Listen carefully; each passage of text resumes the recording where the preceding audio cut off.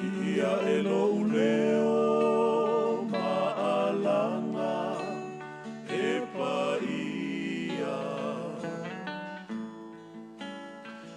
paia leo na le malosi umalava e toa tuli o tuli vai uma maalanga e paia lava oe tia elo uleo maalanga e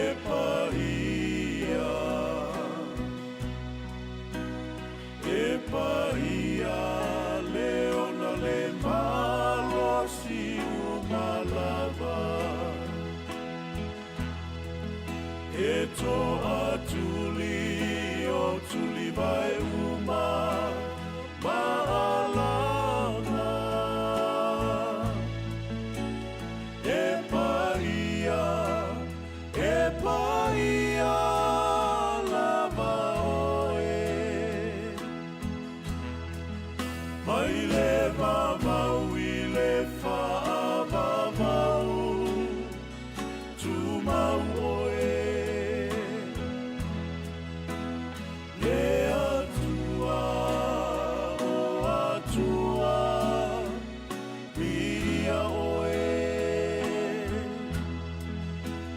le alii o alii e sili sili oe o lou mamalu atumu ai o le nei malu o lou ingaia o ina ia whaafo ia tu mai le mamau i le whaavavau tu mau oe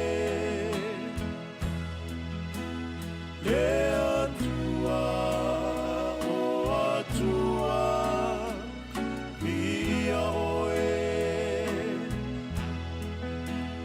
le alii o alii e sili sili oe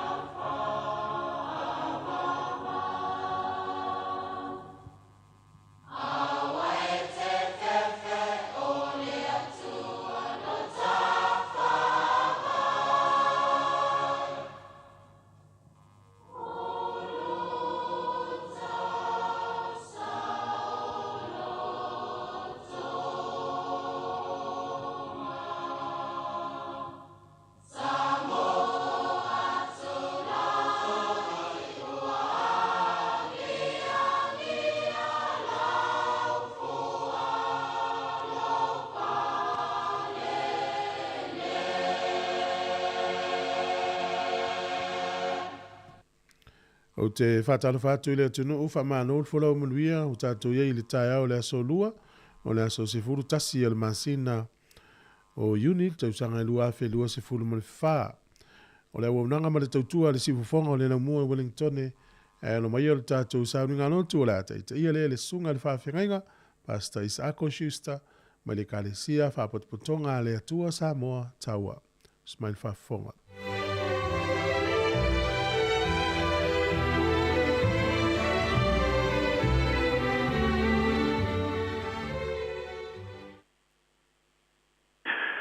E whasanga e o mātai maunga e o mai ai lo ofsoasoani. O lo ofsoasoani mai ai e o valea. O le na whaia le langi a toa ma le lalolangi. O le a tātou te talo. Le atua mamanae, le atua siri ese. O lau pule, o le pule whaitotasi. Ia whamanuina lo sua whamamalu i lo lava vi inga. Awa o le fua leo mātou lau ngutu. Lo mātou ala whai mai le tae au fōu ma le malo si fōu waianga le lei mai fōa i mai. Awa sa momoe ma malo lo lau whanau i le pō ua tuana i atu. Ana lese anoa lo wanga le lei. Ana lese anoa lo whamaoni. Ana lese anoa lo walofa tu noa. Mātou te le maua le nei e fōu. Ia fo i atu i ate oe o lo lava vi inga. Awa o la mātou ngālu e ngā whai. Ai mātou te le i amata ina o mātou tiute. I aso wai fina ngalo o mātou te olai. E te tau lava o na mātou mua atu i lau o fio. Mātou te taro sangatu. Ai le i amata ina a mātou ngālu e ngā mo mātou tiute. Whamanuia mai lau o fio le li ie. I le whale o ina o lo fina ngaro pa ia mau malelenga mamana. E le whatau waa o lau au nei le nei tae au. Whau le whalongolongo lau whanau. Ina ia tau soaila mātou whai ngā malanga. Ma mātou tiute i le nei aso. Ia i uatu mea uma. I le vi inga o lau o fio i mea uma mātou te whaia. O no lo suafa Yesu ke risolo mātou o li malo mātou whaola. Ma le whātasi mai o lo lava nganga paia. Amene. O le vi inga o le atua o saunia i le nei tae au.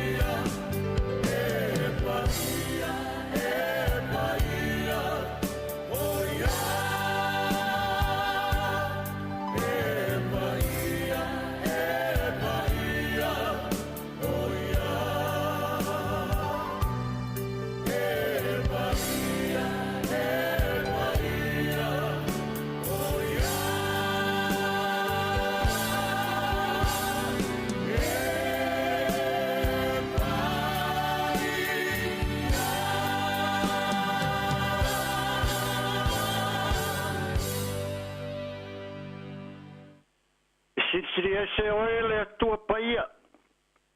A wae mamana la o fio. A wau malelenga mau fetalainga. O le a whanongolongo i ailau whanau o te whaitawina. Tu se yo ane ulona mta pue valu foi o pue toru sifunu matasi e whangata le toru sifunu maleono. Yo ane ulona mta pue valu foi o pue toru sifunu matasi e whangata le toru sifunu maleono. A matanga o le tātou maftanga i le nei vai aso. O le amatanga fau. Whafonga i a fionga lo tātou watua. O na whetala i atu lea o Iesu i a iutaia. O tau taritonu. E ua taritonu i a teia. A whai tau te tū mau pēa i lau mata upu. O uso o moni o tau. E i loa foi o tau le mea moni. E tū sa roto foi o tau e le upu moni. O na tali mai e leo i la tau i a teia. O i mātou nei o le whanau a Abrahamo. E lei whai lava i mātou mapolonga o se tasi. Pe wha pe feo na e whai mai. E tū sa o loto o tau. O tari atu Iesu i a te i la tau. E moni. O te whai atu i a te o tau. O se whai ale angsala. O le polonga lea ale angsala. O le polonga foi. E le tū mau pēa ia i le ainga. A o le atali. E tū mau pēa la vaia. O le nei. Pēa tū sa o loto o tau e le atali. O na sa o loto wha maoni ai lea o tau. Ia foi pēa i le atua o na lava vi inga e whateleina. Nei e o ilo na fio mai. O le amatanga fau. O lona winga. Au e alo atu i o whaiva mau tiute e masaniai. I aso wanga le lei mai ai pēa le atua i a te tātou. E te taulava ona e maua le saulotonga. Lona winga ua fau le saulotonga ua e maua. Sa se selo na amatanga. Tari tonu foi. E tonu le tangata i ona manatu mo na langona. Ai au mai e su ke riso i te tonu o tātou roto. E amatai le ne yaso. O le masina lo no le nei tausanga. E manuia au tau mawhainga i le ne yaso. I se au mga luenga. I te ute mawhaiva. I maota malawa. Pe o awhia foi i mai po ngase o le tino. I te tonu a inga. O lo so i fua le atua. Wa e maua se fia sao. Wa e fia maua se file mu. Wa e fia maua se sao lo tonga. Se mapusanga. Ai pangalea. Wa nono atia. Ona o ti ngā o le tino. Le va foi se aloai. Ma le tasi uso a tangata. Ai whaatanga Iesu Keriso. O ia e maua ai manatu ma mafau faunga le lei. Ona tātou maua leo le saurotonga malona file mu. E whai ai a tātou ngā ruenga i le ne yaso. Ina ua tātou whatanga ina. Le upua le atua o lo taurongolongo ina pēa i aso sātai tasi maso uma e whai ai tāpua inga i le atua. E te taulava o na tātou talia. E pēi o la whitalainga le ali o Iesu Keriso. A whai tau te tū mau pēa i la o mata upu. O so moni o tau. E lo foi o tau le mea moni. E tu sa o loto foi o tau e le upu moni. O le nei, pe a tu sa o loto e le atali. O na sa o loto wha maoni. Ai leo o tau. E le toi awa ia. E lo whatau wā. Lo o tau pa ia ma lo o tau mamalo. Ai o se wha manatu ma se tu ua lalo. A e fia maua se sauro tonga ma se file mu.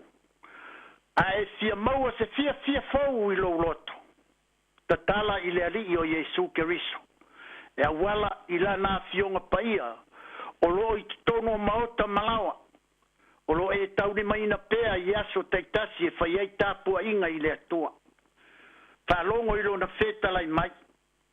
Whamanatu e la apostolo Paulo i le kalesia i kalatia o lona mta upu e lima fwe upu mua mua. Wa ia te i tātou le saulotonga. Wa whasauloto mai ai ke riso ia te i tātou.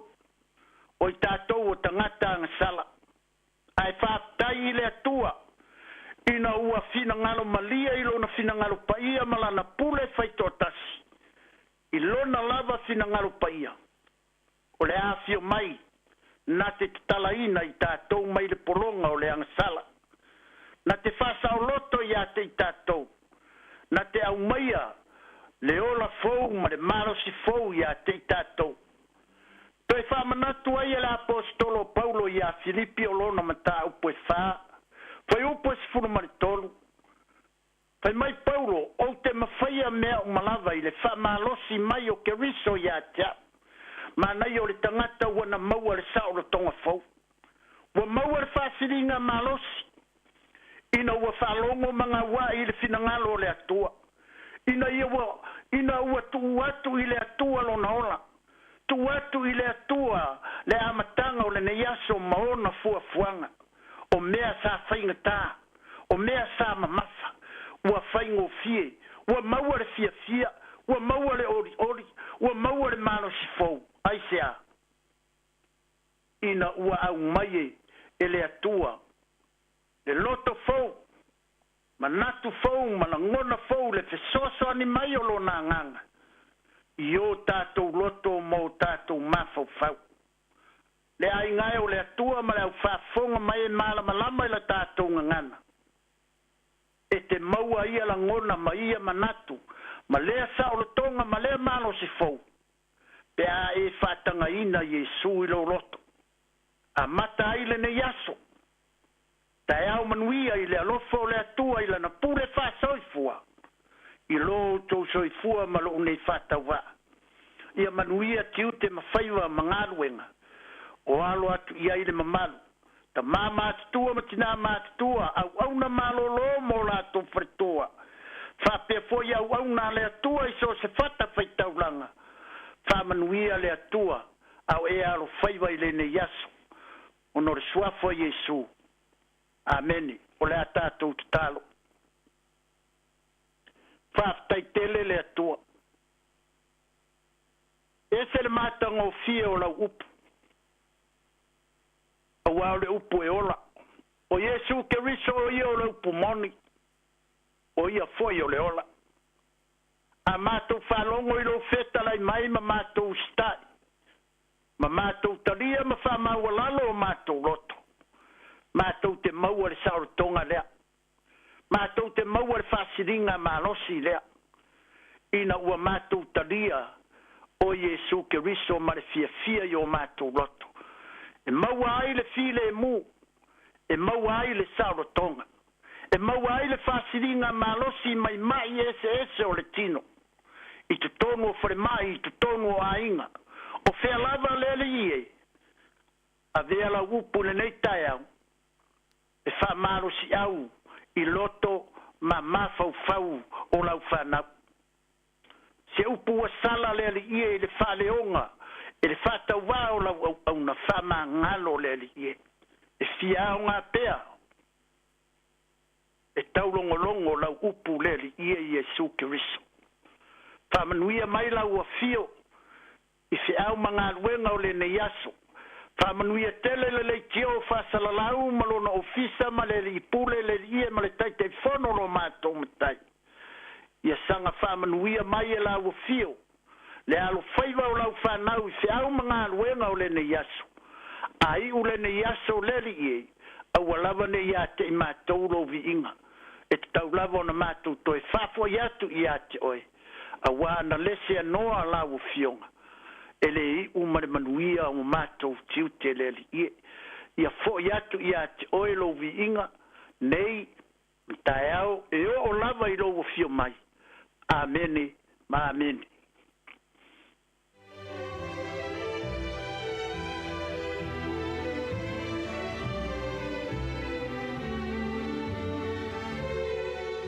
Le tātou sauninga lautu na nai pe ona whaafonga iai, taita ia le sunga le whaafengainga, Pastor Isa Ako Susta, e kalesia whaapotonga le atua Sāmoa taua, mo le toila ngang whaaftaitele, sunga le whaafengainga mo le tapeneina le upfolofolo le nei tai au, ia mesi o le tātou sauringa lotu whaaftai, ia alu mo le mana foi le upure nei aso, ia oale anga i le tātou atinu i ngā luenga mwhaiwalo filima, ia mesi foi ia o ngā nei whanau mo le nei aso, mātou whaamni atu foi ia fuafuanga mga luenga le awhenga iai, whaaftai tele lava whaamni le atua.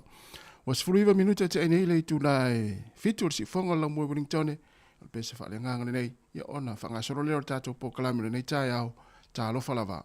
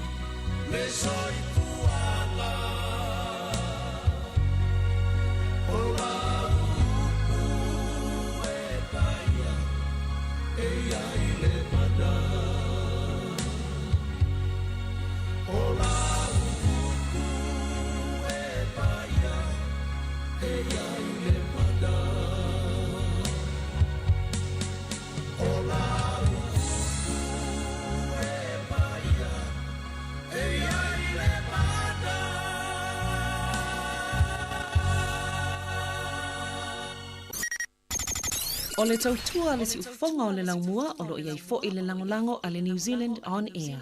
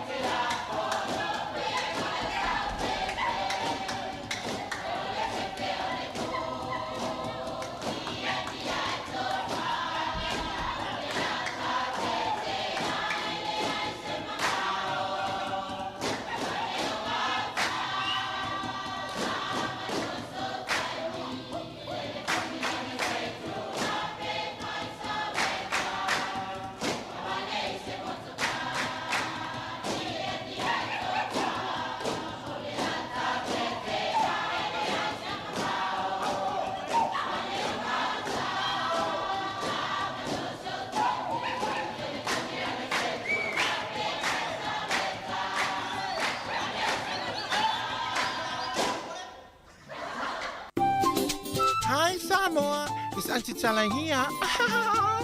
Instead of Fifi Falong, ile atau le tayao. Laugh of the morning. Amat semel apple feet to the banveao. Sufong lo mua. Atau le tayao.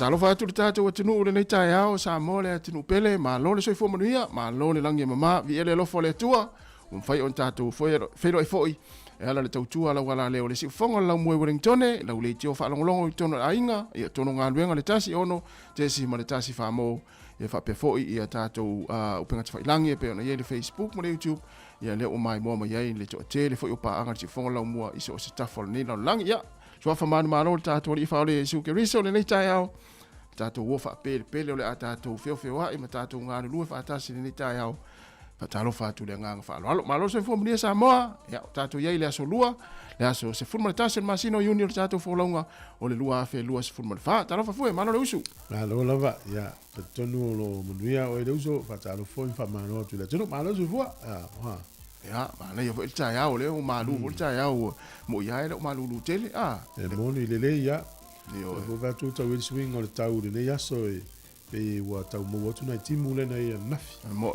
na mato fa so mai si ta mai ti tamata le vo na so fu ni ni sila ya ai la fa longa la woli ia il foi tau le au mato ma na timu moi e le mamla mala na tope po le ma fu anga la a timu ai ni le ma le se mo ya ana u fam tala lo le le woli ko ti lo Sāmoa te lo fale Sāmoa ya so ima fale apa e le fa alo so la e fa longo pa u timu lu mo apa o le mana ia mo o nana le sa ul foi tau le Sāmoa timu lo mana e timu mo na e au le nei tunu a timu e morta ia vole a tole tongi pili ma la por tu pensa mo la a timu e le nga se mo ne tunu ya sa le yo tatu Sāmoa ati munga malolo wale tau ele ya se meo yai pol me yo mo tu mo tia onga mo no for fale au nei pe timu malolo wa tau tio tau whainga lu ngati tonu e tau ono tongi pili ma mai ngam fa pena ale mana ia le foi tau le si teni America o sau ni New Zealand no foi ia ai lana faila na tala fa pea o sau no foi New Zealand e se ala na vai le langa o New Zealand ma le langa o America tulo foi nei tatu ai nga America foi tau ale teni le sau fo mai nei ia o mena tala o New Zealand e ola tangata e whainga luenga le tangata ina ia ola. Ia. E wingo le foi tau e whainga luenga ina ia ola. Le aru whainga luenga mo mertu pe tongi ele mo kesi o le whale. Ia. Au Amerika. E ola le tangata ia whainga luenga. Tu sa ele ku so le langa o tangata Amerika o le lu fenga lu. Tu sa le iso na sa o lu tonga mai le mele. Ele isa na feelinga e ta tau ana lu fenga lu. Ele u sa uni e se le langa fenga lu ngai. O nei a umal si fiel tangata o mo le fale. A fa mai o. Ele ya umal si fiel te to mana o tu ni si tu la, mana o tu si tu la. O no le te mana o le tupi. O le mela mo yo le mai lo. E vai la inel tele tanga fenga lu nei ma na va lo fale. Moi. Pa na nga u foi o val fenga lu nga pe mo mia ya fa to a. Ya o le foi taimi a tele foi taimi fenga lu nga ya fa pale ni le taimi le ai nga mo so fuanga ma pe. Ya so fuanga na le tunu a temu ele puro ya fu alu fenga. E fai mal ta fao. Fai mal ta fao. Tele taimi tau tu fenga lu nga tai wani taimi tau tu ta fam ta solo ai i se va. Fa fia ta to loto. Ole tala moni na tas. Ole taimi o mon malo si tanga te alu yasi mamalanga ma te fao asi si ona ainga.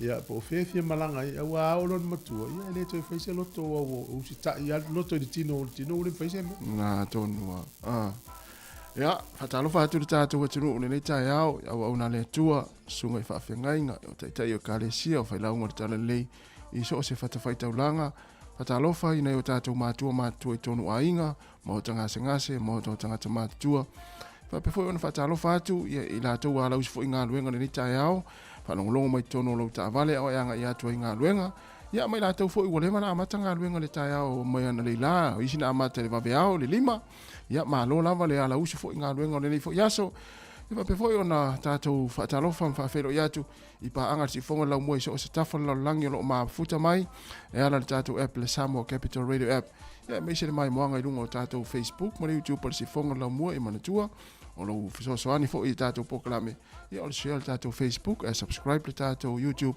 ia on tato mafuta lo le so se aso lava e tau tu ai le si fonga la mua ia so va yaso ele vai foi ona fangarina na ainga wa fa fo ni ta yao na wa mo fo intala ona wa a mia fo ile tua ma ia le vala pa ia le tua ainga fa ma fanatu le tato tua ia ainga umalava ia lo to tele ma fa tua ile tua ia mo ai le fa ma fananga sili ole pokalame ne ole atar charge si fonga la mua o to luas furtoro minuti na tale ole tu la balu si ma lo aule ya lu ta ya pesi nan fai lo atu ai tatu ai nga ukilani le saun fa linga ia inai malanga no fo afia ukilani le tau ile so pesi se inga la vai va company ma le union tant fenga luenga mana ya fo ia fo anga nei matua o te lo fa na tu foi na mo tanga o me fanga ina pasi ma train ya a ele to fa le po si aki le po la e fe wa train ma pasi ia la to website su ai ya o ma sa ni fo va ngale ya porta ya fo ele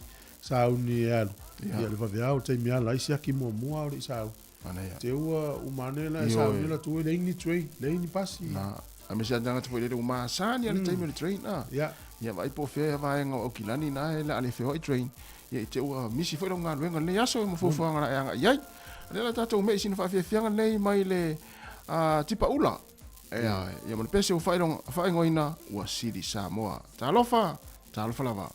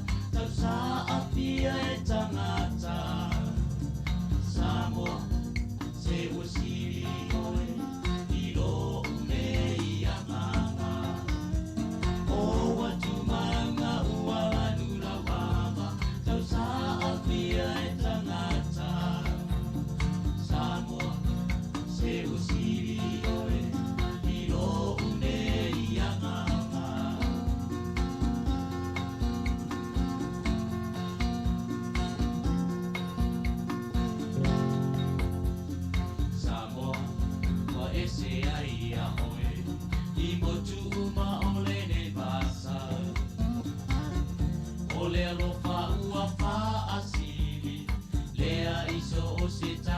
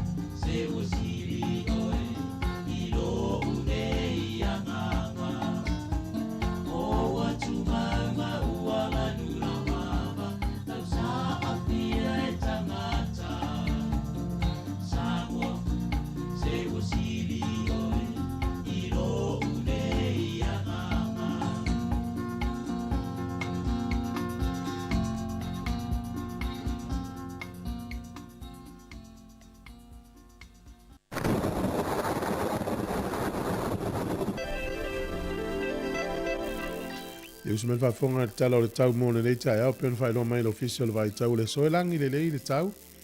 O le aso tai au tau atu i le stofi e tele ina paolo mfa malu. O le aso fa reile ina i timu le stonai. E ili taimi e timu ena amatalo kilia malangi le talu si o atu i le fiafi o langi le tau. O ale ta longa fo i le Hurricanes ma le Chiefs tali malo i Wellington. Kapiti manutu whanganui mtau naki langi le tau i le sofa pe fo i Marlborough tau po Hawke's Bay ma waiwa rapa. Matua langi le lava le tau. O le malulu o le ere iei to ese le tasi tau po malulu tau po. E lua lo iei Marlborough, lua lo iei waiwa rapa. Ia manisi vaenga o nune i toruanga i lunga i le lima. Ea mafanfana o lo mahana ia lava le mafanfana Hawke's Bay i sfuru Marlborough sfuru lima, waiwa rapa sfuru lima. Sfurono lo iei whanganui sfuru lima tau naki. Au kilani le soa mtua langi le lei lava le tau.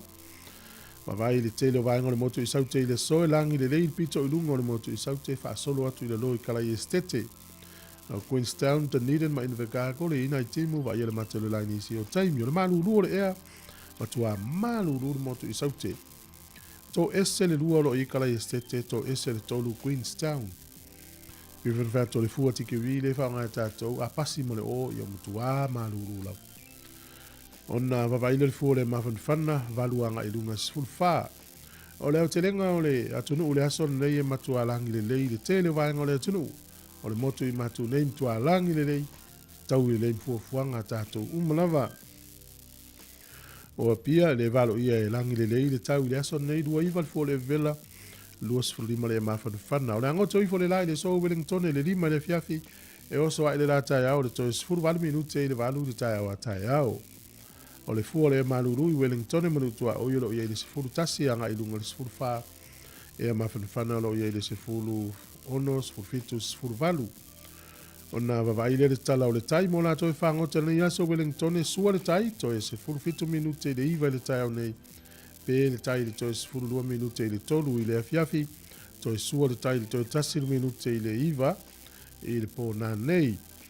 O poli lua pe le tai la tali fitu i le tai o nei sua le tai to e 2 minute le tasi le awa uli to e pe le tai to e fitu minute le fitu i le afia na nei e minute le ina nei aso mfuafuanga ia mo le swing o le tupe mo la to e lafu tupe i Sāmoa tasi tala New Zealand maua lau tupe Sāmoa e tala 50 male valu sene tala 5 valu sene o le tala fiti le ua tasi tala New Zealand mo tala fiti tala tolu sene pa anga tonga tala tasi tesi male tolu lua pa anga tonga i le so tasi tala New Zealand mo lo tupe Australia e iwa se fu sene o le tupe Amerika e 5 iwa sene pe aluatu malau tala New Zealand tupe Sāmoa le so tasi tala New Zealand mo lo tupe Sāmoa tala 5 se fu male valu sene i le asolo ni fafta i lava.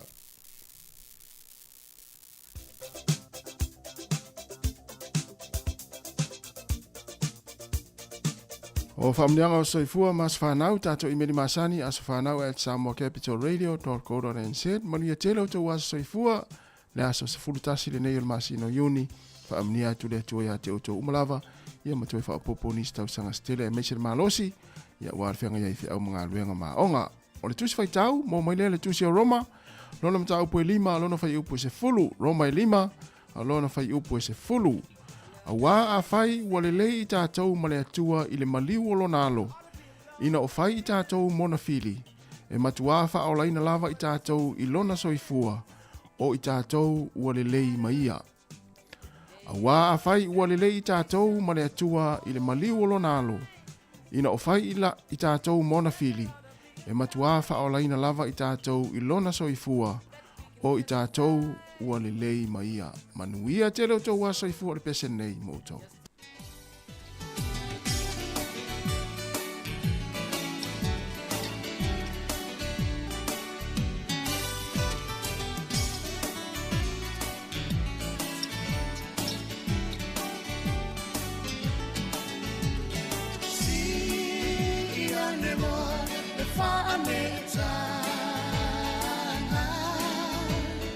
Fa au popo mai a so leona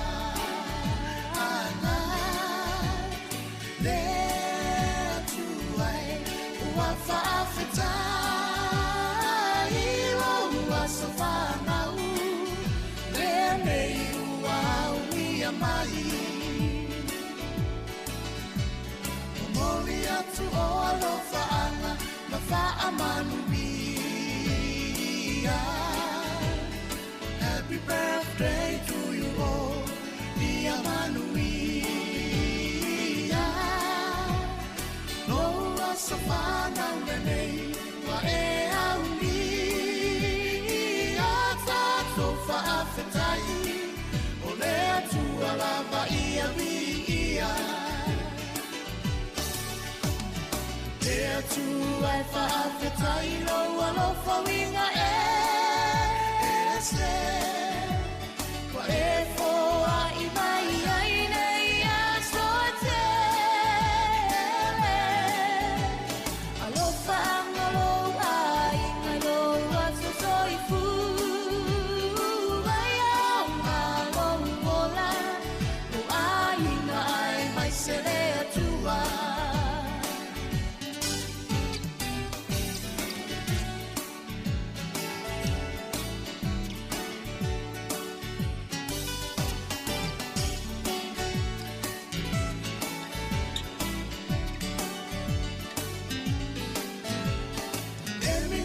Fire e pea o matou loto.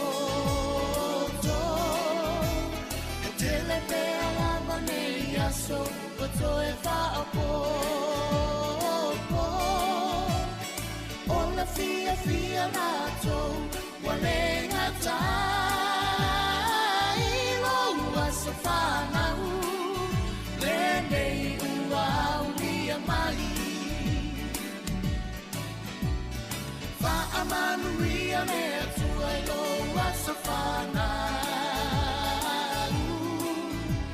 Whaanga I na lou soifua I ana whiau. Toe whaapopo I na pea ni si aso se te. Lea lo whaanga mo oe, e le umayo ai na pele. Lea tua e whaafetai loa lofa winga se. Wa e foa I mai ai nei a soatele. Alofa angalo ai ngai loa so soifu. Ai au ngalo mola, o ai ngai mai se lea tua.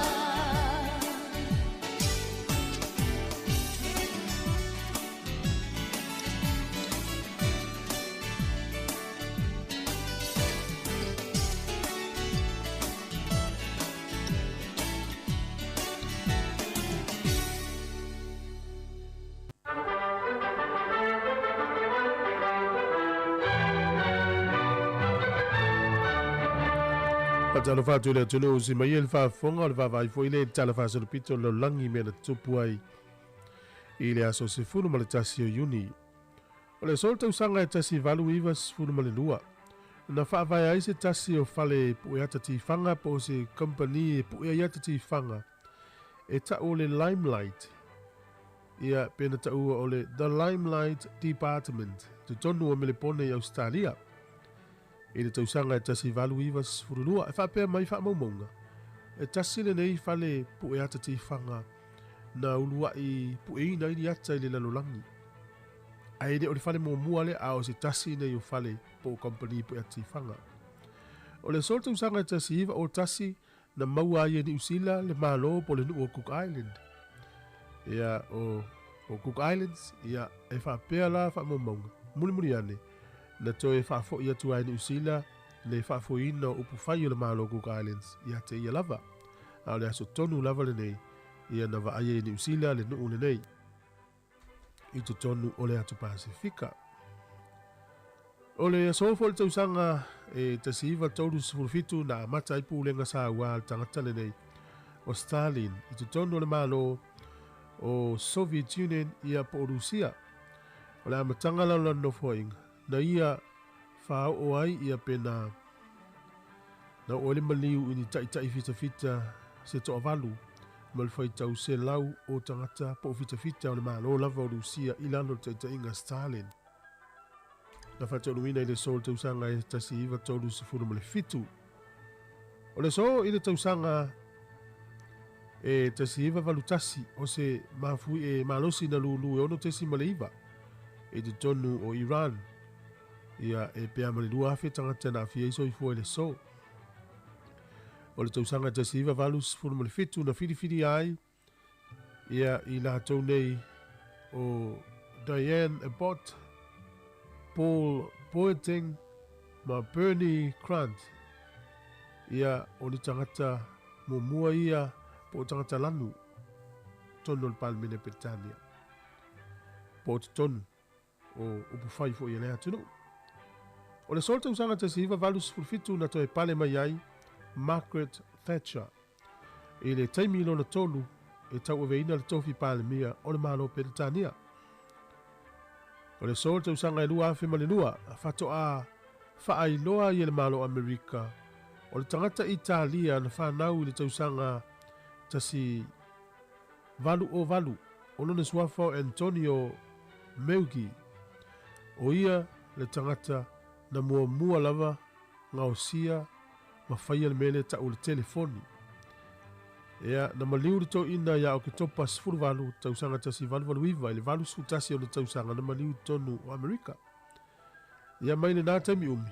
O le lua afe ma le lua i le aso le nei, fato a whaailoa i Amerika o le tangata Italia le nei, o ia na uruai whaia le telefoni. O le so i le tausanga e tasiva o tasi na wha mea alofa tua i le paka le nei o Cornwall Park, ia au kilani.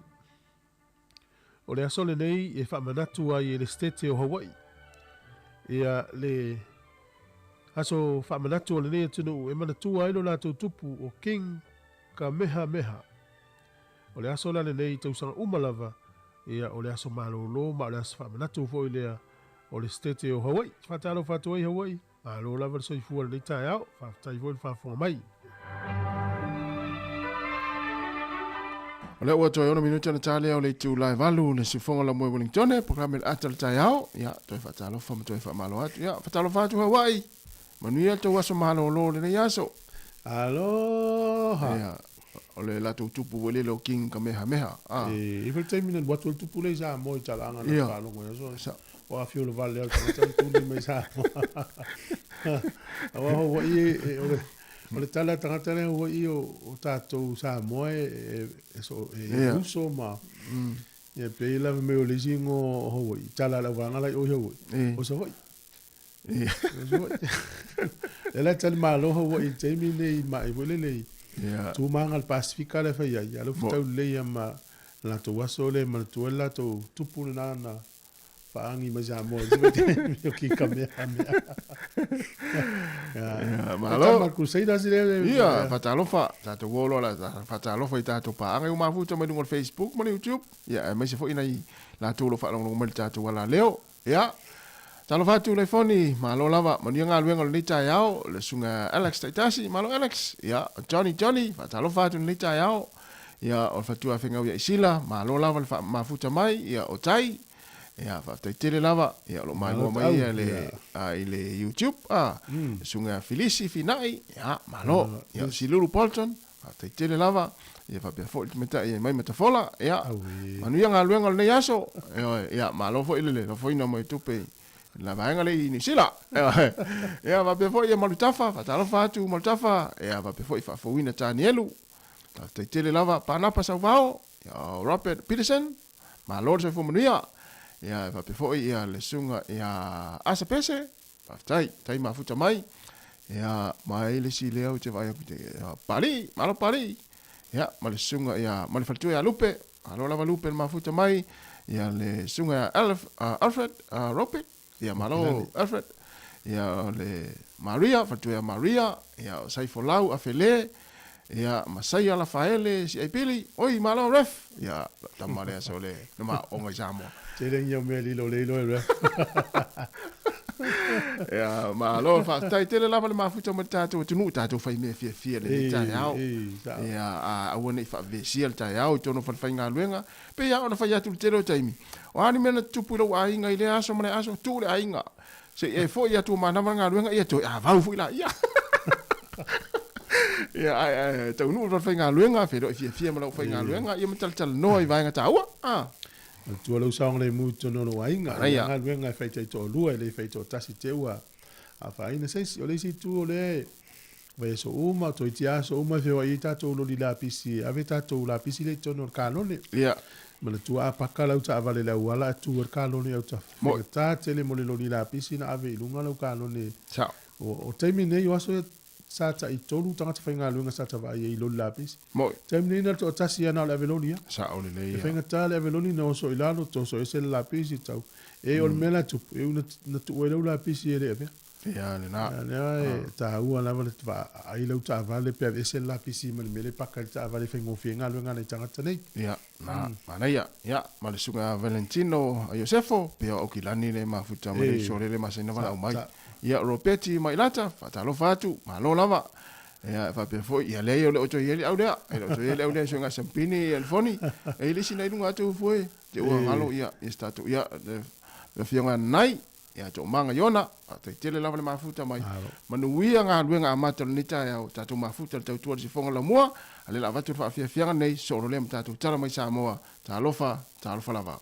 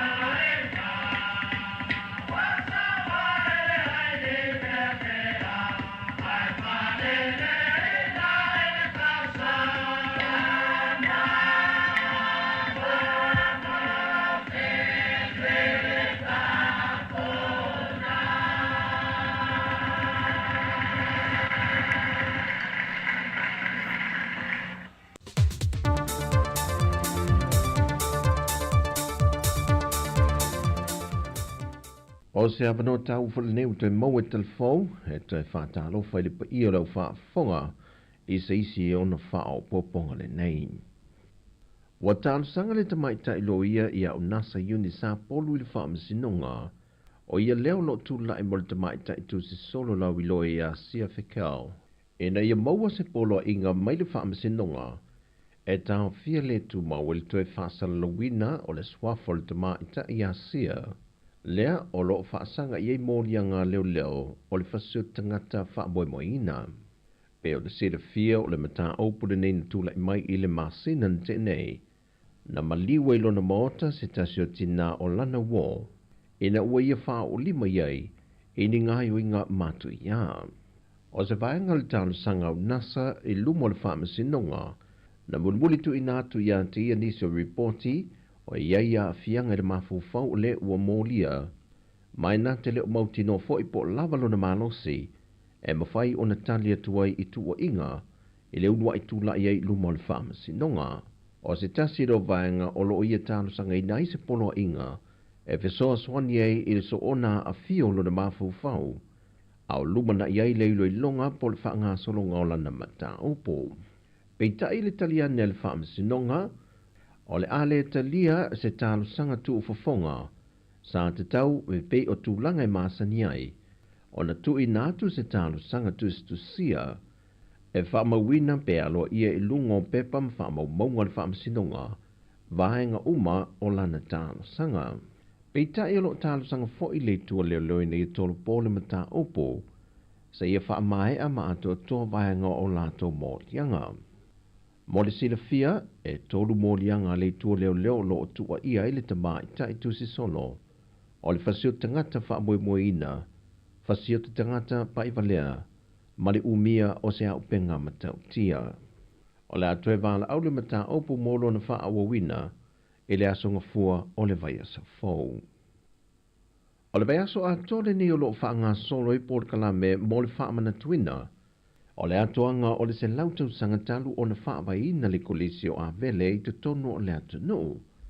O le pine whaamaupe o na sila fia sa idi ngā se leni sa whaatino mai le telo tu sanga umavae, na aunga umalea I le whaatuina o se fale Sāmoa tele, e whai mapine o le atoanga o le se lautau sanga, ai o se maafa manatu o le aao ngā tele le o langa o auina, o alo mawhanau le atunu o auto wa atu I le nau mua, e amatatu I alo mawhanau o lo iei le temi nei. E le whaamoe le amatanga o le vaiaso nei, na tau a awa to ilo mo le foa I tupe po le siaki e se lau wafe tala, a lii matama I tai tuai, o le lau mua mai au ki lani. Pe o na sila fio le tau sangan te nei ma le tau sanga nei, wa mai e whātau nuu mai ei le telo fesoa swani mai tama matene tuai e asosia a vele mai isi atunu o le larolangi ma le Pasifika, a o le fatua tau a au ki lani, na fua I le se lau tau sanga, le lātou fōa ai se lau whawheta la. Whai loa nisi o alo tuai o le lau muai a vele, na malanga mai atunu I whafo, e le whaingo whiro lātou wha mao popoino se le nia tu ina mai ai mea alofa, mo le fausi e ino le moto le whale Sāmoa le pe o na fuafua, peitai, o le ua wha mari e ina le lātou wa ai na ua mai Sāmoa, ma mori mawina le ngā ruenga, na lafo ma wha putu mai ai, a lātou fōa I se leni. Na ripotiane leo leo e sui o le vaenga o le tiute mai whaleolo, se li e whasfu ma le whātou sanga mai le fio anga vai lele, o se li e whapefa amtalanga e whai mo I le whemalanga I le vao Amerika Sāmoa ma Sāmoa, mai o le malanga a le vaalele le Talofa Airways, na maua I loa le malanga le li I lea ni whala au whaasaina, o pepo marijuana, ma le seli ni tupe silia ma le 8 miliona tala Amerika. O loo ta tala lea li I tua e tādi ai lea so luse fun ma le whaole masin nei, e whaanga solo I lana mata opo, ma tuunga e te tau o na seini leo fisa leo leo, ia so whareile o vai so uma. O le walo ia neon ta tala le tamile sanga lona tolu se fun ma leo no, a le leka pita I toa fitu o le malisi mo le nei fo I tau sanga. Na whaalia le fionga I le ministao ta longa, le fionga lau matia manu Matthew Wrinkle Purcell. O le kalapua malisi wa le na o le laka pi wo lato whaafai lele na mai tama whanau o le atunu, e whidifilia mai eile au ave fua mo Sāmoa I ta alonga whaafau malo.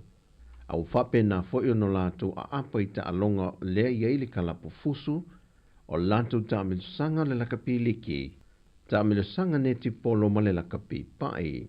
E whaamaumonga por tala anga o le kalapua malisi, o le tausanga edua fesifu malvalu, na amatalia ele ta amilusanga tamai ta ele fitu o malisi se io mai ile so. Sau nole fionga le minista, o fuafanga umawhapene ele ngata I tama matene ta a alo, ai wawhape fo I whaia onga, pulenga mali matamai ta I lau whali, o se awa noe whaale leia I to mai maanga waa. Mai o se tūlanga nga waa tele, e a o oina I e tātou tama whanau tūla fono whaavau malo, ele whaatinongo ta alonga ma so se ta amilo sanga. O tala i o le ni aso mai Sāmoa, manuia tele le tātou atunuu, whaasoifuia.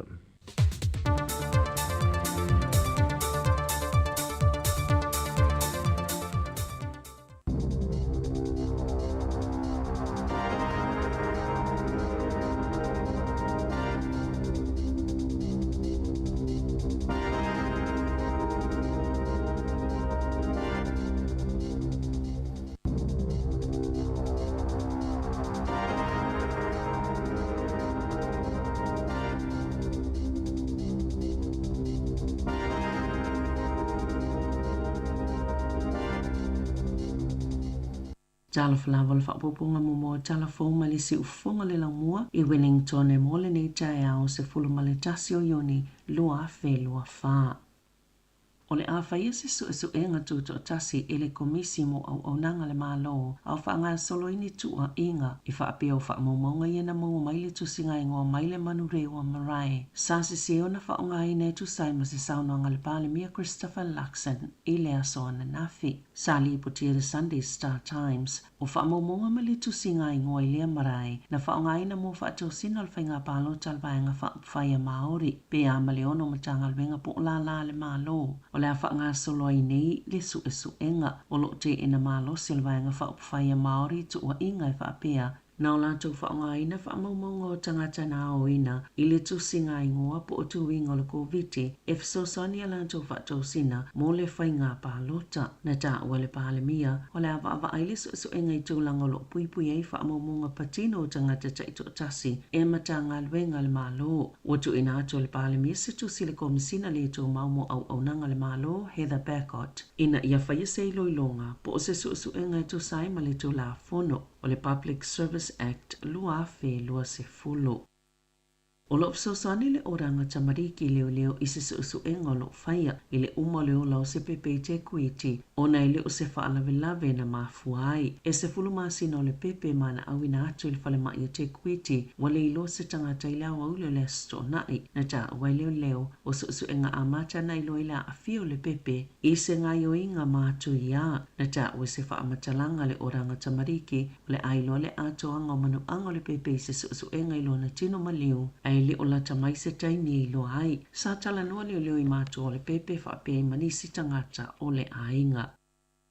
Na maliu se tina I le kānesa o le wha au tangata, ina ua le maua le tele o fōma I ma le tele o su enga lona ngase mō se taimi umi. O se li potina wha alau ilo ina I le asonga fua na māwai, e tele awa noa na mise tonga whiti ai le tina I le pūlenga wha awhalema I Northland. Le te whātu ora te tai toke rau, e tu saima se wha alinga le sui komisina mo le sui fōma lolo ina mana o ngā wha apitoa, Dr. Vanessa Caldwell, o le vao le luafis fulfama le luafis fulwiva, sa le I wha si ona whaasino I le tina I au nanga le soifua maloloina whaatasi ma le tele o su enga I le afianga I le post-menopausal bleeding peitai I le se fuafuanga se tonga fitinga na whaatulanga ina mo ia ma I le iofo ina atu fu ia I se taotonga ana ne whaiele wha ata po le su enga le MRI scan e le ilo ai wai le vaenga wha le ka ne sole wha au tangata ma na maliu le tina I nei masina mulimuliane sa whaieni suinga le au nanga le soifua maloloina New Zealand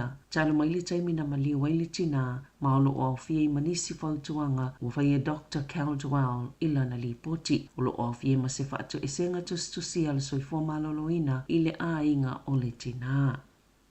Wa sauni le palemia Christopher Luxon e malanga I apani le whaiunga le vaiaso. Whato atali o mai le palemia le na whainga malanga I le Pasifika le na I asiaini we mawhiti o le asasane I malanga I apani. Ai toi tali o mai le asolua sifulo uni. E tāua tele I apani a New Zealand. Ona ulu tamau ainga lo na whalo na tele. Ele na lolangi, ma o le atunu ulo na whafo I lea le tele o olo whaata watu I aia New Zealand. Pe ona tā ua le palemia. O le amalanga whaatasi Luxon mani whaipi sinisi sinia. O se avanu e whaalau I loa to I New Zealand. Ina ia whaatou sina mai I tangata tā whao mai apani. Pe ona whaalia e Luxon. O le awhelo I atu I le palemia o apani Kishida Fumio. O le au fia fo I le au malanga le whalatua o le palemia whaapele Minister o whaatawa inga Todd McClay.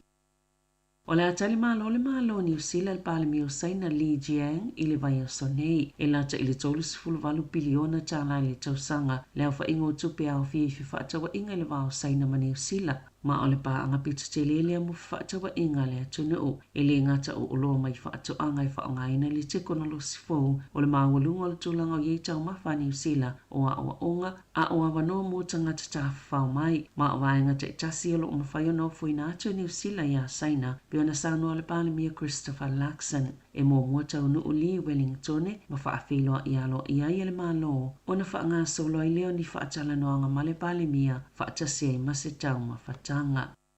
Walua tau sanga ile o le leini tupe mamale au fai whaatoanga mo a voka ma alo i ailo la tau whaanaunga ina ia le leile sele ngai le nei tau sanga o le whaale tonu le tau sanga lua whelua tolu. Sa le iei fuo avoka e mai se mo le whaatau watu ia tuna ui fafo ma sa iu ina te lei avoka e whaatau i tonu lava o New Zealand ma la i titi e polo fiti ale au fai whaatoanga a ina ta uere pole sila le whaala putuputonga o fai whaatoanga mo le avoka i New Zealand o lo o fōlinga le lei mai fuo avoka i le nei tau sanga o le sefulu tau sanga talwai e tu sa mo le valu sefulu 5% o avoka whaatau watu New Zealand i fafo sa ave Australia pe ta i o le tolu tau sanga talwai na pa uila loi foli 5% e mafua ona ua tele ina tutoe Australia la tau lava avoka o le ua matana wawa ai e toi whaatau watu i Kanata ma Amerika i matu ona ele i toi whaatau watu ni avoka i vaenga o le lalangi ai whaapea i foi ma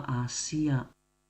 Po se itia mawalunga le numero o tangata e talo sanga mo su engo lai sene talo mai le taimina ave se ai le tau sanga talwai. Le tau e tutongi pe ato e su ele lai sene. Mo ua whainga tau na su eni avanoa mo nisi ave tawa le whaia ia lantou su enga. O lo whaali e wha maumonga le NCTA waka ko tahe po le la lau whela ua inga. O tangata ia la lai vaenga pito silo na afia ngofio le tuna u. E silia malta i wha sina o wha tali mo se avanoa e su ele lai sene. E ei tuunga whaapitoa pole restricted license na whaamuta le whainga malo talwai le valu masina ua tua nai nisi tau whaapopo e toi su eile su engo le laisene whaititia le tau e toi su eile laisene a toa ili tusale ma le fitu se fulu tala ma le silia ma le 5 fulu tala na whaititia e toi su eile laisene e tuunga whaapitoa o tau whaapopo sa whainga ta ati le mo tangata o na maua ni laisene pe tai o le tūlanga whainga ta le awe le taiminei o le umi o le taimi whaatali e mo se avanoa e whai e so enga.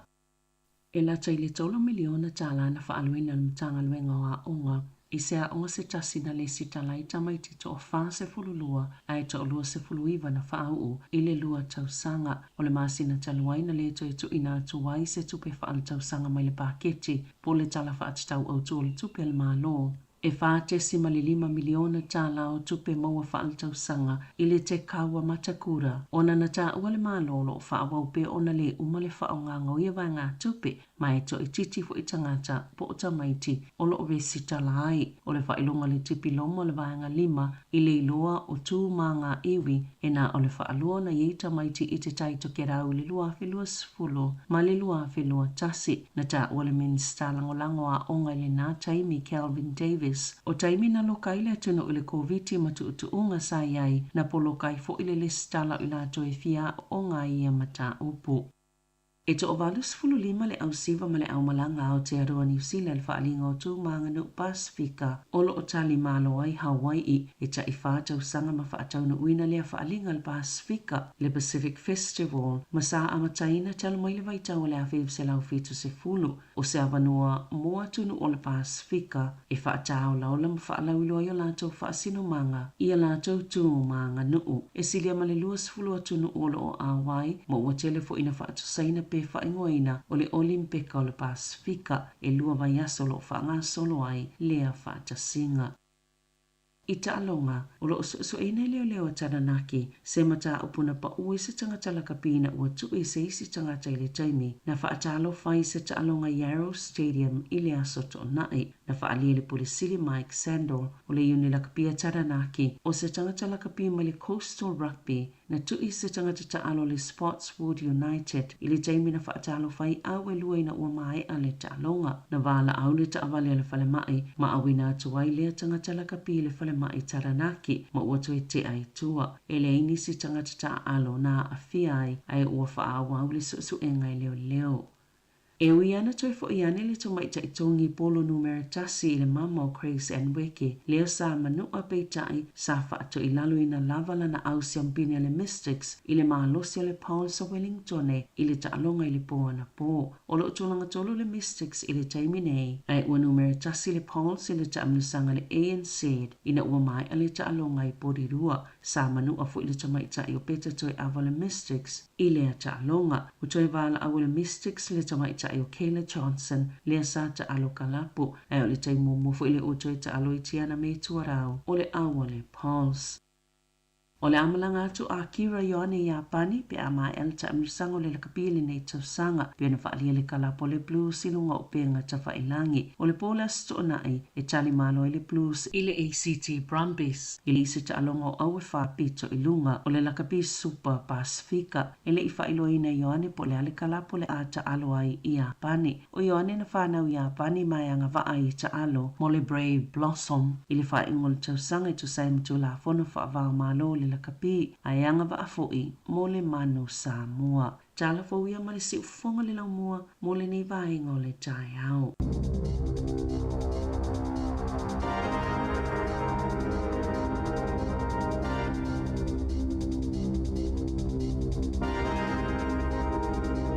Tai whaafunga mai tātou atinu na ua mai atu tātou tala mai Sāmoa ma le whaapoponga mua tātou tala whau le ni tai au.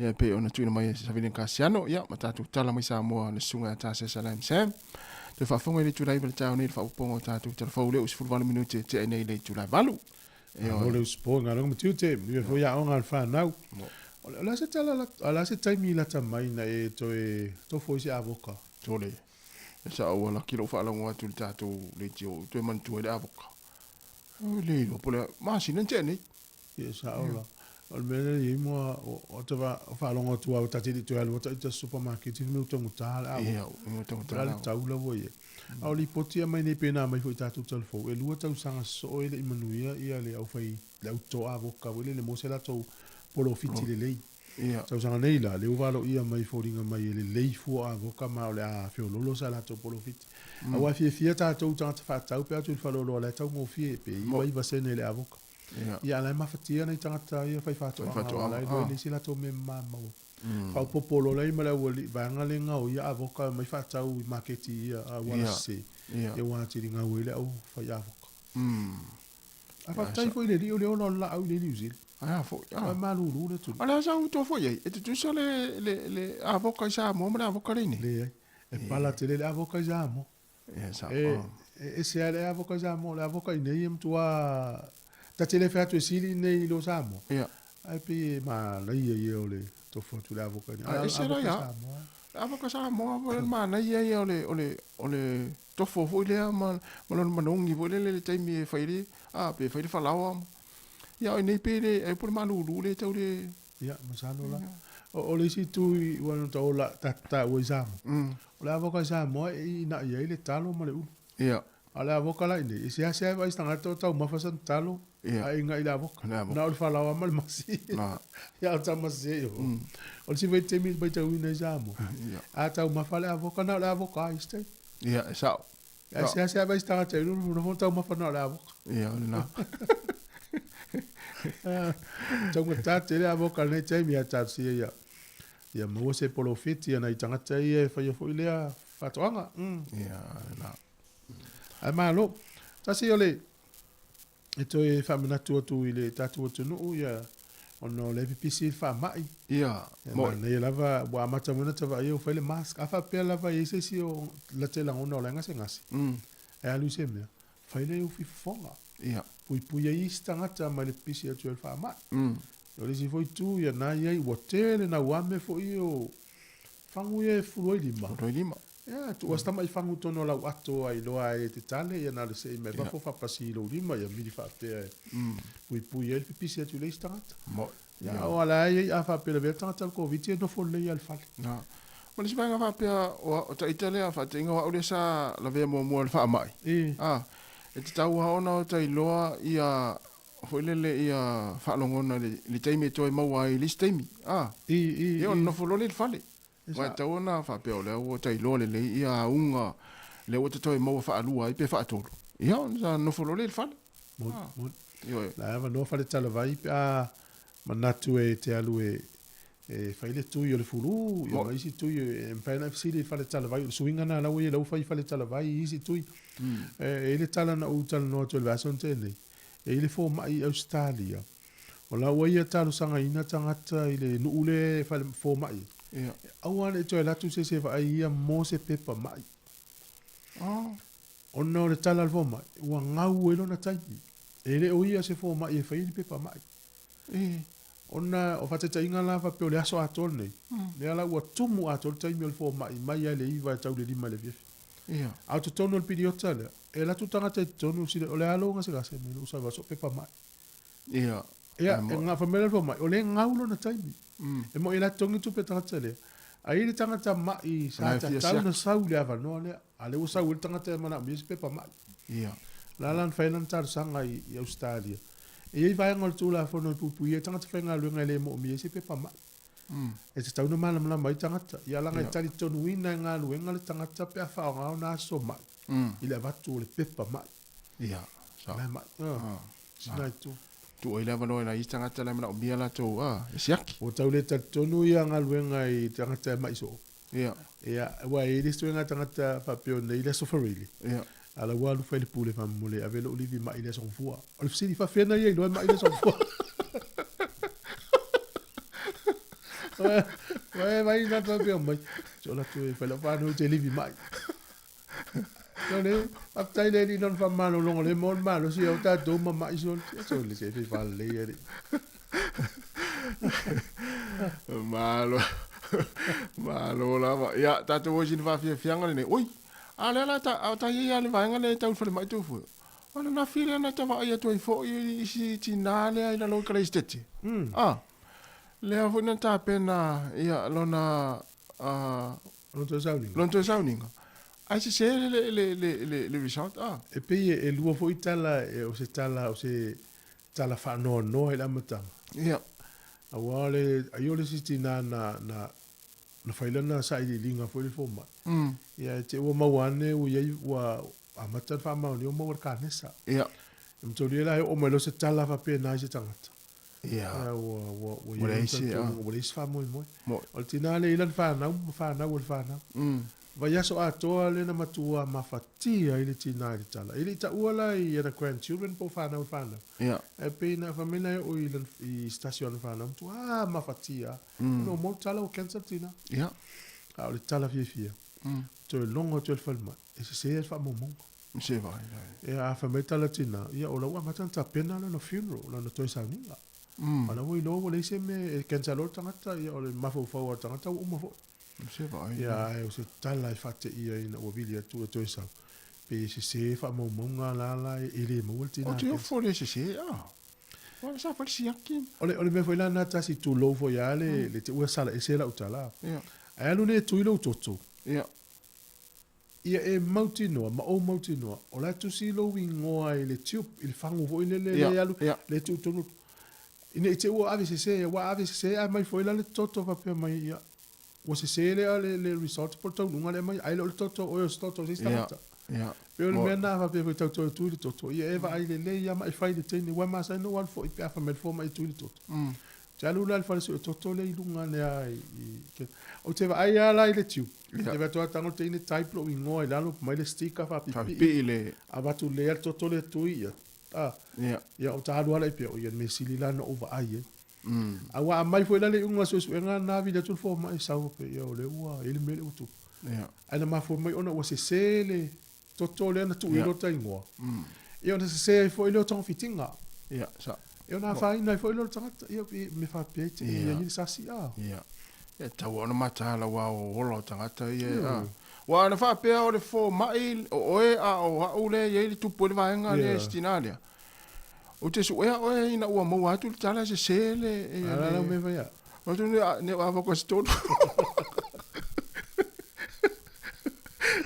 au tu mo tu mala au dia le se su ma fo mai le na fa ya report ia na vatilone na ava ko sto pe sfa ya sa u va yo o se tala fia le tala mo se sele tu se o u na fa ya ma ave le mele na sa u su nga le na u va tu ya Ia, fi lo fi le te. Ia, ia, le Alo mau tala lau kiwi se fa.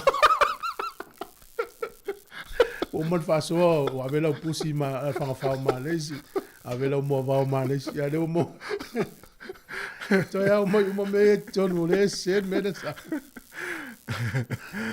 Ia, ma lo lava. Ia, tātou sin fa fianga, ia, manisa o nanga fa lau loa, ia, ona tātou taltan no ai fo ile ni se vaenga. Awe mo le kurisho avele le vai aso. E o lato se lau tau sang. Se lau tau sanga, ia, ma lo lava. Waia ina mua,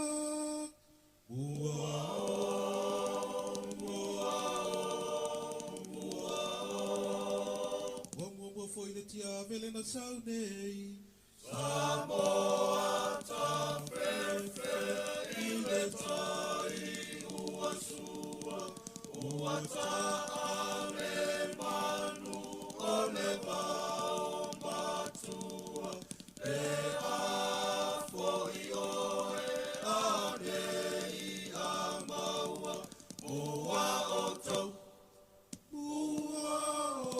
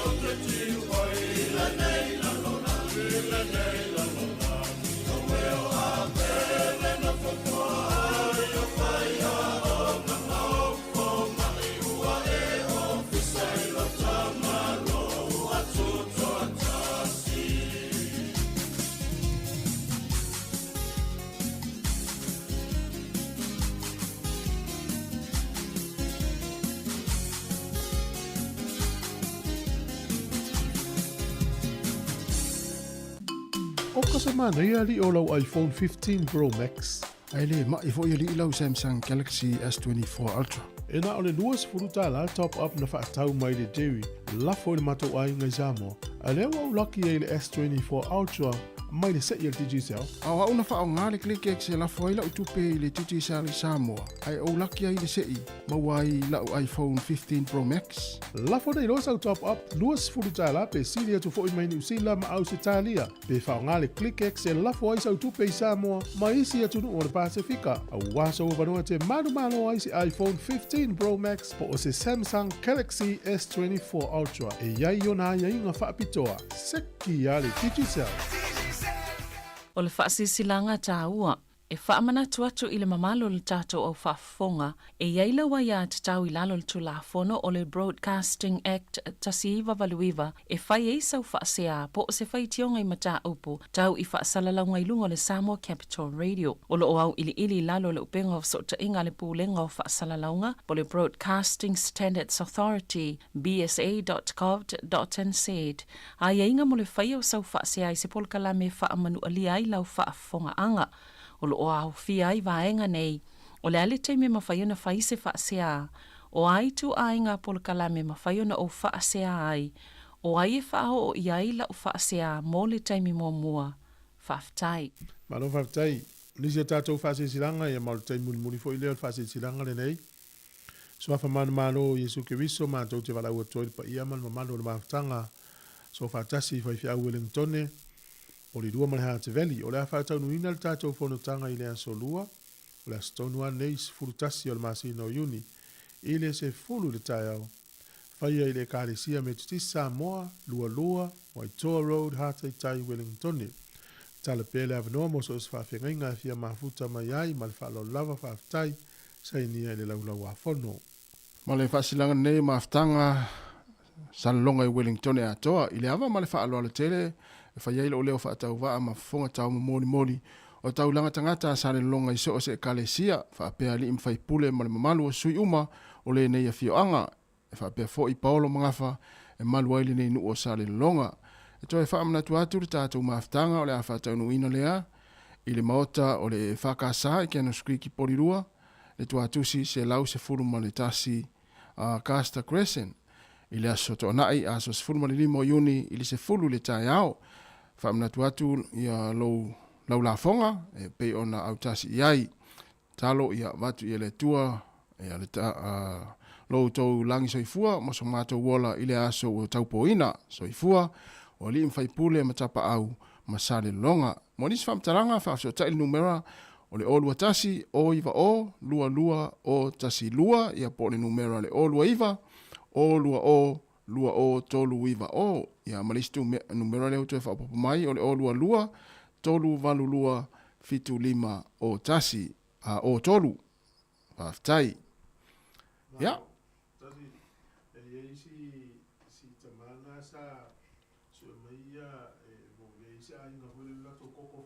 ia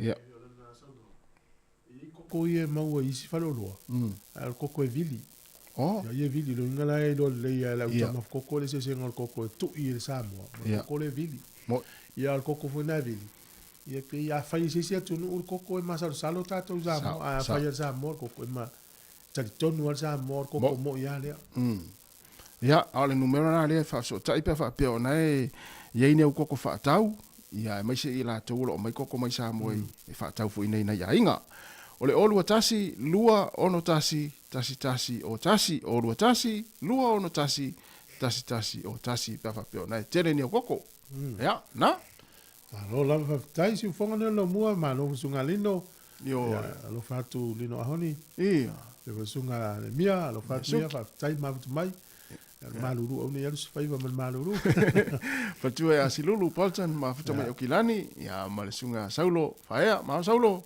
ya sunga elia la luta perfecta elia malo elia ya Rachel sifa talo fatu ya va pe foi pali ya malo taringa mtafa tautunu salu ui pe foringa sai hawa il tamalo ala ilo mai mtafa ya ya tupula Tupule o King Kamehameha. Ia na, sunga e Romia Simi, ia whapea fōi a Valentino Esefo, tai lava le mafuta mai, ia malfatua a mafo Eric, ia ai, na. Ole, nei foi lava no le tala atu le ufa manatu se lauta usanga o le aonga avele.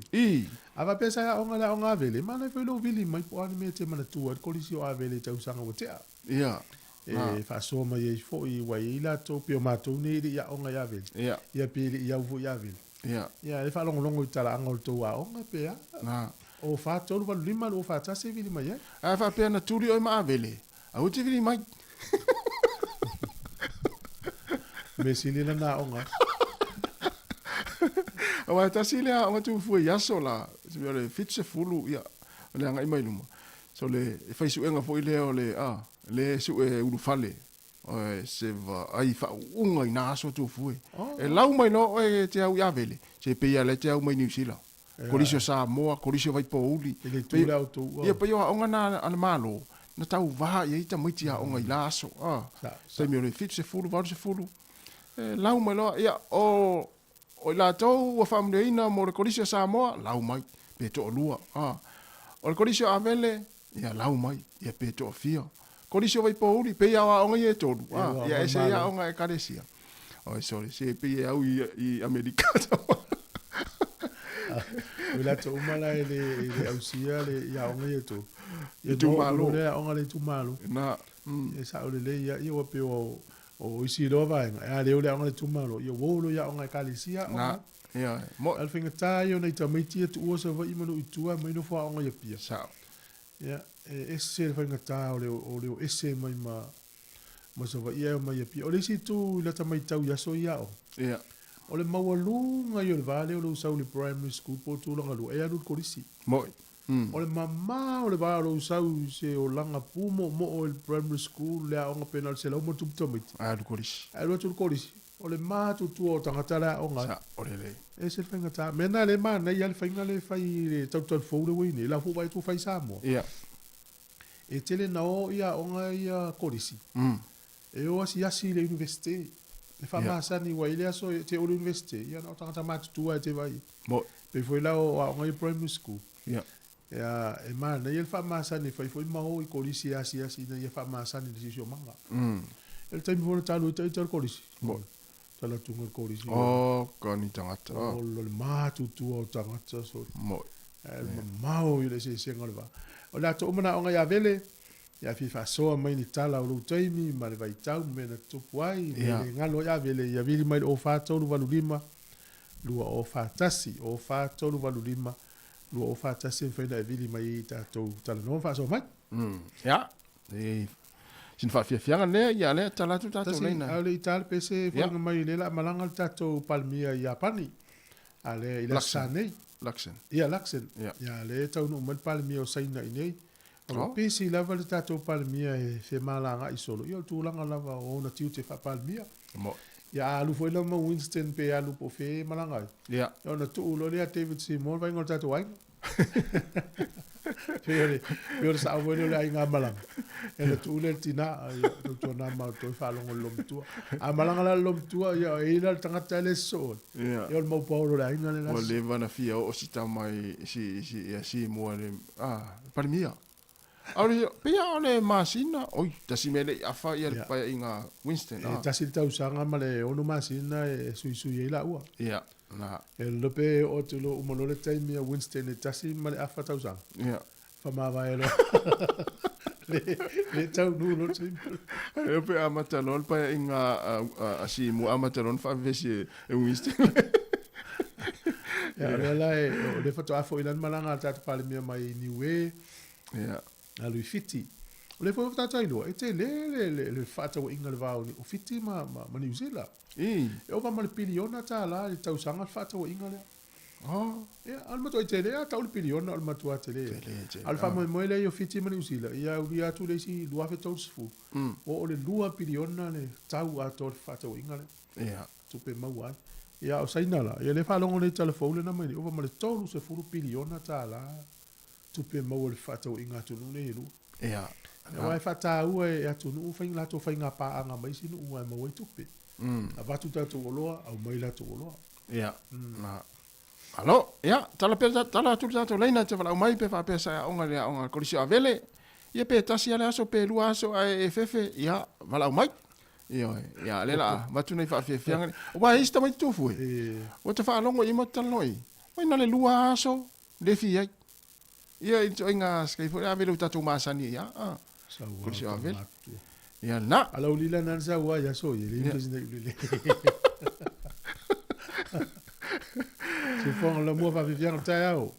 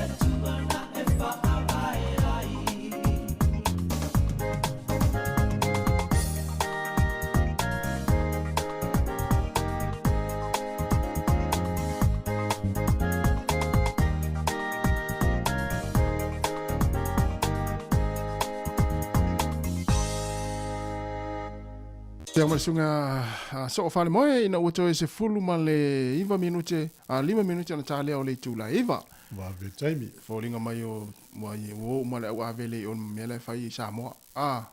Yo ya. Afu se lau tau sanga. Al furu tolu tau sanga o tamai titi o fale kolisi avele taimi na. Ya. Ya ro inga le tangata i taimi nei tangata mo na o fale kolisi taimi na lopo wa lawa se lau fulu mo tolu ona tau sanga.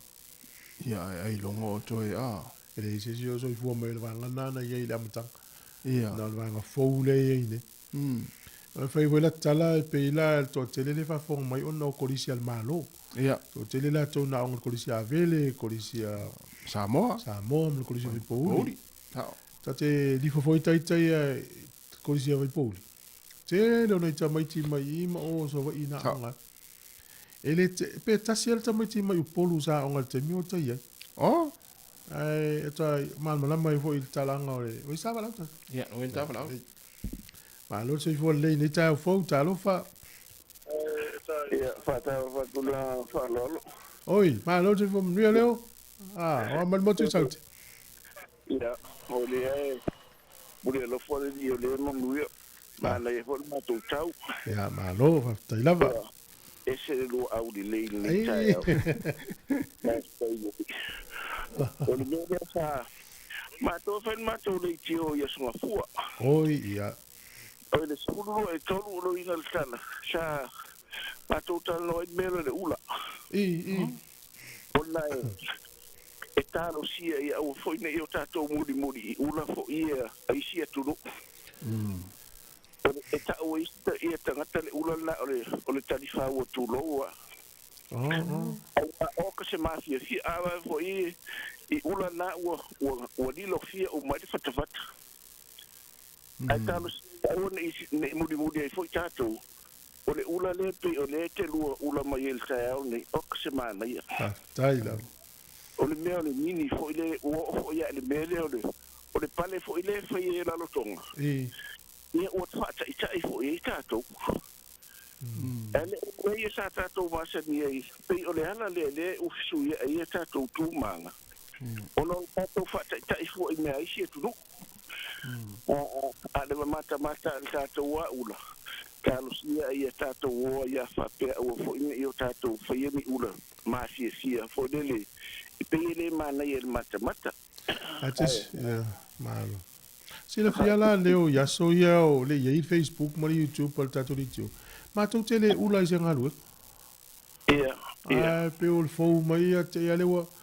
Pe wa ta saur ngalu ngata wan fa ila ta ula. Na ia. Ke mo au de le ia. Oi, le va tai lava. Na tu mata ese ma mai. Io. Tai lava. Ele tá o pure e meio a ver, o tele ia ver.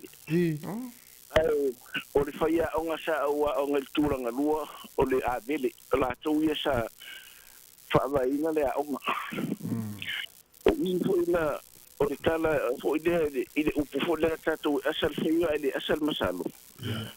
Na foi to ina le ele a la tala vo de tanga le ile aso o a vele na o le asi po la stona.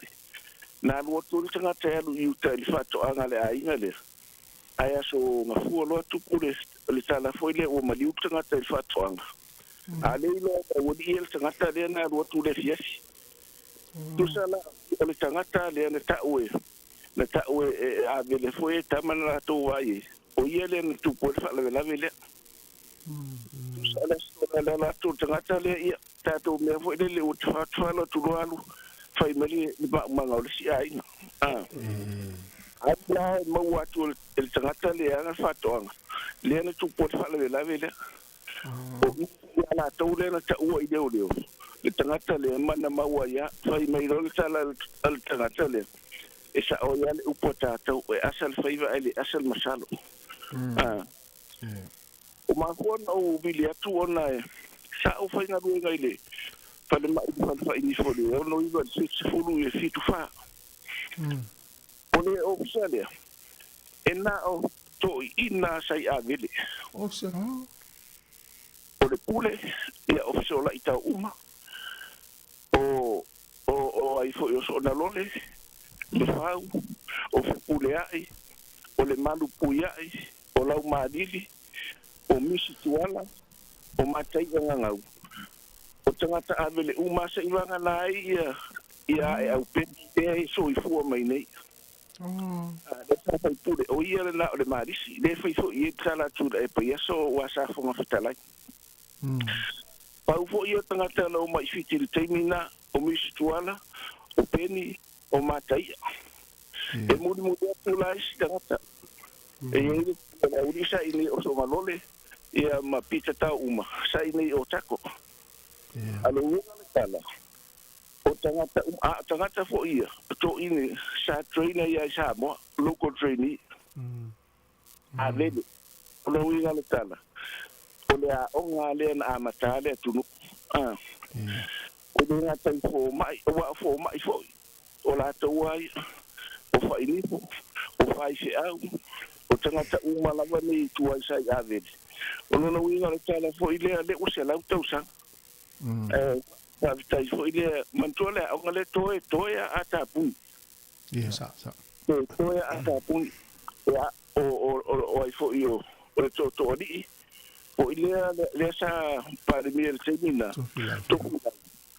to filauna na ma o i mal to ina le o afule i de fiche fulu e to tala fa ni fo i to sivi a de sta ia to filaule i de so fo maloloina o i la na ma o i dole o to tala fa le to sivi se mina o lo o le ma lo ia so ia o tangata a vele le sala to a mataina ia le li ona o le tautua le aonga le aonga po sa ua onga i malu fo le ono tonu ma le ono fa ta sini au fie tama le anga i mele la kapi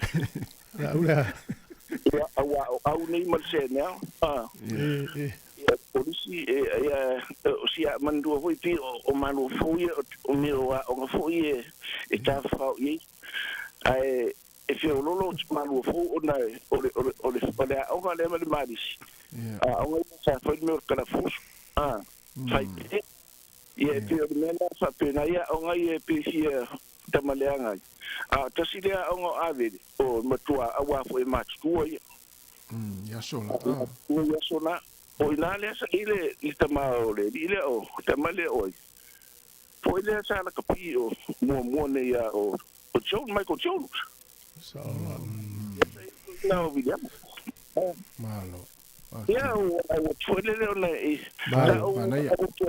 ai de mo sa no o ta ia faftai mana ia tele lau fa soare i tele ona i tamale i fo i na onga ya vele na tonga ru ia sa o le mana ia tele amalo fo ile mafuta mai no sunga leo no ngele tu lo so fu mas fo ile ainga lo fatu ole maua i fa momonga ia fa soana ia uma ia tu sai ma au lua champini tu so champini le lau momu le stasi ia le leita ia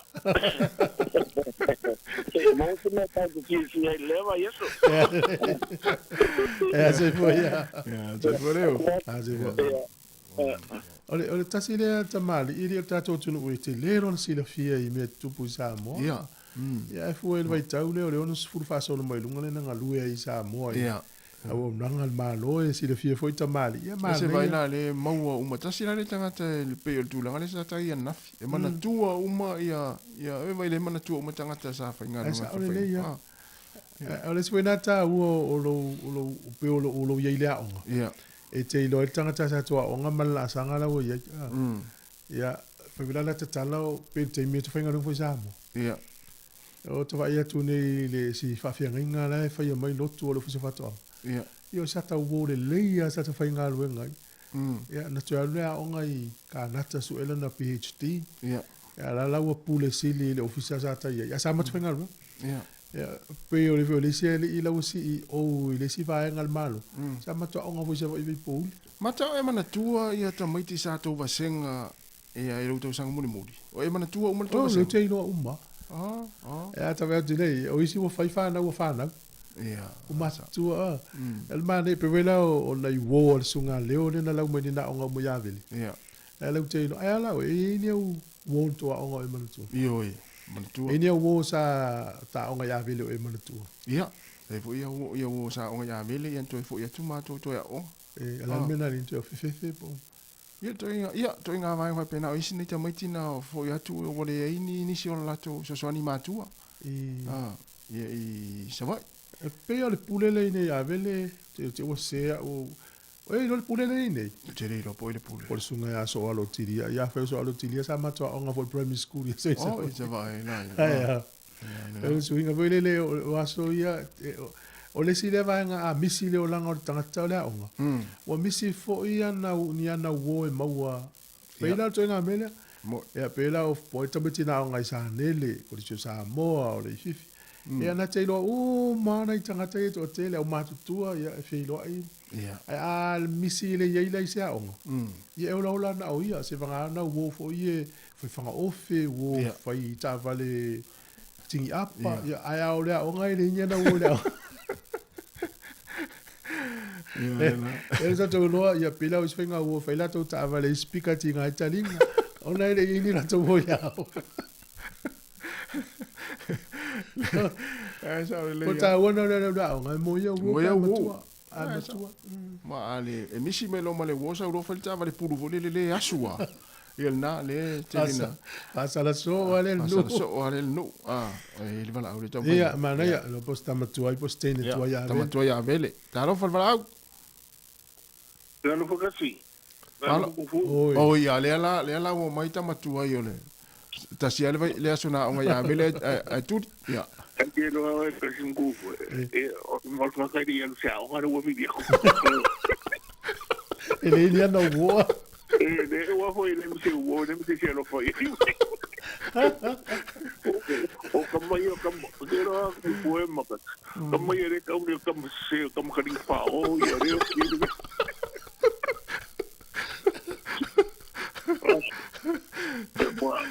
ne konga ne o pe o bu kana ngo mingi ya ngo pe te vi ku la le o miao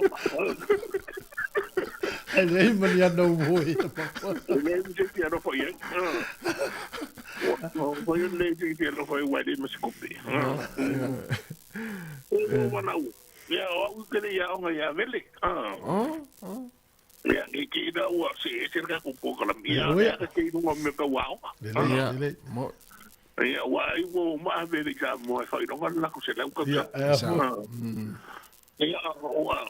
o ngare o uia o wa o ngai ne ya o uia ma ko de ka de se ka ko riko ya ma ko da e tire ka wa ke ni ko risi o vele mo ko risi sa mo pe ko wa ya ta ngele msinjo ya sa la wa no ka ka ya o pe ya wa o mai o kirangi ma wa pe ko risi sa mo per ko risi o ave ka wa ya pena nga o le ko la la o usa wa onga de le foi de o do le fa consiglio so fu mano lo inga ne ye yo ai o ngode ta onga i pa mi scusa ma qua me voy a ficar con una interview ma ya ai o ye sa onga i ida onga de ma kui so ai me na nga tiu ke mi ka i fio lo foi ngai ka mi kinga la kuede nga ngorong kama wa kele pero olonga masa pule i deske kausi vai kele e so i wa vo yo la inga o go inga la inga go inga mai ko polongo sala longa kali ida sa inga ya se dana sa ngo fo inga ve kele sa vai kele do i kimina e lo ko ko la inga ya ma kui i ve ai ana na ko ka mikina ya ngo fo ida ngam shun ko finge ma o nga ku ya ka ko sa ya ma o si kira la ko ai nei vai de ia ngana ma ko ka mo ka ma o ngai ngai ma wa la ko le o la nga o nga ka mi ki o ia ma ko oi no ni ko i do sincho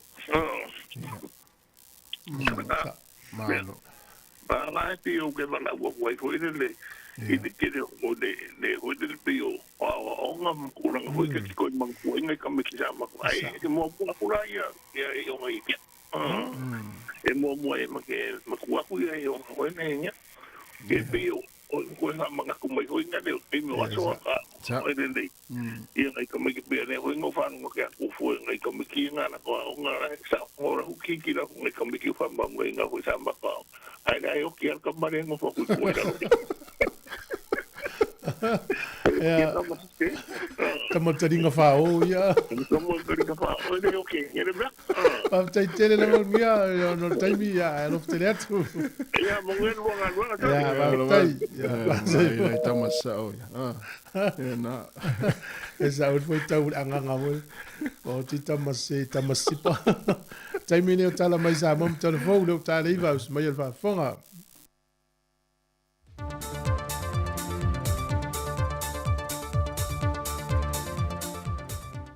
O se avano tau whaleneu te mau e telefou, e te whātalo whaile pa ia lau whaafonga, i se isi e ona whao poponga le nei. Wa tālusanga le tamaitai lo ia o nasa iuni sa polu i le whaamasinonga, o ia leo lo tūla e mo le tamaitai tu si solo la wilo ia sia whekau. E na ia maua se polo inga mai le whaamasinonga, e tau fia le tu mau le tue whaasalalawina o le swafo le tamaitai ia sia. Lea o lo whaasanga iei mōlia ngā leo o le whasio tangata whaamoemoina. Pe o le sere fia o le mata opure nei na tūla i mai i le masina na te nei, na maliwa i lona maota se tasio tina o lana wō, ina ua ia wha o lima iei, ini ngai o inga matu ia. O se vaenga le tālu sanga o nasa i lumo le whaamasinonga, na mulmuli tu inatu ia te ia nisi o reporti, o iei a fianga le mafufau le ua mōlia, mai na te leo mauti no fo i po lava lona malosi, e mawhai o na talia tuai i tu o inga, i le unua i tūla iei lumo le whaamasinonga. O se tasiro vaenga o lo ia tālu sanga i nai se polo inga, e fesoa swani ei i le so ona a fio lo na mafufau, au luma na iei leilo i longa po le whaanga solonga o lana mata opo. Peita i le talia ne le whaamasinonga, o le ale talia se tālu sanga tu ufafonga, sa te tau me pe o tūlanga i masani ai, o na tu inatu se tālu sanga tu stusia, e whaamawina pe alo ia i lungo pepa ma whaamaunga le whaamasinonga, vaenga uma o lana tālu sanga. Peita i lo tālu sanga fo i le tua leo leo i tolu pole mata opo, sa ia whaamae a ma ato toa vaenga o lato mōlianga. Mo le sila fia, e tolu mōlianga le tua leo leo lo tua ia i le tamai ta i tusi solo, o le fasio tangata whaamoemoina, fasio te tangata paivalea, ma le umia o se au penga matau tia. O le atoe vala au le mata opo molo na wha awawina, e le asonga fua o le vai asa fau. O le vai aso a tole ni o lo wha ngā solo i por kalame mo le wha amana tuina, o le atoanga o le se lautau sangatalu o na wha waina le kolisi o a vele i te tono o le atunu. O le pine wha maupe o na sila fia sa idi ngā se leni sa wha atino mai le telo tu sanga umavae, na aunga umalea i le whaatuina o se whale Sāmoa tele, e whai mapine o le atuanga o le se lautau sanga, ai o se maafa manatu o le aao ngā tele le o langa o auina, o alo mawhanangwa le atunu o auto wa atu i le nau mua, e amatatu i alo mawhana o lo iei le temi nei. E le wha moe le amatanga o le vai aso nei, na tau a awa to i lo mo le foa i tupe po le siaki e se lau wafe tā la, a lii matama i tai tuai, o le lau mua mai au ki lani. Pe o na sila fio le tau sangan te nei ma le tau sanga nei, wa mai e whātau nuu mai ei le telo fesoa swani mai tama matene tuai e asosia a vele mai isi atunu o le larolangi ma le Pasifika, a o le fatua tau a au ki lani, na fua i le se lau tau sanga, le lātou fōa ai se lau whawheta la. Whai loa nisi o alo tuai o le lau muai a vele, na malanga mai atunu i whafo, e le whaingo whiro lātou wha mao popoino se le nia tu ina mai ai mea alofa, mo le fausi e ino le maoto le whale Sāmoa le pe o na fuafua, pei tai, o le ua wha mari e ina le lātou wa ai na ua mai Sāmoa, ma mori mawina le ngā ruenga, na lafo ma wha putu mai ai, a lātou fōa i se leni. Na ripoti ane leo leo e sui o le vaenga o le tiute mai whaleolo, se li e whasafu ma le whātou sanga mai le fio anga o vai lele, o se li e whapea whaamtalanga e whai mo i le whamalanga i le vāo Amerika Sāmoa ma Sāmoa, mai o le malanga a le vaalele le Talofa Airways, na maua i loa le malanga le li i lea ni whala au whaasaina, o pepo marijuana, ma se sele ni tupetele o tala Amerika. Ua tatala lea li i tua tari i lea solu se fulma le whaal masina nei, e whaanga solo i lana mata opo, ma tuunga e te tau o na seini leo fisa o leo, i aso whareile o vai aso uma. O le walo ia neon tatala le tamile sanga lona tolu se fulma leo no, a le laka pita i toa fitu o le malisi mo le nei fo i tau sanga. Na whaalia le fionga i le ministao ta longa, le fionga lau matia manu Matthew Wrinkle Purcell. O le kalapua malisi wale na o le laka pi wo lato whaafai lili na mai tama whanau o le atunu, e whiliwhilia mai eile au ave fua mō Sāmoa i ta alonga whaavao mālo. Au whape nā fwoi ono lātou a apa i ta alonga lea i eile kalapo fusu, o lātou ta amilusanga le lakapiliki, ta amilusanga ne tipolo ma le lakapi pai. E whaamaumonga po le talaanga o le kalapo a malisi, o le tausanga rua fesafu malavalu, na amatalia ele ta amilusanga tamaita i le fitu a malisi se i o mai i le aso. Sau nole fionga le minista, o fuafanga ua whaapene i le ngata i tama mateine ta a alo, ai ua whaapea fo i whaia onga, pūlenga mali i matamaita i lau whali, o se awa noa i whaale leia i to mai maanga waa. Mai o se tūlanga nga waa tele, ea o oina i e tātou tama whanau tūla fono whaavao mālo, i le whaatinongo ta alonga maso o se taamilo sanga. O tala i o le ni yaso mai Sāmoa, manuia tele le tātou atunuu, whaasoi fuia.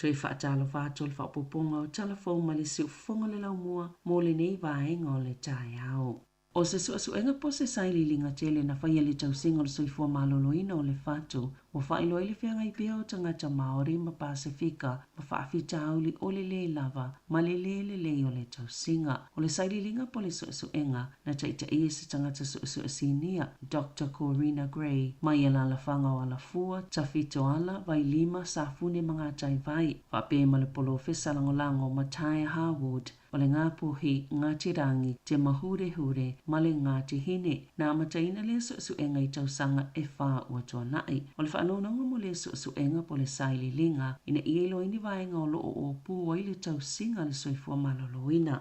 Ma whaalele ei fo i tūlanga mo le ola maloloina o Māori in Pasifika o loo soifua i Aotearoa. E silia ma le luas fulu afi tangata Māori. Whaata se ma le tusa ma le fitu afi o Pasifika o loo ha awhini whaafitauli po ni ngase o le whatu. Na whaongaina me tutia mo saililinga Māori in Pasifika. E wa ai ei po whaapewheo na ilo ma wa ai lele ai ia whaafitauli. Ai o a fo ini ngā ioinga i whaie whaititia i paenga. O loo whaatu ai ma whaalele ia wanoa mo le tausinga i whale mai o tangata Māori in Pasifika. Walo mia ma whaasala lawina i unga o suenga sa whaatala no i tangata Māori in Pasifika i winga i tūlanga o whaawhianga i male wa ainga o lātou ngase i le whatu. O la tui whia ngai tangata au ki lani whia wa ino whaafi ma whaafi tauli, o na uwhailo e au whainga luenga i a lātou te whaalilea no whaafi po ini sinia, o le a awai fo i mai lātou i le solo te tee, na whaititia au nanga i teimi pisi o whia ingai au ki lani, o na o te tee nisi au whainga luenga o no whaafi, o le uwhailo fo i, e le whaalapotupotonga, o le uwha amauti noa, le o whia inga no whaafi au ki lani, o le a maloloa lātou ngā luenga i teimi whaapopo, ai o le ai fo isi teimi masani e malolo ai o le ao lātou whaatinoina fo ina o sia ki pia na whaatulanga ina mono fuafi ai le to e ngā lulue whaaleleia ni vaenga i mo umia le whaia iai o ni ngā lue ngā whaaleleia na tā ue se sui le whela awa inga au kilani le whaano no le whaale tono whaatalonoanga i le vao le whaalapotupotonga o ia tangata ma le iuni a tangata whai ngā luenga i le taimi nei. O le awhaia se suenga tūto tasi e le komisi mo au nanga le mālo au whaanga soloini tua inga i whaapea o whaamomonga i na mau mai le tusinga ingoa mai le manure o marae. Sasi se o na whaonga i ne tu saima se saunanga le pāle mia Christopher Luxon i le aso ana nafi. Sali ipotia le Sunday Star Times o whaamomonga ma le tusinga ingoa i le marae na whaonga i na mo whaatau sina le whainga pālo talvaenga whaia Māori pe a maleono matanga lwenga po la le mālo. O le whaanga solo i nei le suenga o lo te ina malo silvaenga whaia Māori tu ua inga i whaapea. Nā o lātou whaonga ina whaamaumonga o tangata nā o ina i le tusinga ingoa po o tuinga o le COVID e whasosani a lātou whaatau sina mō le whainga pālota. Na tā ua le pālemia o le awa ai le suenga i tūlanga o lo puipui ei whaamaumonga patino o tangata taito tasi e mata ngā luenga le mālo. O tu ina ato le pālemia se tusi le komisina le tō maumo au nanga le mālo Heather Bacot. Ina ia whaia se iloilonga po o se suenga i tū sai ma le tū la fono o le Public Service Business Act lua fe lua se fulu. O lo fsosani le oranga tamariki leo i se suenga o lo whaia i le uma leo lau se pepe te kuiti o nei leo se whaalawelave na mafuai. E se fulu masina o le pepe mana awina atu il whale mai te kuiti wale ilo se tangata i lau au le sto nai na ta wai leo o suenga amata na ilo ila a fio le pepe i se ngai o inga matu ia na ta we se whaamatalanga le oranga tamariki le ailo le ato anga manu anga le pepe i se suenga ilo na tino maliu le o la tamai se taini i lo ai. Sa tala noa leo i mātua o le pepe whape manisi tangata o le ainga. Na maliu se tina i le kānesa o le wha au tangata, ina ua le maua le tele o fōma i ma le tele o su e ngalona ngase mō se taimi umi. O se li potina wha alau ilo ina i le asonga fua na māwai, e tele awa noa na mise tonga whitia i le tina i le pūlenga wha awhalema i Northland. Le te whātu ora te tai toke rau, e tu sai ma se wha alinga le sui komisina mo le sui fōma lolo ina mana o ngā wha apitoa, Dr. Vanessa Caldwell, o le vao le luafis fulfama le luafis fulwiva, sa le i wha si ona whaasino i le tina i au nanga le soifua maloloina whaatasi ma le tele o su e ngai le afianga i le post-menopausal bleeding peitai i le se fuafuanga se tonga fitinga na whaatulanga ina mo ia ma i le iofo ina atufu ia i se tautonga ana ne fa yele fa ata po le su engole MRI scan e le ilo ai wai le vaenga fa le ka ne sole fa au tangata mana maliu le tina i nei ma sina mulmuliane sa fa yeni suinga le au nanga le soifua maloloina ni usila talo mai le taimi na maliu wai le tina maolo o fie i manisi fautuanga o fai Dr. Caldwell ila na li poti o lo o fie ma se fa atu esenga tustusia le soifua maloloina i le a inga o le tina. Wa sauni le palimia Christopher Laxon e malanga ia pani le fai unga le vaiaso. Fato atali umai le palimia le na fai ngā malanga i le Pasifika le na ia siaini we mawhiti o le asasane i malanga ia pani. Ai toi tali umai le aso luas fulo uni. E tāua tele ia pani ia New Zealand. Ona o le tamau ainga lo na whalo na tele. E le lalolangi ma o le atunu ulo na whafo i lea le tele o oloa whaata watu ia ia New Zealand. Pe ona tāua le palimia o le amalanga whaatasi Laxon mani whaipisi nisi sinia. O se avano e whaalau i loa toi New Zealand ina ia whaatou sina mai i tangata tā whao mai ia pani. Pe ona whaanlia e Laxon o le awhelo i atu i le palimia o ia pani ki Sheda Fumio. O le au fia fo i le au malanga le whalatua o le palimia whaapele Minister o fi whaatawa inga Todd McClay. O le atali malo New Zealand le palimia o saina Li Jiang i le vai o sonei e lata i le tolu sifulu valu biliona tāna i le tausanga le au whaingo tupe au fia i fi whaatawa inga i le vao saina ma New Zealand. Ma o le paanga pita te lelea mu whaatawa inga le atunu o e le ngata o oloa mai whaato anga i whaongaina le te kono lo sifou o le mawalunga o le tūlanga o ye tau mawha New Zealand o a oa onga a oa wanoa mo tangata ta whao mai ma o vaenga te tasi o lo mawhai o no fuina atu New Zealand ia saina pe ona sanua le palimia Christopher Laxon e mo mua tau nu uli Wellingtone ma whaafeloa i alo i ai le malo ona whaanga solo i leo ni whaatala noanga ma le palimia whaatasi ai mase tau ma whaatanga.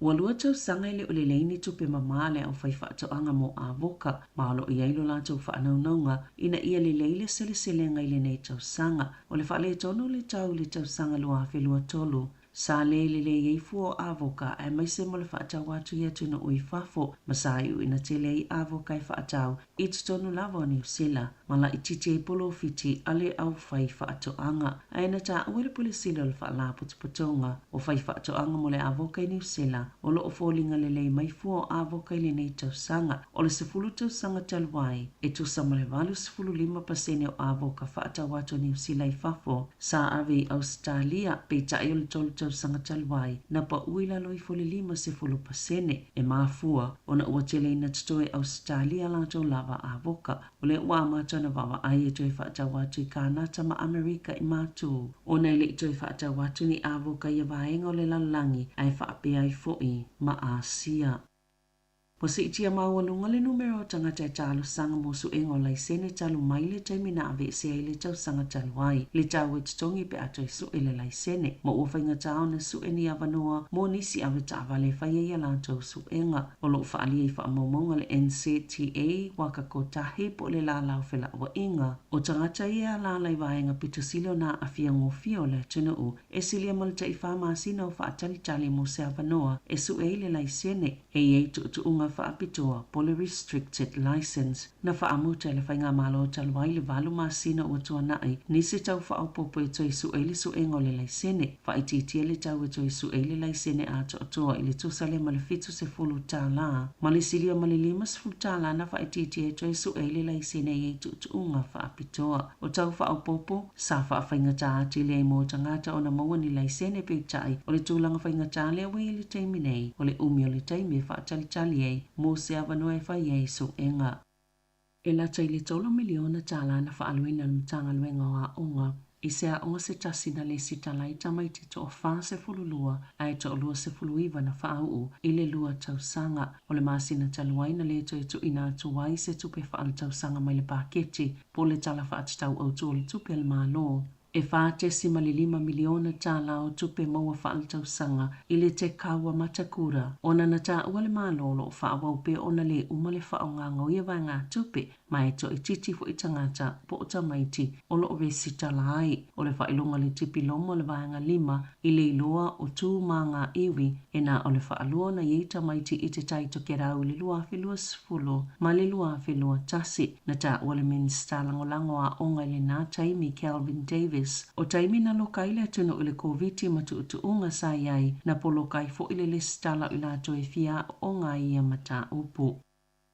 E to o valus fulu 5 le au siva ma le au malanga o te aroa New Zealand whaalinga o tū manganu Pasifika o lo o tali malo ai Hawaii e ta i whātau sanga ma whaatau na uina lea whaalinga le Pasifika le Pacific Festival ma sa amataina tala mai le vaitau le awhiu se lau fitu se fulu o se avanua moa tunu o le Pasifika e whaatau laula ma whaalau iloa i o lātou whaasino manga i a lātou tū manga nuu e silia ma le luas fulu atunu o lo o Hawaii ma ua telefo ina whaatu saina pe whaingoina o le Olimpika o le Pasifika e lua vai aso lo whaanga solo ai lea whaatasinga.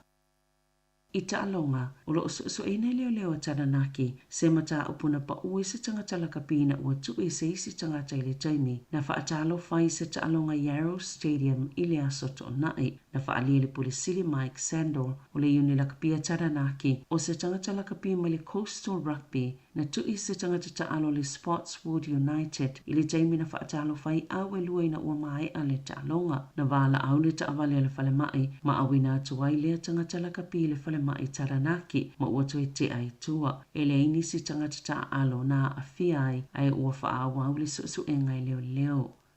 E ui ana toi fo i ane le tomai ta i tongi polo numero tasi i le mama o Craig's and Weke. Leo sa manu a peitai sa whaato i lalu ina lavala na au siampine le Mystics i le maalosi le Paul sa Wellingtone i le taalonga i le poa na po. O lo utulanga tolo le Mystics i le taimi nei. Ai ua numero tasi le Paul si le taamnusanga le ANC ina ua mai a le taalonga i porirua. Sa manu a fu i le tomai ta i o peta toi ava le Mystics i le taalonga. O toi vala au le Mystics le tomai ta o Kayla Johnson lea sa ta alo kalapu e o le taimu mofo i le utoi ta alo i tiana me tuarau o le awa le Pauls.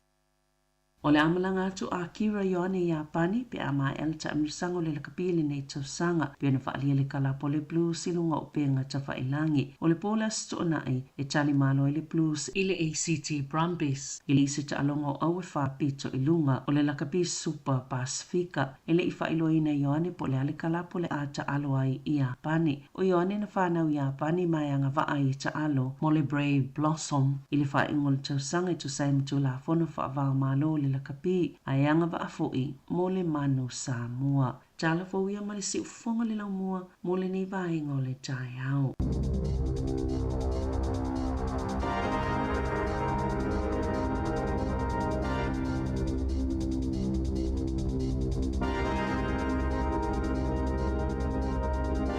Alo vatai, ia ore whaupong muni o tātou telefau le tūlai se fulma le lua i le au ni nei ma tātou tala mai Sāmoa. Lua se fulu minuti te ai nei le iwa. tau tua le si fonga la mua ia ma tatu kalame le atal tai au toi fa malom toi fa taro fa tu le taimi ia na tu na wa inu kofe ni si le tai au ia ma fa longo mai ia pona fa wa tare si moko ini so tono fa fenga luenga ia ma lo ala nga lue e se aso na ia lue se fa lo e te fatau pe te siasi ai te ua fa tu le fatau lo po ela va te tu ua se le oh Peo e le istangata tu stala na lu fata ita il finga na isi no New Zealand. Ia. Pele la tua fata ulo na kofe ia po sana pai po se muffin na fono fole lau ma. Ta Thailand computer. On laptop la fe na lu. Ia. Ya ila over mo tu la ya lau fa ye le mana yo lo tu lo ta to. Oh. Ia. O le si o nanga e se ngai e ninga yo inga tangata i whainga luenga i whale ainga e tau atu ia o e ua o tauna atu ua whale ainga. Ia. O le whale lo sau le solo lungo lo lau le leo te no foi. Nā tonua. E un tai lo lea o wamana o la nei tangata i e whaavanoa e no foi. Sa, pio le sona foi le mo tātou a tātou ua whale ainga. A tātou loa laua kiu vule le whale ainga tele tangata le tuto. A tātou vai alonga yo inga na lau vaanga inga lu whale ainga mai solo ma watu ipu ma solo lau ia. Sa o le otas. Ia le nā. E tauta a me se apa fa pe lo uman tātou a ipota ma fala tunu. No fo no fo am tala noa. Ia. Ale tau su eni no fo. A fa pe o la ngao. Ele a fa ina la. Sa. O no le si voina vaanga. E o nei tatanga tala fenga lu ngai fale ainga. Ia e te vai atu ala e to a fa pe mai fento wolo. Sa o le le. Ia tahanga na tau mi tau tatou ese. Ai e masani ono vai to inga tangata fa pena. E watu mlate o laptop. Ia e fai ale kofe no le kofe ma fole fai ale nga luenga i lunga lau le. Ia ele se fale fai nga luenga ma. Ai paola ole sa o le si tu e fale tonu. Ole fa nga tangata ole wifi ole Ia. Al far kofe. Far kofe. Wifi fu e mo fu ole wifi. E ma toli la to tongi e compagnie le wifi. Ia. A o i tu la pe sidi atu la a fa pe la tau su ino fo ya tau la na wes mo a fa pe la ngao pa wana lo na lave o le wala la to no fo le tanga tale lo tanto no fa pe wa u na fa kofi ya o le to o ka se sian kofi ya na a to ale tu la fa le nga lu nga mai nun kofi na va to wala a matanga tala a la kulo te o ka ma se ko ya to no fo la e nga foi mo tātou pe au whale inga. E sao, langa e to tele foi tātou tangata e tate mai tau ina i mo tono whale inga. Ti ngā ona uma wa ave tua ipu. So le. Ala tala noa. Te vai e tu vai. Te iloha la le whale tua le na. Te iloha la le tina. Ole, o nei vaenga i e lapta i ai foi le tunu e mai whale tupe. O le tausanga ane te nei o le mori maule a mai tu singa i lunga le Radio New Zealand. Pe a male lua se lau miliona tala na ngau o tangata New Zealand. I le lua fe lua tolu, i le au tau whavalea. Ola. Lua se lau miliona tala. O le tala ma nei ale a mai i el whale tupe. E le ai ma se taimi i meli atu el whale tupe ia o whape atu. O le alau password. O le alau upu whalilu lilo nai. E le ai foi se taimi i meli atu el whale tupe whape atu. Tango o mi le link por so tanga na te tala i le mele fia i le stai va pena. E mana i foi i loa le atunu. E le ai se taimi i meli atuai le whale tupe. E ta umaila u password por la upwhalilu lilo. Tala i la o account.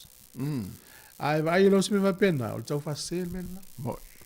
E ei si tama le mori mau na ngaula na fast food wafe le tau sanga le tene. Fast food wafe. Na mafu mai ona le email va pena na watu. Ya was se last time. Ya alu uma ya tu pele fat se fata si afe tu pena le lo mai lana. Allah. Ya vai la lua se la 1 milion na tu pe tanga tele usila na ngau. Ile lua fe lua tolu ona la tau fa valea. Tele sole. Ai fisili la. La fa fiala tu pe tanga Australia, tanga America. Oh ya, on matua. Ya, e ova tu te tele wa te tele tu no ye lo tatu. Po piliona tamana. Yo. Au ana se ia sa wa foi tau. Ya. Pe si la les melta. No, sa le ya. Salo tātou au mai moa ma tātou fu mo tai tātou tautua. Yo malama le wa tele tātou tala no ia vaenga mo au tau fa valea. Ia pe fa nga fu lau telefoni na o si le fiel to nga tali ai. Sa le ia. Nei tala mea tunu mamao laua tau nui sa tu tonu malanga le. Ale tangata le o le whaile tusia malo whaatasi o Blinken.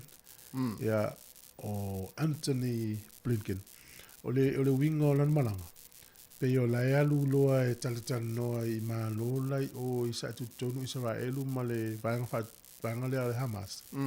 Ne ia talia lo le fufuanga lo watu. Ia. O le fufuanga lo watu e tau fia I le papa o whana wha umar taua e fsu ia I pangata taua se to e tia e kasa. Ia mai taua tu ia Netanyahu ele o mana awai. E ile isi minista na o fia tonu tau pulengo le taua lea Israelu. Lau wha maa vai mai whainga malo. Whainga malo so whatasi lea le palemeni Netanyahu. O le mafuanga wha maa vai le tangata lea e mai tau atu ia pe e fōlinga mai leo isi anganga o Netanyahu wha umar taua. Ai pe na ole anganga ia tūtū e pe tofu palmia. Wha maa vai lo ta maa lo lea.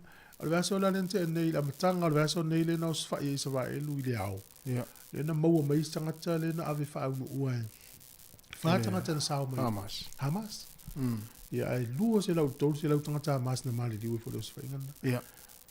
E te iloa la le siva inga leo te iloa leo mafuai o na musu ia palemia o Israelu wha umare tau. Ona le wholafolanga le na ia amata mai la fulu ese ma ave ese ia malalang. Na tonu. Te iloa o le miti na ta malo le tau whai whai. Leto yesi Hamas. Leto yesi Hamas I lalang. Esa. Ia walo no inga o le atari e fo ia tangata pe ale tau nuu na wholafolanga. E mesil vaenga le ale au whatu whalawelawe. Ale se senga la o Israelu mele Hamas. O Israelu la iloa toa fita la e o mai. Al Hamas e la lafi. La lafi. E te le iloa. E pe e fōringa mai e le a whaina e la wole. Ia pe ala lafi e tua la tangata e mali o e la tangata. Wa ana ali ali mai le Hamas pe o le ali ali mai. Ole vana na umma. Ole vana umma. Tasi alva yaso umma tau. Ia ale na. Ia la velanga le o Israelu su e po fe o ia. Mana lafi tua. Mana lafi so le iu e. O istemi lo po nisi o ila tau ia sa tau. Lau ia tu whatangata mativa mai o I tangata. Na tonu. Ala sa ulan whanam tau mai. Ia la ua atu ia mela na le utu. E ile malanga o lo opisi nei le nuu le o Malawi. E su e ia le vaalele o pau. Al malanga le la alu la to sui palmi a sui Palestine. Malawi. Ioi, si una ale faalinga la o le tamalo le. O lo iei fo ia nei vaenga o lo masalomia I fo ia. Ona o lai tonu al famisi nonga le tangi.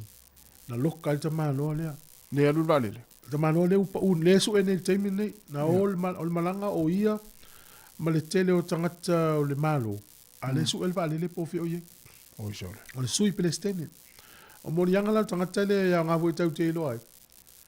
Na maua I winga pio pio. O le tau mawhai e tu watu kon kalate I tangata e taru sanga mai kon kalate ngā luenga le malu. A mauela na tupi. Mume o ngā luenga tau o fonga. Ava peo a ua lau tamau e. E le lau mai tau o fonga I lungo lau va peo a ue whaia le tonu. E se furu. E no tango le piki oe. Wafo e maua mela tupe ya oe. O mela na ni whaia tamalo le molia I la le whamisino ngā taimi. Le la e loma na lokai. Nana te e na tua inga. A le la loma whamisino. Ya le la fio suele va le ai upa ai umali ua. Ya nei le tai au nei taimi le vatele atu. E se vai me tupu lalang. Ya. Tau tia. Ya, me na la tupu mai o lai tu ya nei ya. Ta longa lo blacks ai ya le Canes man.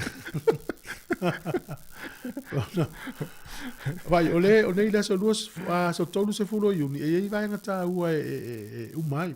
Ya. As tolu se fulo yuni umai le sei. Sāmoa. Ya o e fia malanga mai New Zealand vai lo fisa New Zealand nei Sāmoa po lung online e fai le sei. Ya. Tolu se fulo yuni umai. Lua.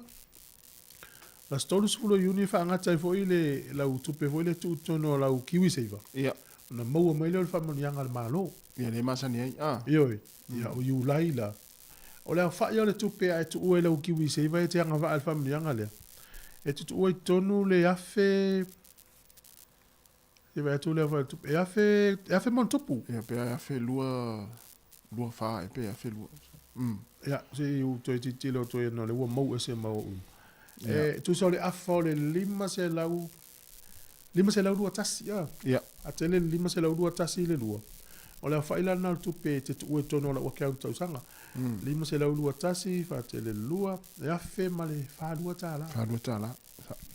Ai tanga la vai le afe male fa lua tala i vai aso lima lua. Tu se te tu to no lufu tasta la ila Ina yaso. Ah. Yaso. Ia. Ai tu wala la ki se lufu tasi tala la ki wi se vai aso. E o ane le fai unga le mai le si tau ya yu lai le tau sanga ya uni le tau sanga. Wanga va o le me alofa mal malo. E lima se la urua tasta la ya lu lau kiwi seifa. Sa. Pe nga fatia le vaenga na. O le wala le te fai ape fa pe o le e short pe le a toa lau wafeta la falua. Alu e si aki lau kiwi seifa na tu ulo le tonu pe luas futa la ne le a toa. Tu ye luas futa la tonu. Pe sfulu, pe lima sfulu.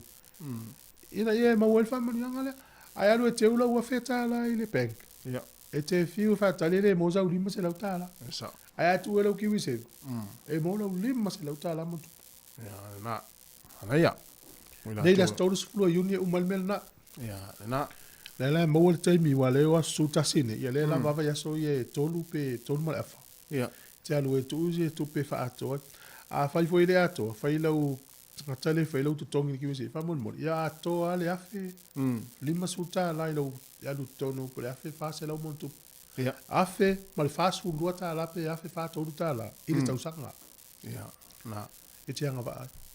Pe lu suta i ta la il vayaso. Io, lu futa sta la vayaso tu lau ki wisi. Ki lau ki wisi va. Na. Le si vanga ta ua le na foi na mai telefon nafi. Ma le fa fa mna tu e mesi la tu fa mori Sāmoa. E la fo la tu fa mori Sāmoa. Ia lena whaeroa mai ia o ki topa le whātau ni le whono le a le tani malo le tātou atunu. A le aso sflui vai le aso lua sfulu ma le ono o ki topa. E tapu ni a toa ia le wafu im tautu. Aso sflui vanga i le aso lua sfulu ono. Lo nga a toa le alwa yaso. E tapu ni ai ia le ngaluenga mai lunga le wafu ia e meise fo i vaa o le awa atu luna winga lau man so ta i company va. Ya ele tau ona to taula ni va al taimi na tasilva yaso lo no winga mo la tau la fola to fa mo sa mo e fua ni fua a inga mo le masino okto per fa ngol masin e tau ona va velafo ma va ave tua ai le yo o va yaso le la sfruiva o am ia ta to fa no ngo le vanta lo ngo mai al tau sanga ya o mai tau sanga ni fa mo fa i okto pa mo ya e matua pe si sa mo ya okto pa le voila auto fa lo pe na tau ta si mo uta ave sa mo Ia, abitua. Alo e se mai masino ke topa il taimina. Ia la so sfruiva le aso le sfruono. Ia na, e tawara ai sau ni wha moe moe la inga whai. A vela i luma ia au kuso. Ia po la mtanga o se tema. Ia. Ke topa alo. Ia lo inga po loka la uta i au kilani. Wale, la tu le meni wha ala vai le wafu. Ia. Na le to tali ai lo ni wha oloa. Ia me se a inga fui le fua le la to fua ngat whai unga o ke topa. Ia sa. Vai aso muli muli. E tu lo va moe se fai pe uma le mele fai sa. Se tu uma tatu fai poiponga fa to a fai a te sema. E les fa na u le.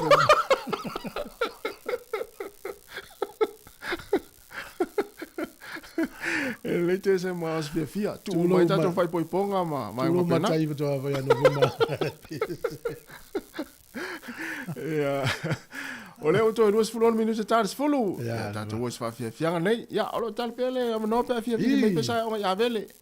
E a po tātou walau ia na tau whai mai.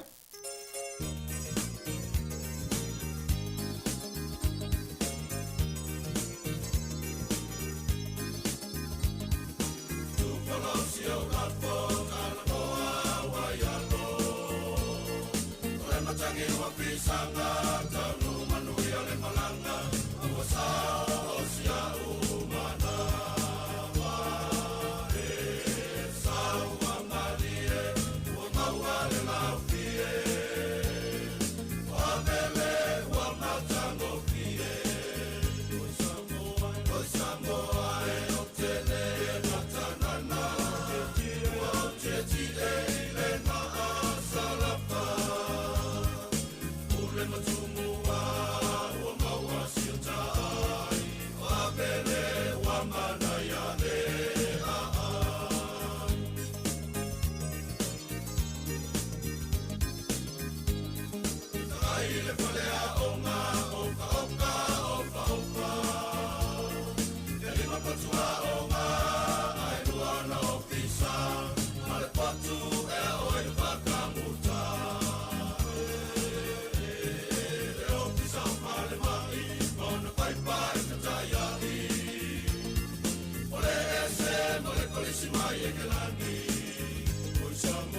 Oi Samoa e o te le matanana.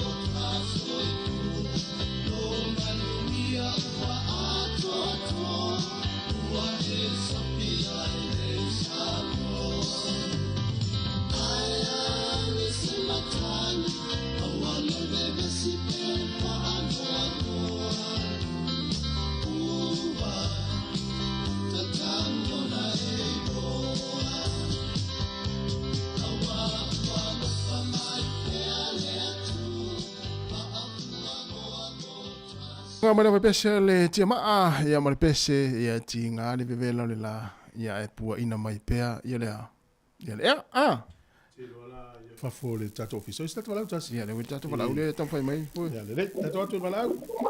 Malo se fu ne tai au. Malo se fu no suga le foi tai au fou. Malo. Ja, o mai. Ya, ma tu le sau no foi go suga le tai au. Ule no fala no fa le tua, ma nuia me uma. O kalango lango le. Ya. Ja, sao. Tamale mai mastone so ja. Wa mai tau au to. Baptai mo bapsili ole tai nei mastone su sulu ma nei adore la. Le ai te ai au tilo tu fa por mene nei o tsau fai ai. Le ai ma se la au minoi. Tu le leila au le se la au minoi su sulu ma nei le la. A tu sa le la tats fulu e sa fa ia te tu rua. Le ai ole mo le sila fia foi le tato au fa po le la va tenga ruenga ma.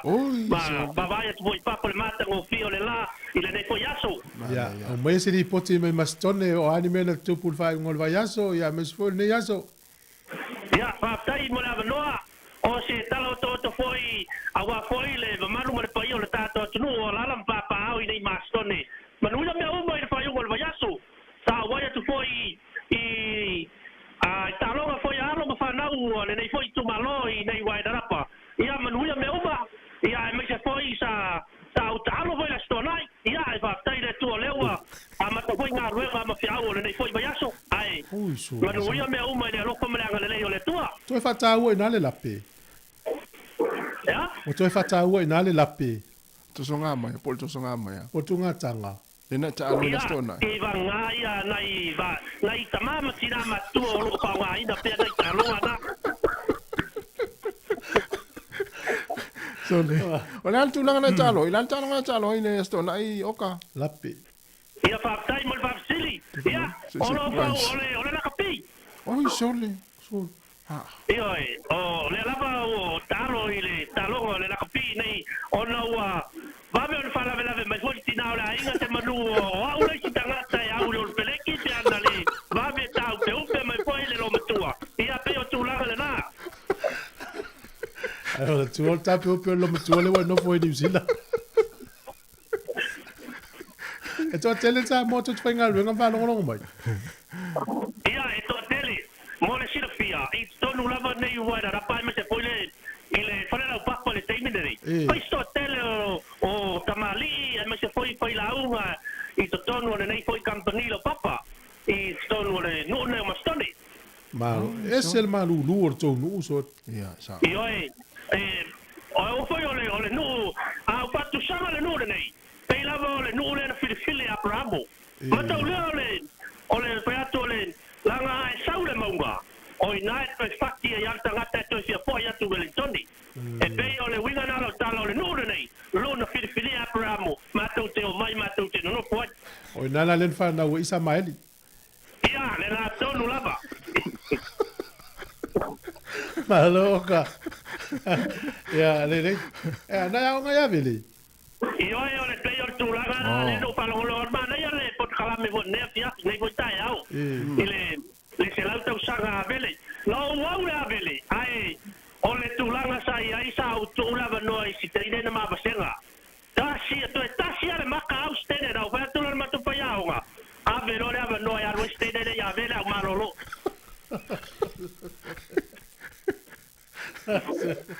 Ma e fu ile me so. Ya vai la le wole te le lo po fe te na ya le we pule fa lo po pe masto. io e morsi lo fia lo suma a fa pela vai fia o ka se mota foi po se la vai me te lava me no mi se fa se la papa no le fa so tai mai lava Ya malo. After yoka ya me sili le wa ilo atu. Ma lo la ya ni me tupu ina I topu tonu we rapa ya ma me se foi mastone ya vala au me li poti mai. Na tu langa na ta alo na stona ai oka. Na tu langa. o aula te namba ole numero 1 por numero 7 e se ave ya ole I numero ai lua Oh. Na to o no mela na e mana o ya so ya le wa mau le mai nei ya. e ole la vai para o longo tu la vai por calame mata ngo fiere lua ole lei Whaftai, o lala wala na mo mai o tōn whasa launga. Na tōtu wha Lala mai. mai wharonga tulunga le Facebook. Ia se ilau mai noa nei tamali, ina tōtu whenga luenga ia walofa tu e pol kalame. Ia, le mātou te whaingaruanga pōi ma le a whionga ia peirua. Ia, ai mai se pōi ia, e mo mole atuaro tano whaanga i si o tata maa matua na ina ia tui vai ona ina i loa hat. Ia. Malo. Ia, mai te voile sunga i whawhiangainga ia ofisa ena mose ina i porua. Malo.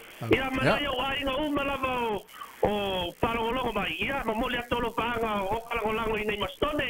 Ia, ai, o le tau au na whakawale nei o kalangolango i nei mastone. Manuia le luato. Ia. O kato tase al sili.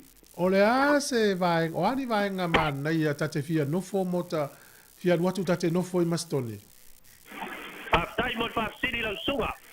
O le a tato vavai le tulanga le nei i le tamawa inga i tonu foi nei atu numa le o tulanga mamua. O le saunga le mu. O i nei mastone. E rota i pawane o le no i nei sila nei le iaiani moli. O ina le ele yo mai ni moli, foi na le lungo le wala. O pong sa la lu. Le ai moli foi na e pa i lungo le wala moli, foi le a just a light. O traffic light. Ya, o le si tulanga. O le ma na i o le ea, o le ma na i o le ma lu o le ea. Toi foi na le, ma le si tulanga o le tulanga foi le me tau fali. O le tau o fio fali. Langa o tele na yo wa inga runga yo kilani ma Wellingtoni. E tau anau mai lava. Ia ai o vetu ai. E ma na ia foi le tapi. A wa o mai foi no no fatas. Ia ai ma na ia lo mai nei ni sila tapi. Alu lava tangata ia me wa finga ngalo mai le tua tatou te ngalo roi ma wa una nga matau sia tatou ai. Ia le foi lava o mai o tono nei nu. E se matango fi. Ma nei foi lo fai. No tatau no mai la so pe mai o no o mau. Ai le ai. Ma nei foi lo fainga le tele fia so ni je wa inga mala mai. Ia ma luia la so fanga o. Ai ma. Tatou fe. Ele pa pe o tsawa ta la fi nei ai.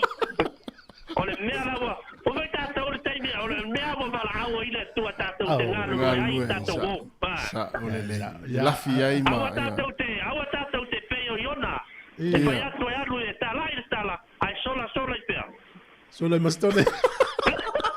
Alo pa tele atu. Ai, manuia tele lua pai vale na yaso lua sunga i ali pasa lau. Ala o lua tu pea. Ya la pat oka. Ya, pare va. Tai la. Le tu pena malis por kalame ya ole pole nganu por rua ya ole sultasi por kalame so fu malo noina. Ya. Ole aule na talo i oka. Le aule falfenga wenga.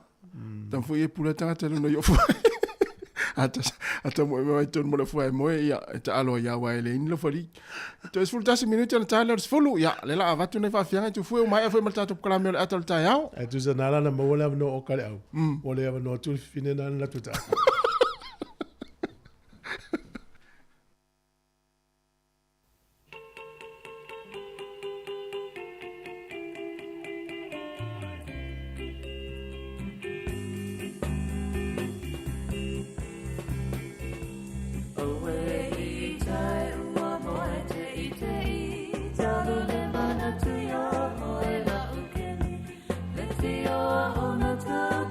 Solo una lima fire.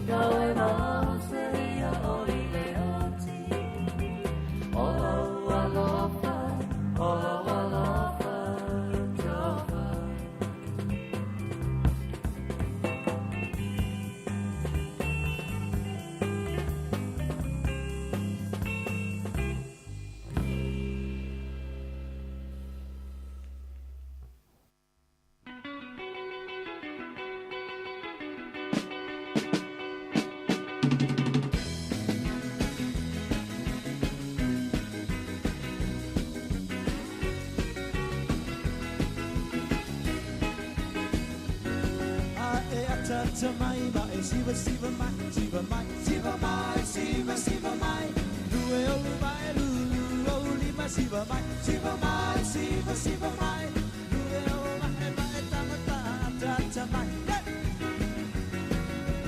ata ata mai ata ata mai ata ata mai ata ata mai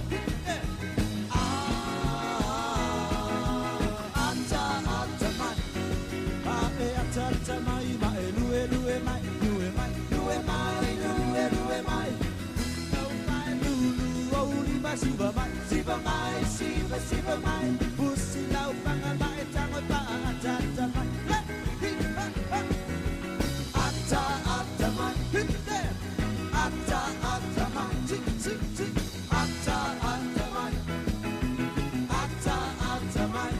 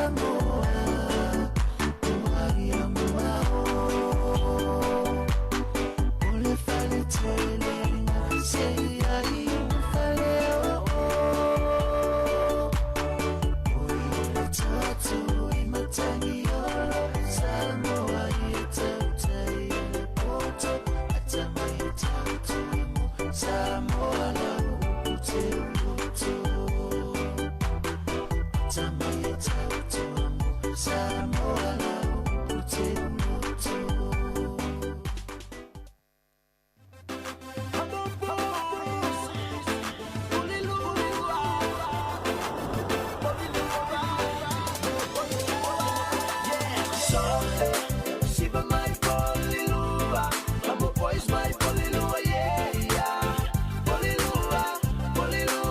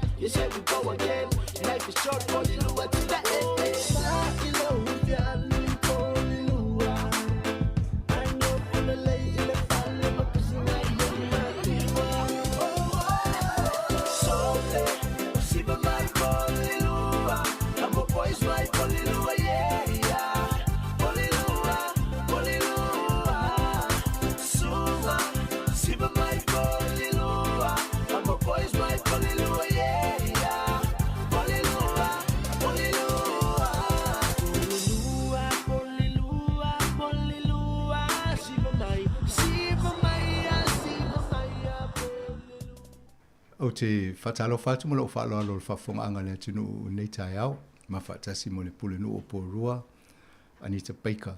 Ia tata noa fo inisi o ngā ruenga tau numanga o lātou I nei porua. Te alofa, good morning. Welcome again to Sāmoa Capital Radio. Nice and warm in the studio here for you. Yeah, morning. It's beautiful in the studio. It's always lovely coming in here. Yeah. I know, since we last had our interview, I know I wasn't able to do the last one, but I seem to recall seeing you in a wrestling ring. You know, there was an article on television. I thought, oh, when did you join? We joined. There was the Porirua Rocks, which was a music, beer and wrestling in the middle of June, I think. Oh, no, May it must have been, sorry, yeah. May. And they'd asked Barbara Edmonds and I to go down to have a look. The media were coming down before it went up on the day. And the wrestlers had gone home, or they didn't turn up for the event. So I said to Barb, come on, we'll get in the ring and you can take the mare on. And she wasn't keen, so I rolled into the ring and we had a fake wrestling match and a hug at the end. So we've got to bring it to Porirua. No, it was good to see the mare yourself. Yeah. You know, some light-hearted sort of moment like that with the MP. Yeah, it's a bit of fun. Yeah, it was very good. Anyway, since we last spoken in you and Savalina, obviously there's a lot of things happening around the city. Oh, so much. It's business month this month. So shall we start with business month rather than, because it's just there's so much on. We had Love Local obviously at the weekend. We had 130 stalls and 3,900 people through. And I think I just about spoke to all of them. I was exhausted at the end of the day. So I started off on the breakfast in the morning at 8:30 with the stall holders, and then we finished at 4 o'clock.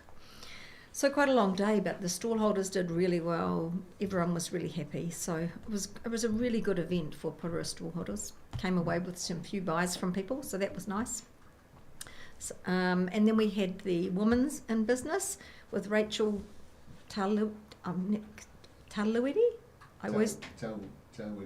Tawili, thank you. And Tanya Tupu, who are the owners of the owner and the coach of the Tokomanua Queens. And they were just amazing to listen to. It's interesting to see what women can do. So Rachel was a lawyer, and then she obviously became a mother and business owner, and then got into the sports and was running the Tokomanua Queens. And they had such a successful year in that first year. They won the competition. And Tanya's the same. She's got Aloha Cafe in Titahi Bay. She makes her own jewellery. Just was fascinating. These women were really something to look up to. And then I did Omatai, which was the Pacific and Māori business networking event, and that was really interesting. So it was the buyers talking to the sellers. So that was quite a fun evening. This week we've got the foodstuffs supplier, where people who have got businesses can come and talk to them and work out how to get into the supermarkets. What else have we got? The Business After 5 with Barbara Kendall coming up next week. People can register for that. It's a free event. Then we've got Helmut talking from Ngāti Tawa with the power of the circular economy. And I'm sure I have missed one. We've got, we'll talk about the other one later, sorry. So we have got a lot coming up with Business Month. It's really, and they can check it out on our website anyway. This is your third one. Yes, it is. We started them after COVID, just at the end of COVID, and Love Local, they've just got bigger and better. So it's a really good month for us. And what's Brad Olsen is the other one. Oh yes, with the Economist. Yeah. And what's the feedback from the businesses? Are they picking up since COVID? At the weekend at Love Local, they were really pleased. People were, but no, things are slow out in business world. You know, the cafes are doing slower. You know, people will go in and have a cup of coffee and maybe share a scone or a muffin instead of having meals. So things have definitely got quieter, but we'll just keep trying to support local. Oh, very good. I think I was watching a program and people were saying we should try and buy New Zealand goods in there. And I thought if the shops were actually set up so that when you walk in there you can see all the shelves on the right hand side, they're all New Zealand made or locally made, and then you know where to shop. That's true. I've got no idea which shops, which goods I'm looking at are. The problem is quite often the New Zealand goods are more expensive than imported goods, and it's really tough for people at the moment. We've got obviously rate rises coming in a couple of weeks. We're going to set our rates. The fares have gone back on the trains, so everything's risen again. And people are really struggling, and a lot of unemployed people from government. So it's pretty tough at the moment out there. Yeah, I'm quite sure if you're patriotic enough and you want to support Kiwis, you go will. Straight to the... Well, the local businesses who are doing all those things, making, cooking, I mean, you can buy the New Zealand-made slippers versus, imported ones, and they do last 3 or 4 times as longer. So it is worth it in the long run. Ole vainga le whawhewhai wholita tō pulenu nei pōroi ani te peika. Ia taunonga vai aso o masina tōna i sa whai atu Saudina. Ai o lena maa amata le pōkala me sau TV le sa o wawa ai. O le ata o le pulenu uma mo le tato whai pule nei mana pāpura e. Ia nasa wai e tonu o le mai a ho le whai pi inga. Le Lato for you fat if you're going to find a poor study for you or initiatives for more to come find in the year to see the maternity and wait on the poor. Yanala say Momla will termina, was a buying for you and my way for India to find what you tonight. You pull roll, pull no, you money for pulling. How the Matariki or you will violate and all the business month, you pull a machine of business. Or the Lato fat, single as I for you. E se lau tol se fulu ia stallholders, ia po lato e whaia lato whalainga i o whaloloa, ia po mo wainga fo i o kesi po lau e hota ngata mtalatal noai. I tu ai ngā pisinisi o lo whaatino lato i tono po rua. O le wha moe ina ia whanau i loa i tangata i tono po rua, i mawhafo fo i po rua. Tu ai ngā luenga e mo i tono po rua. Ia ma le whanau ta inga e ono whaatau ai, pe mo e fo ni ngā luenga anisi, ia pe mo e fo ni sosoani. Ia mamo tuai ma pisinisi ila to we ona fale loa ia. E laisa ta we ia Rachel tau lei e peia o le ngole la wa ia tu ai o tau lei o tau lei spelanga le mai le pepa. Ai Rachel ia matani tupu. Ia ola wale wa ia fo lisi vanga le ta o le toko mana Queen's basketball pole au basketball ila tu ni. Ia o si vanga na o le ia e fo ila male amotai. O le Marian Pacific owned business. Ia po pisinisi e ona e o tangata Sāmoa Māori le ona pisinisi ni. Ia o le tele fo ina sota inga matangata i tono porua. Sa ia fo ile whaadinga le foodstuff, emerging supplier po la taule e whaatau tua i oloa i tono porua i mea tau whaale leanga. Ia le fo isa i tono. O le ila le wha mo tai au. O le business in Pacific in business discussion e ele vanga le mo meu business tau Pasifika ia o le la mo la no ai fi mamlamas ai fisidi e fo ini pite me te fi mamlama ia o le mo la no Anita, this Pacific in business discussion what time is that? This is on tomorrow. That tomorrow's the Careers Expo for kids, so that's the Pacific Forum. So that starts at 9 and finishes at 3 in the arena. O na fo la ye malvaanga na mo alum whanau ia amata maltai o le leiva ai o le lima mo fo la no ni se fi a wai le vaanga le pe a no amisi alum whanau le fa mo o le university ina ia va ai le tu ai ngamta o po ave ia wasinga ruengo e fa mo lumanai. Thank you for that. That's a pretty packed event for your Love Local event. Matariki, I see this is growing. It's getting bigger and bigger each year. So this year we're starting off on the 27th with a program of events, and we're running for a week.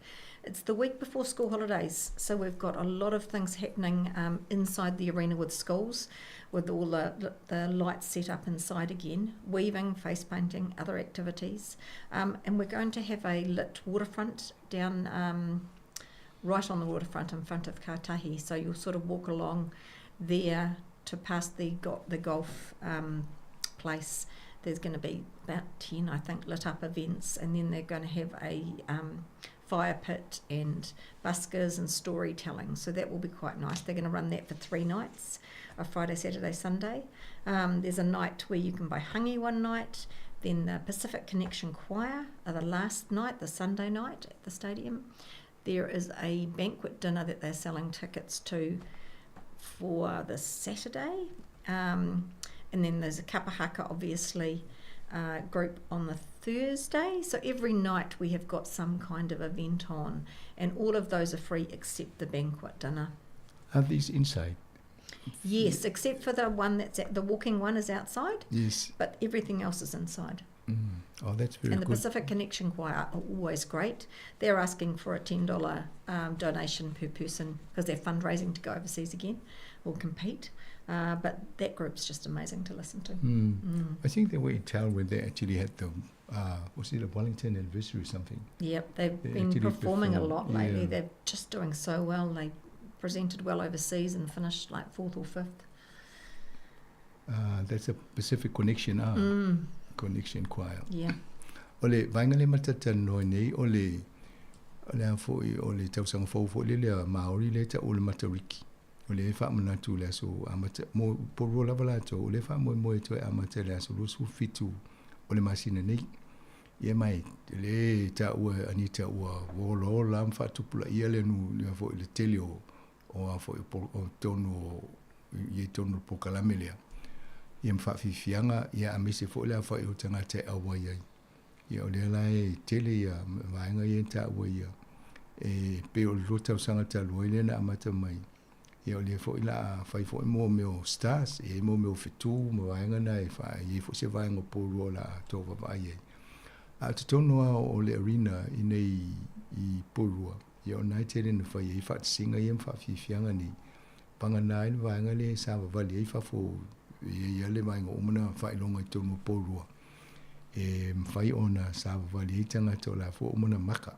Fa ngo fi ona si le fi el malo le tunu. O vainga se fa mtu fa ta woi tu si o tanga te fa fia fa ta woi o loa me ai. Ye mai em fa fianga I tu ainga fa Sāmoa, Pasifika, Maoli. E la male vainga le ta ua o le Pacific Connection Choir. Ya, le tele ina to tele fo ya lum fa na o le tono poro pe ya limas fulu el to tele o la fa pesele. Ya na tele fo fa fi solo le ngate tono poro a isi vainga o New Zealand. Ya male la lang. Na lai fa mna tu mai ye. Ya fo ye olo ye fo isi ya fa momongo ye lungo le penga te fa langi ale puninga no porua ye sila ye amese la vale Facebook page olo ye vanga fa pena you know your Pacific Connection Choir. I think this is the group that's actually not they did perform well locally in Aotearoa and also overseas. They went to New Orleans, yes. And I think they finished 4th over there. They did really well. Yeah. It's very good. And there's about 50 of them strong. Oh, huge. It's a huge group. Henrietta Hutton. Yeah. Very, very good. And the long-term plan. Oh, yes. We had our deliberations last Thursday. And it was actually an awesome... We always struggle with these things, but it was awesome because we had a packed chambers and people overflowing into rooms outside where we had it on line so they could actually watch it. So everybody had come in from Titahi Bay, including one of the schools, to support Kathleen Philo trying to get her amendment for Rokatani Point. So there were probably 100 people there, and then we had a Pacific group supporting Te Kiwanui. So it was awesome actually having it there. We had half an hour of public speaking. The kids got up and said the kids are going to speak. We'd had all these other people speaking, long things. The kids just got up and said, save our harbour. It was just simple, straightforward.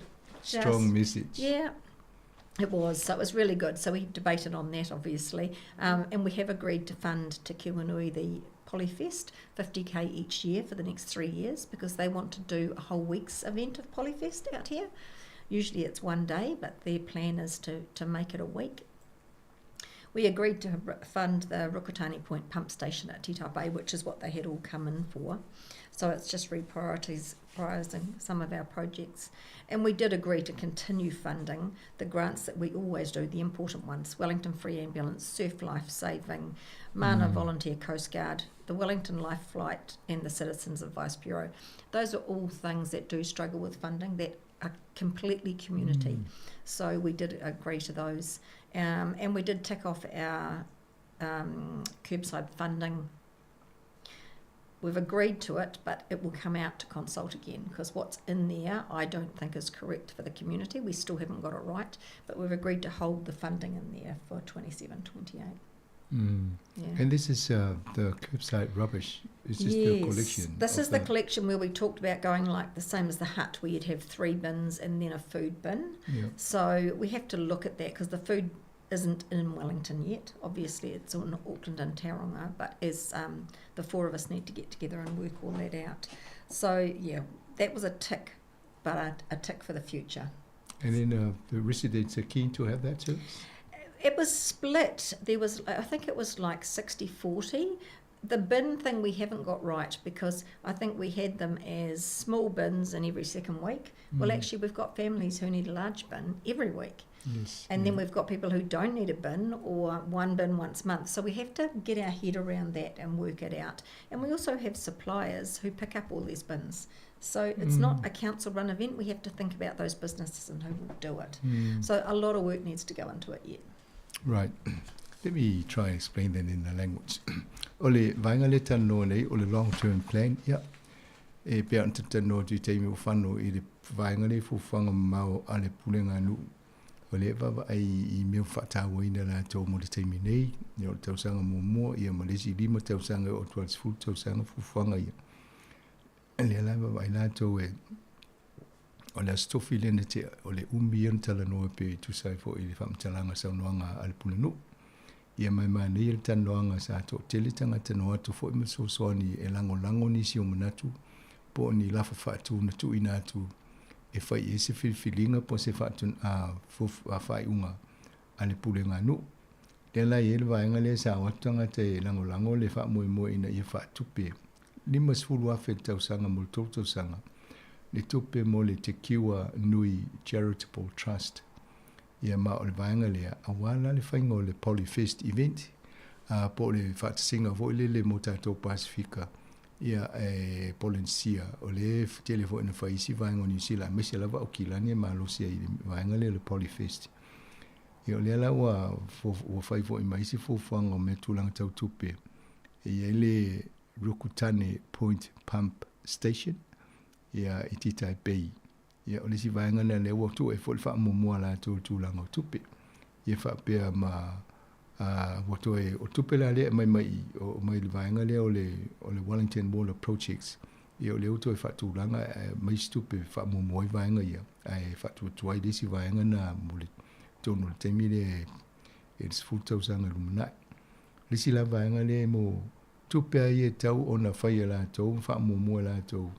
E tupe o grants, ia po tupe wha maua atu le a fo I tu ina atu le Wellington Free Ambulance, ia o le Surf Life Saving New Zealand, o le Mana Volunteer Coast Guard, o le Wellington Life Flight Trust, ia ma le Citizen Advice Bureau. Ia o le Advice Bureau vanga le tele na mo so soani mo ina atu fia mo so soani. Ia o le wha tupe I tu anga tupe ia wala le mau fua so soani pa anga ia. O le fo I vaenga I o le whatala noa. I mo mene o la pisi e le piki au tafo le wala tele I nei tonu poro. O le whatala noa atili ina ia mau si tonu mau tu. Ia e fōringa mai e isi o lofi mana o miele to inga soani lea. Ia le wha mai to e whaidesi consultation po e whiutanga inga male malu o tonu poro. I se teimi o mua e le whai ele tonu mautu I mamautu. Ia male wha mua e wha tau nuu wha ngai oi e tonu o le vaenga lea. Male tau sanga lua whilusu fitu le lusu un malvan. Oh, well, this, good luck for your further consultation on that, but I'm quite sure everybody would be loving to see, outcome for that. I think so. Yeah. All right, so we'll just have a little break here, if we may, and then we'll ask Anna to play a piece of music, and then we'll come back for the rest. Anita?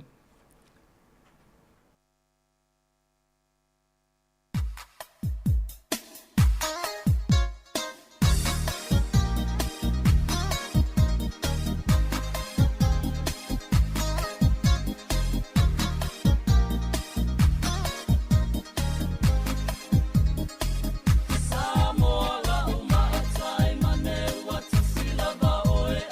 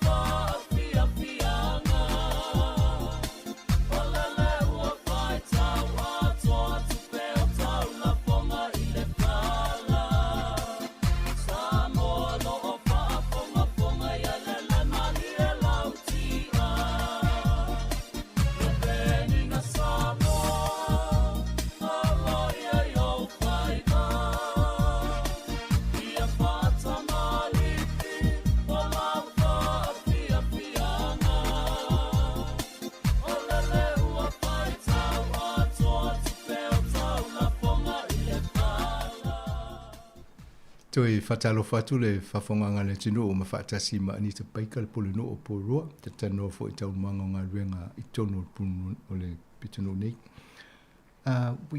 Every year you have a celebration of citizenship award. Every 6 weeks now, we've got so many people becoming citizens. So last night we had another 68 through from 22 different countries. And we've got a backlog of people, so every 6 weeks we're putting this number through. So it's absolutely fantastic. From all countries. It's just fascinating to see how many different places they come from. Last night we had a problem with our mics, so people had to use their loud voices, but it was a good event and they come along and they all say their own oath or their affirmation in their groups. Then we give them a plant and their certificate, and then at the end they come up and they get a photo with me, with their family, whatever they want, and we have some food. So it's a lovely event for them. Yeah. I think last time it was roughly about the same number of ethnicity or nationality. Yes, it's a huge block coming through. We've quite a few Samoans last night, obviously. We've just had Samoan Language Week. So yeah, it's really interesting, the numbers that are coming through. And then of course I raced off to the Pulse game. Yes, and how did that go? And they won. So they're top of the table. Next game is in 2 weeks in Porirua. Well, some of these, I guess, a generation from these families who are now staying here could end up playing the Pulse in future. Oh, absolutely. There's a few in there already. All right. Ole, vainga le tano nei, ole, la tō fo I leo whamanuina fo I o maule no fo mau New Zealand. Le citizeni ia ona po fo le na whai e fo le lato tufanga o whaidonga whapene mo I lato ia whamanuina le I le vaenga le lusfulu ia no ese o le lalorangi I tangata ne sai tono poro ilo nei tau mai na to tiro tangata ese o nofo mau tono poro ia le la e whawhiwhianga fo ina ale e whaita I ono mai asa o loinga to tele wale whamai puno o to tele o lai ele lisi o whata tali o lato ia teimi whaile lato fo I celebration po le lato sauninga lea ia ale lona winga e vai aso mawhai o tō telu tangata ia o mau no fo mau tonu New Zealand.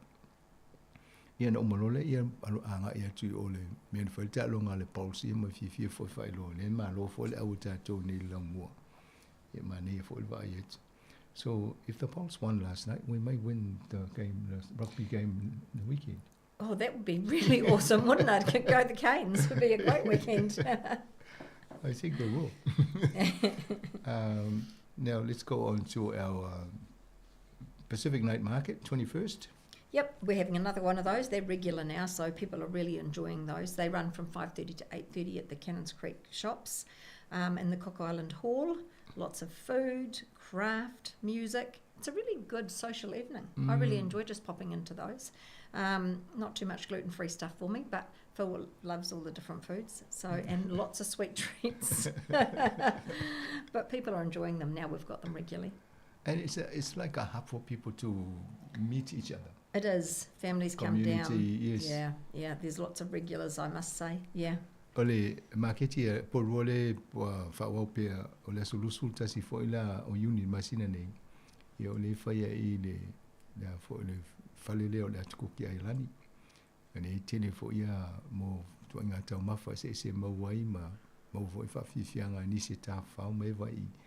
Ia, ma nei fo ile o langolango le vaenga nei tonu porua. Ole afa le 5 tau le afa le 8. For planting. I see that you still continue to plant a lot of plants. I seem to be ever for planting. Yes, so Saturday the 29th at Belmont Regional Park up here in Waitangaroa, we've got an event for the streamside planting. There's 165,000 plants to go on the ground. Anybody can do that. And I think we've made it an afternoon event.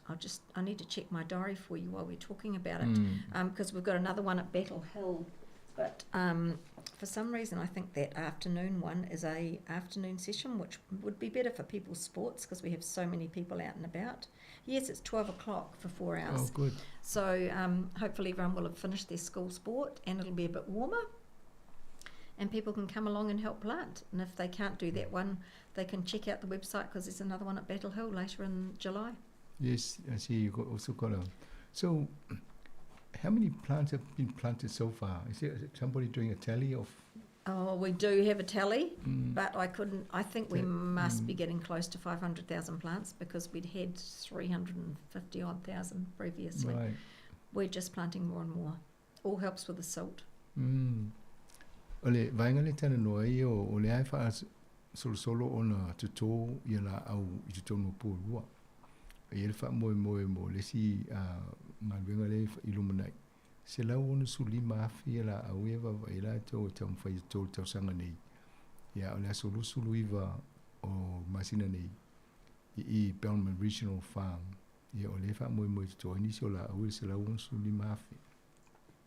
Le no siri ne pe tu mata ufieni la o to ia le fa pe o to ai I longa le to sulu mo tupu afe ia le se I wa I la fo numero tu fa se mo I ona na longa tu la ia al masina yu la mo la to misina sulu sulu I le masina nei le fo el fa mo e to ni so la au nei ia on nga wenga le mo mi so stanga tem fa ona ho fo tu lan to tua po le. So if anybody who's listening wants to volunteer to come, where do they register? Or they can do it on the council website or ring the main line, anything like that. Yep. Yeah, afa pete fia awai o le yele numero al pulenga no mfai ona vala o yema distala lo swafa. Ia pete vai fo lungo la to penga fai langi o lo mo mai fa ia fo fa mamongo ia. Ia mana fo isa o tato uma I tonu po ro vanga le. I think I should get one of my team to come along and plant a few trees. Yes.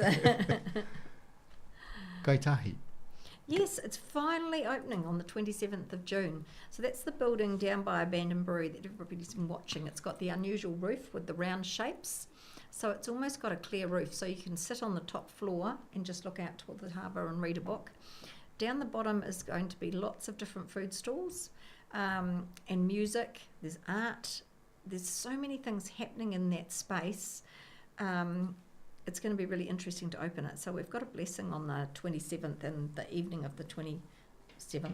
And I think then it opens to the public on the Friday the 28th. but I can't wait for it. You know, one of the Pacific artists, Liana, she was putting things in there.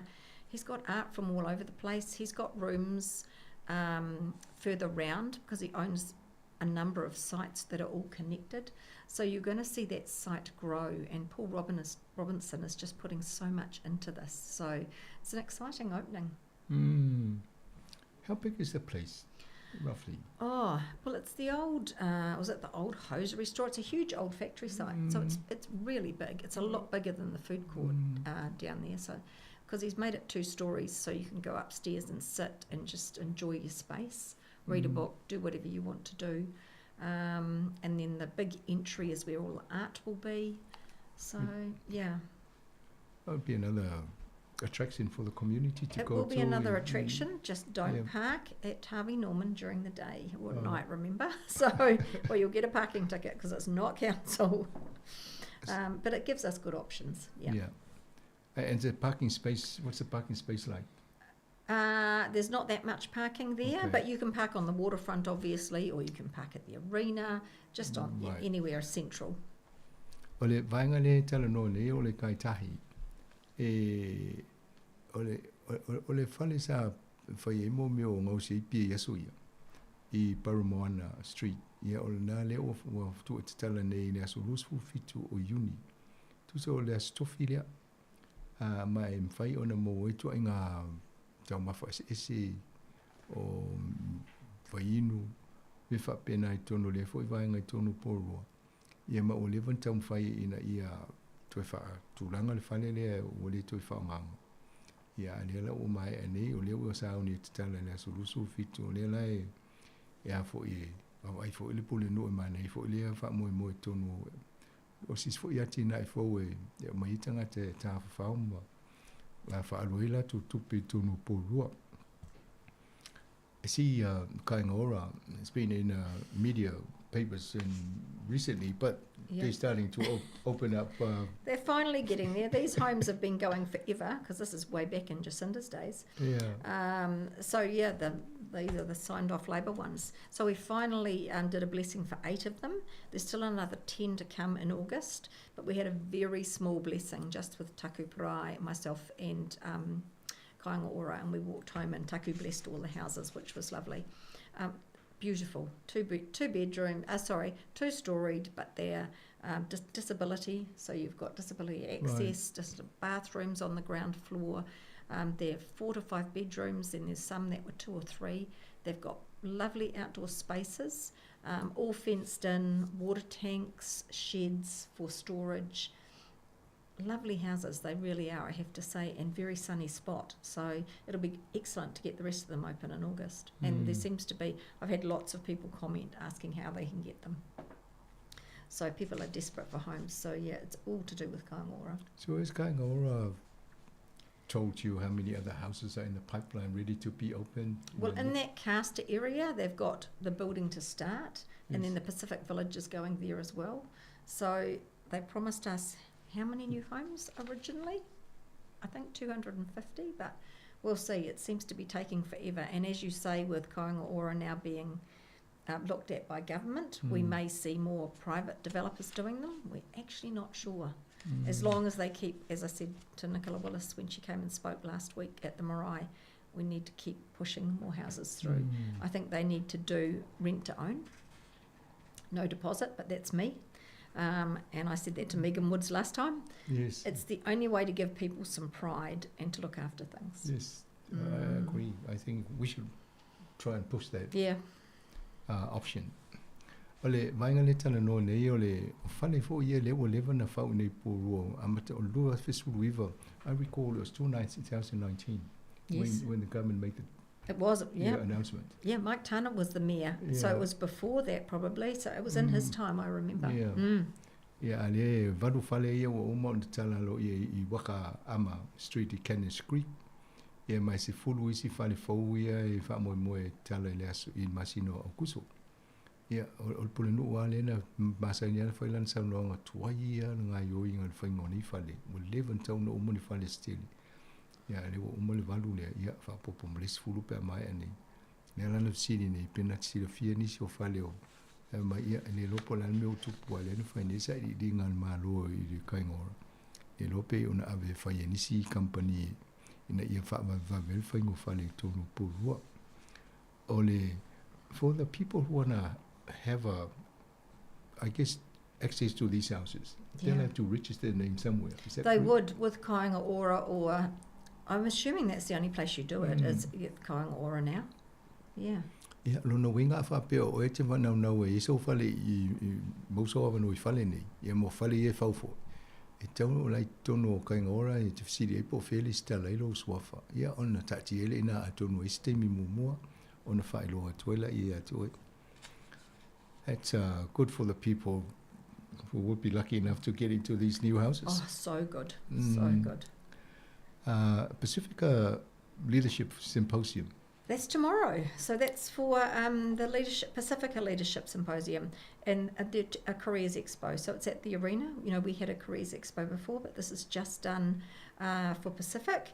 And college students who are going to come down, hopefully, they'll get, they've got 40 stalls presenting with information. I know I'm opening it and John Fiso's speaking. There's workshops and just things to celebrate the community groups and hopefully drive the Pacific kids into a career opportunity that they want to do so they can see what's available. So it's 9 till 3, so I think it would be a good event. Presi vainga le ta o tele mo fa fa le tinu o le vainga le ta o fa pitania o le Pacifica Leadership Symposium. O le fa singa e sa no e fo le pule no fa pe ma John Fiso. Ia ma to li o le si fo le alo tamali o le tinu. Tele no ni isa o tam fo le tina enga. So I fu ai le tūlanga ta longa e pe ona iai ia o leo I fai fo ia o nei porua ma le fo taula mo le fa mo a wale tu o le tu po ai alum fa na ia onga ia ma le baba I lumana I mo nga luenga tauna nga iai o le la e fa singa le mo ila to ia alum fa na kolisi ia ma university ma le fo I pe mo le no o le sululu o tai au le a mata mai a fo le tai au o le iwal tau le tolu I o nā tauna e mo mia I le whatasinga lea. It's good. These are the opportunities people need. They do. Especially those that got no idea where to go after either college or universities. I'm still wondering sometimes. Yep. So it's good to see that John Fiso and you know it's happening in your city. Yeah. Drink driving is one of the campaigns. I guess the It's a tough thing, drink driving, so I'm getting sick of turning my car on and hearing myself on the radio. I've had to record 2 ads trying to discourage people from drink driving. It seems to be the younger group, 19 to about 38, who are still drink driving. These days there's no excuse, you know, you can get an Uber, you can get a taxi, or if you're going to drink at home, but there's no excuses. There's a lot more cops on the road this month. I know I've spoken to a number of people who have been pulled up and they're checking warrants and registrations, so they're doing the whole thing. I know the link roads over at Porirua, would be in Waitangaroa. I've seen a lot more police on there, so they're a lot more visible because they are based in Waitangaroa, the police patrols. Yes. Yeah, so this is a combination thing with NZTA and the police, so each council in the region is doing it, so you'll hear the ads from wherever you are in which city from the mayors trying to say please don't drink and drive. And extending to July and August, so it's about 3 months. It is going campaign. for 3 months, but the real push is now, so it'll be interesting to see what happens. Yeah, I haven't had any checkpoint stops yet. At night, I had one on Kenaparu Drive a couple of weeks ago, but that's it. Yeah, so they are out there. Of course, you don't know when. When I was in Sāmoa, I got stopped twice. Oh, wow. On one day. That's impressive. Way out, they asked for my driver's license. Yeah. On the way back, they asked the driver's license. They obviously have quite a few people not driving with them. Vainga le tano le drink driving. Yeah, I want to tell my father, I want my avatar valid for Tuanga na Pulinu. O le tele na po e fo ia fa sala longo ma tu longo le tio palangi fa longo ila to I fo Tuanga fa pini. mai o le wha moe lo wha tino nei purenga no uma New Zealand. O lo ngā lue wawa alua whata se ma NCTA, ia po la tau ia fo ia awala ma whio inga tātou. Ia o le lai amata le masina nei, mai ele vaenga le wawa ia tia ia i una wha awau le masina iu lai ma au kuso. Tō tele au ia leo e mga ia awala taimi nei, ia mō tātou i nei pōrua pe o le wha tūtono e enu ta upul nei. Ia le whautuanga, ia lai me le hino le whale auto e whio a ima aveta avale mai inu isi vaenga le. Ma le maua se leo, ia le watu e fo ma le tupe. Ai pe o vaenga na o le tau wha malu. Ina ia mol pui ngau tātou. Le fo o tele mo upa pe ona i tau noa. I ka avale whiongo whiana whio ai. I pe vai fo se e vai ia a vela o ta avale. Ai awo le maua oe ia mai maua e fo le tupe. Yeah, it can be a costly exercise if you get caught and you lose your license or lose a... or you haven't got a warrant. It's very expensive. Yeah, you get picked up. And now the driver miles on the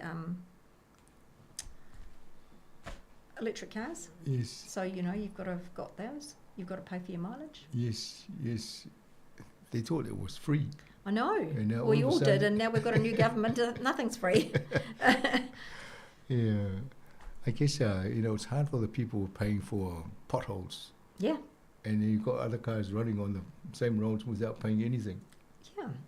Yeah. So it's a use of paying. I'm just not even going down that rabbit hole. I just don't get why they've done it. There's no logic to it. Ole vaenga na le o tata no vaenga ye mo awala ye tam fai le ia le fo ua fai mo tu inga tongi fo ta wale se e mata wale alu le eletisi. E ia vaenga na tongi fo la to fo is la pise la fonga. If so ni whaingo awala. Language weeks, you've been at the flag raising ceremonies, I guess. I have. We finished our Sāmoa one, was the last one. And I have to say, that one was a lot of fun for me because I joined the EFKS Kitasimi Church. Yes. They are our landlord. Okay. Well, the ladies there did arts and craft with us. And so I'm into colour, as they have worked out, and I did this beautiful. How do they say it? Ula. Yeah, ula, which I have on my desk at work, and they said and it's not scratchy, but they spent a good couple of hours with us. So you could have made one of those, or you could have done some artwork, and they were such a fantastic group, and I had a lot of fun. We haven't had one of those for a long time. Community really enjoyed it. So our next one is Kiribati, a couple of weeks away, probably about the next time we're in here. Oh, that's keeping you busy every year. I love them. Your language must have picked up a few words every time there's a language week on. I just don't feel like I do. Sometimes, I'm tired at the moment, so I feel like my pronunciation has gone out the window. And we're doing so many different languages. I did struggle last night. For the Samoa language, don't forget there is a Ngangana Sāmoa app. Yes, Samoa your app. It's a very good app. You should have a look at that before you go to this event and then say hello. You're not wrong. Yeah, so that's happening. Ole vaenga le matano ole ngana Samoa pe ona whailonga ina le vaso tonai. Ole sa ia ole ekalesia e whakasa ketse mane. Ia ole sa awai atu ia. Pule no whamai o te momo le o whiwhia fo i se whatsinga whapea.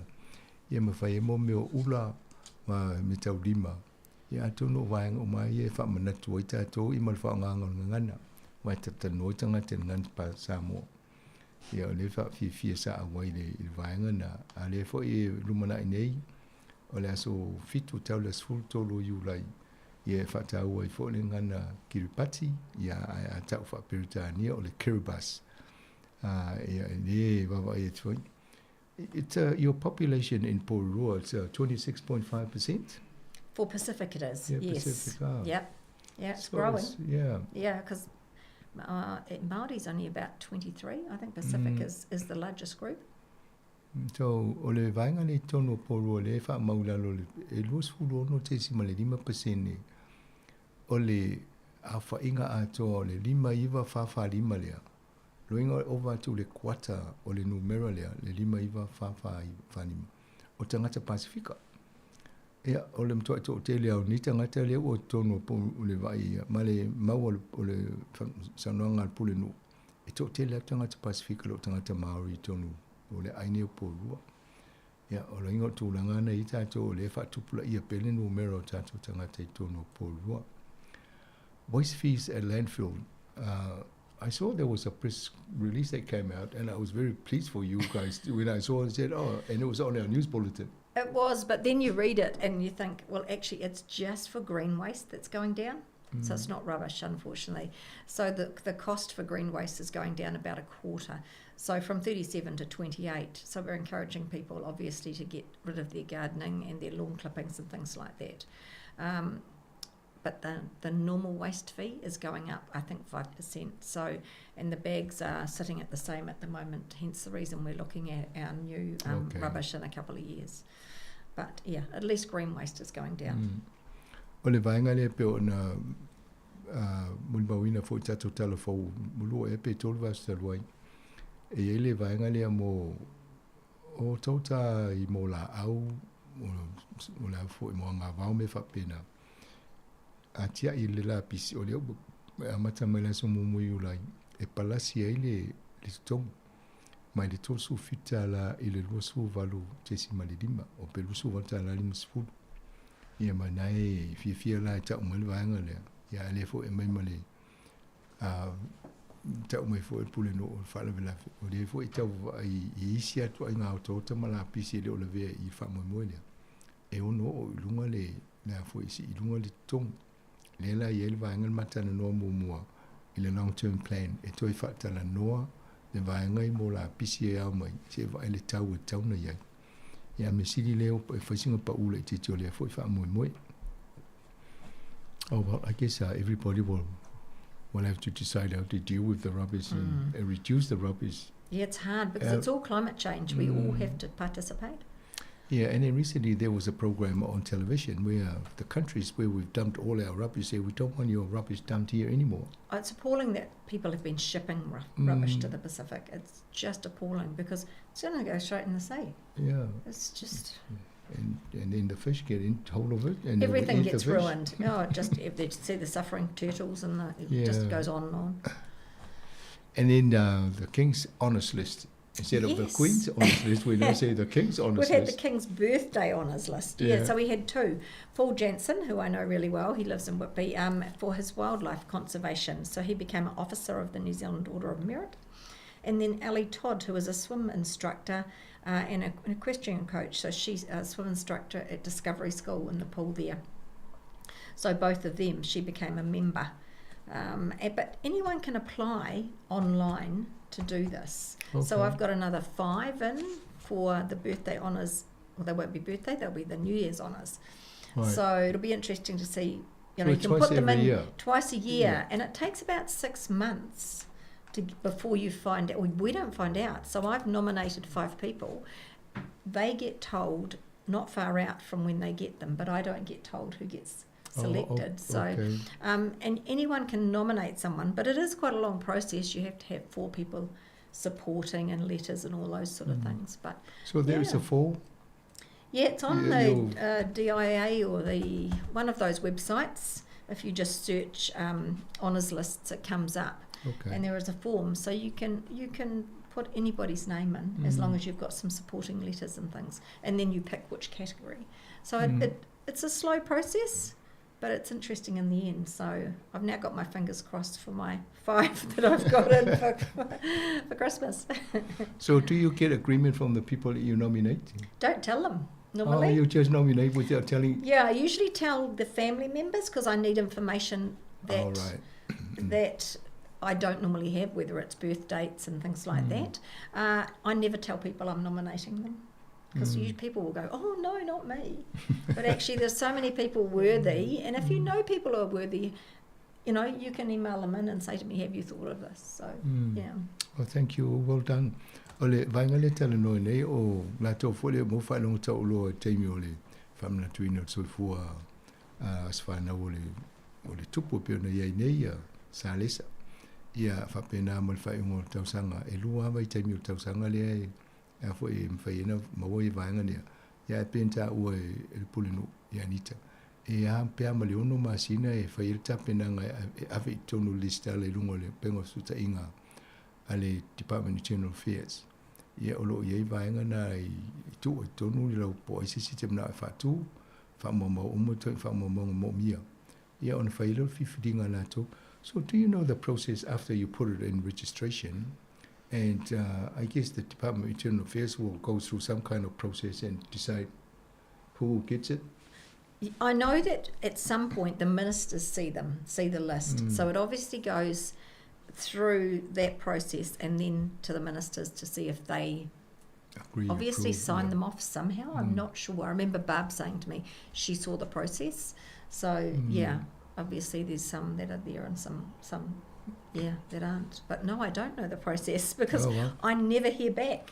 And so I wait for the honours list to see if anyone's in there. The names appear, that's when you know. So it's quite fascinating. So you pat yourself on the shoulder. Well, they don't know I've nominated them either, so it's fascinating. So, and I don't tell them. It's just like, oh. Well, congratulations for Paul Jansen as well as Ellie Todd. Yeah, for getting this. Well. And we've got one more. We've got that Pātika event we've got a new exhibition opening on the 22nd, which is Red Wave, Blue Wave, which is all to do with the Pacific. So Suva, Fiji, the Oceania art. So I think that's a really good exhibition that is going to be starting and probably would be quite a big interest. It goes right through till October, so people are going to have time. And is that in the... It's at Pātika. It's going to be the new one in the main gallery. Lesi vaenga le o ta o fol pulunu ele vaenga e fa moi le au il faltusi yo le vaenga le mal faltusi o to Pātika ele Red Wave, Blue Wave ia o me uma tau Pasifika le mane fo I po ai em fai ona a wai amate le sulu masin ne fo. You got a lot of events on now. We certainly have. But it's good. It just shows you the you're alive. The city is we're vibrant. We're definitely alive. There's the Muslim event next week at the stadium. It's their yearly Eid, so that's on. So they go to one place in the city. Thank you for coming along and sharing this with your residents here in Pōrua. You know, obviously, and a lot of these things will also be of interest to other people that come and visit and partake in some of the events here in Pōrua. Final message from you to your residents. Whawhatai for having me, but participate in some of these events because they're all free in Business Month. You just need to register and come along and keep a lookout because we've got, apart from the Pacific markets, there's usually a market every month down at Cobham Court. So the council website or the Facebook page, just keep an eye on those because we do have things coming. And yes, we are going to be stamping our rates at the end of the month. So get ready for your rates, new rates in July. Okay. So if you've got automatic payments or you need to update, you'll need to look at those in July. We'll probably get a press release and then we'll yes, probably put it on you our will, news bulletin. but it's sort of like, I like to warn people. I don't, you know, we know things are happening all around the country. Some councils are at 25, 35%. So everybody's struggling. Feel free to contact us if you want to make it an announcement personally on radio. You know, sure. And that'll be good.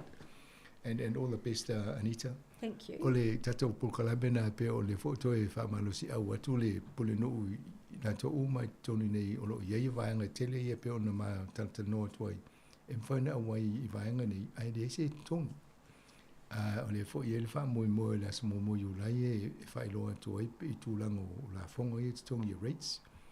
Le lau whai amane fo pe aviri mai ona tuksa o tuale I lunga whamtalanga vaenga ia mo le sila fia o tonu Pōrua nei. Il tato por kalame na mo sistemi to tanu il terminate to fa soifua.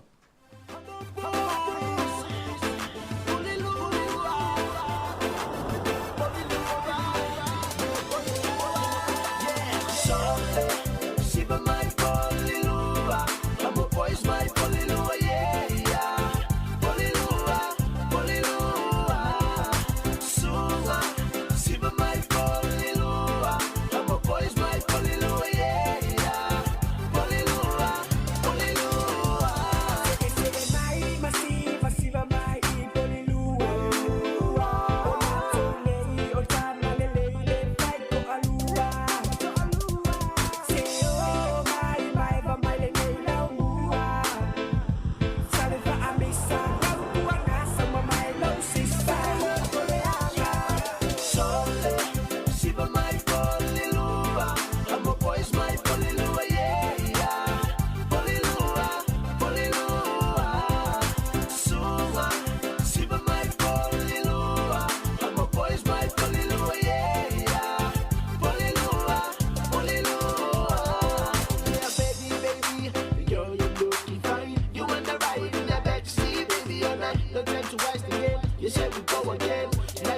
polilua tila sa ilo ufiali polilua I know pulele ile fale makusina yema tiwa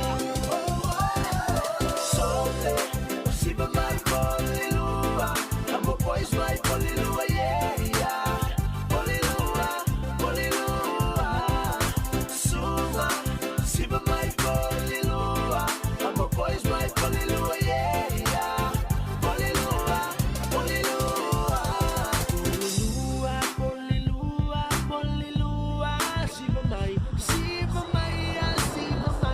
polilua Polilua polilua polilua Siba mai polilua Polilua polilua Siba mai polilua polilua Amo boys lava Siba mai Siba mai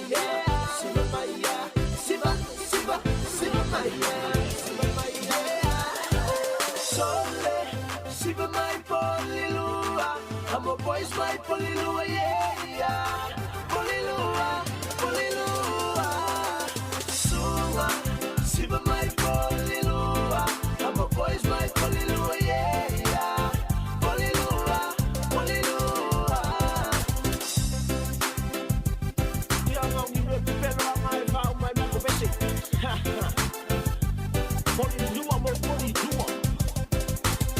So far, so far.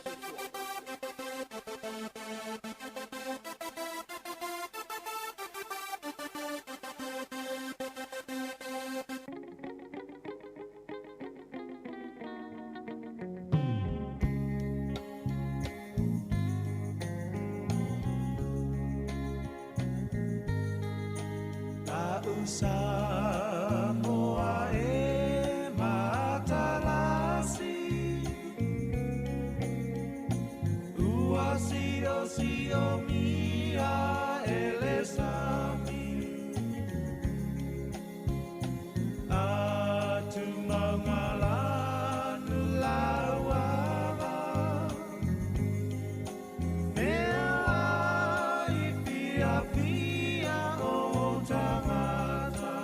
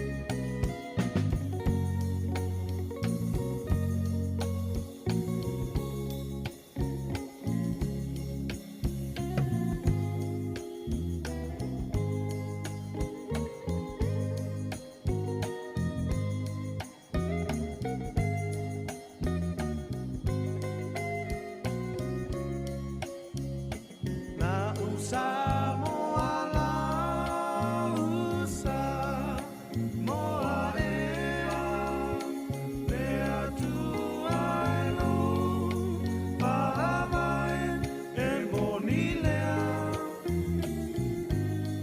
Pea oro malo tali ilangi Sāmoa ea I malo au fatasi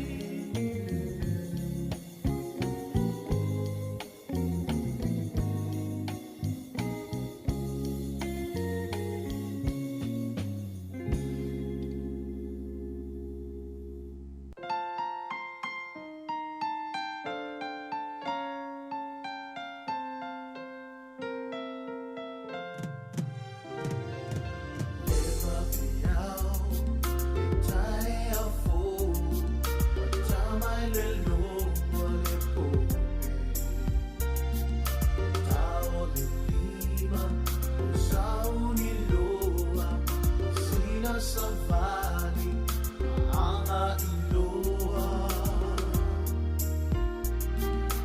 Maritawina, Fatulia, Alsavali, Ia, Metalungalu, Watumule Alfafu, Iatato Savavan.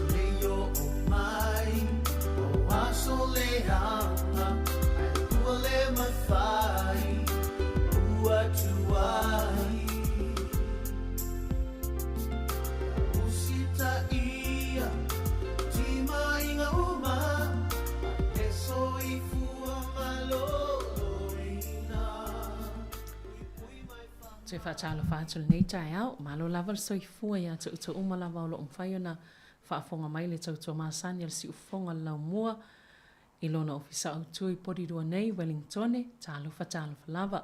Tai māsani nei upo kalame al si ufonga lau mua o le soifua maloloina, talo ai mai lātou, lo o mawhai o nā whio masu mai le tātou ofisa whaasalau, pe whai fo ia fsota inga I lunga o le suma, fsota inga wha te konolosi, talo ai mata upo e auna wha lau lua le malo lau whaafonga mo tātou tangata, I le tāu o le wa aia lelei o le soifua maloloina, o tātou iei le nei atunu ua o te aroa I New Zealand. Ia māloa le soifua le nei fu I tai au fau. O le o mawhaatasi ma le sunga ia vesi, Maria le lua toilolo, taltanoa tili vaenga e whaawaule, mata upu lava leo lo whaatanoa I au nanga nei o lo ngalue ai, ina ia lava fu ili nofisila fia meise o tina, ia fu I vaenga o le soifua ngai tau o na o lato I loa, ia mavaenga o sosoani o lo mwhena mau mai I nei au nanga tawala mai le malo New Zealand. Talofa malo soifua lau sunga vesi.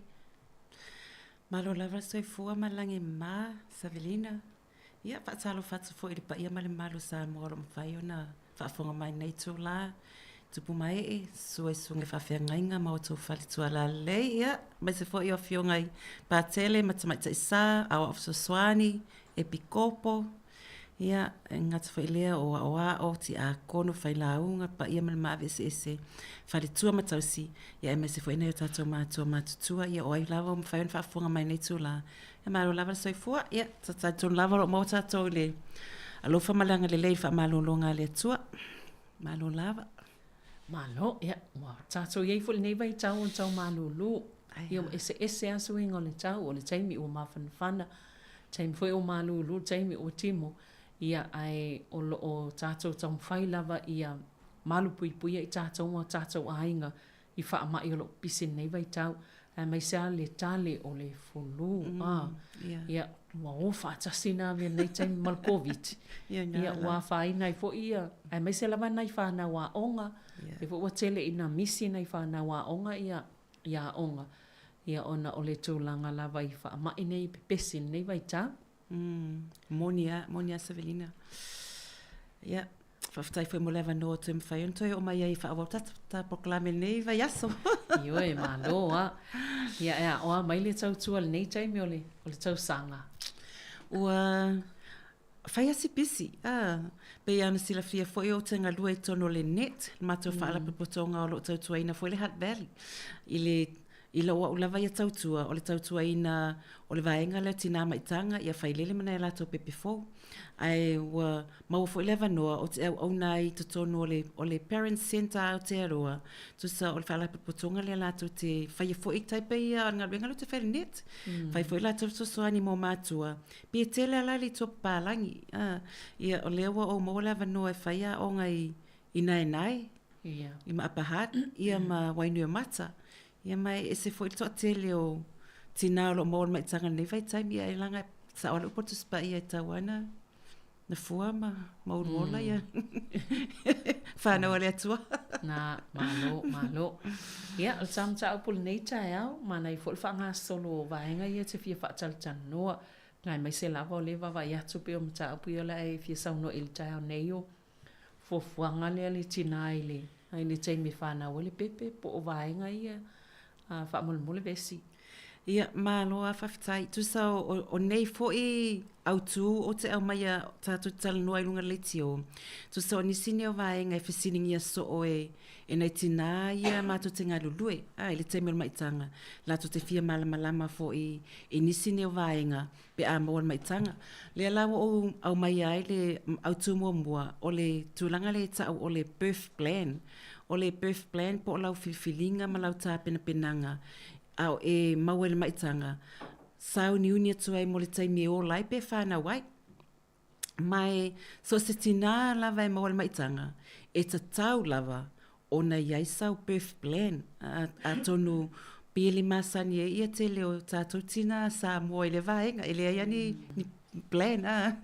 Ia ai e se le tā ua. O na e whaafaingo fia i lau fō mai whaatosanga, ma lou a inga, ma tangata i o le a wai le fsosoani le taimete o lai, i a lato loa po o a i au fuafuanga po o lau plan, i le taime, ai mesa le taime le la whaatinga ma whana wai. Mai o le plan la, po o lau birth plan, e te tau wana lua tala noa ai ma lau fō mai whaatosanga. Ona e iai mea te tau, ona e ma fau ma natu iai. Ia ma tusi lalo. Wai e taimi fo i EFC la tulfo mai, po wai i mea mana o mia. Ala e le o mautali, e le o mautonu. Pe wha apea foi, o te le i loa. Ia, ai mai sila taimi lo whati ngā altina. Le ala ofisili atu tamau a inga. E le i loa. Mai e sila tawa. O mea tawa te tau o na ma natu ma fau iai. O fea te mana o e te o lai. Sa iele whiwhilinga tina. E iele whiwhilinga. Po o fea e te mana o e te o lai. Pe e te mana o te o la i le whale. Pe whanau le whale. Pe te whanau i le whale mai. Ia isi vaenga whapeo tuatoni o nei Wellington. Sa iele birthing center i nei Lower Hutt. A leo tapunia.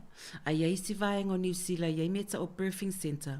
E whapitoa lava, e o lai e tina. So, e iai lali whiwhilinga al tina, tu si e lalo, whaapea o te manao, o te whanau i le mātou whale.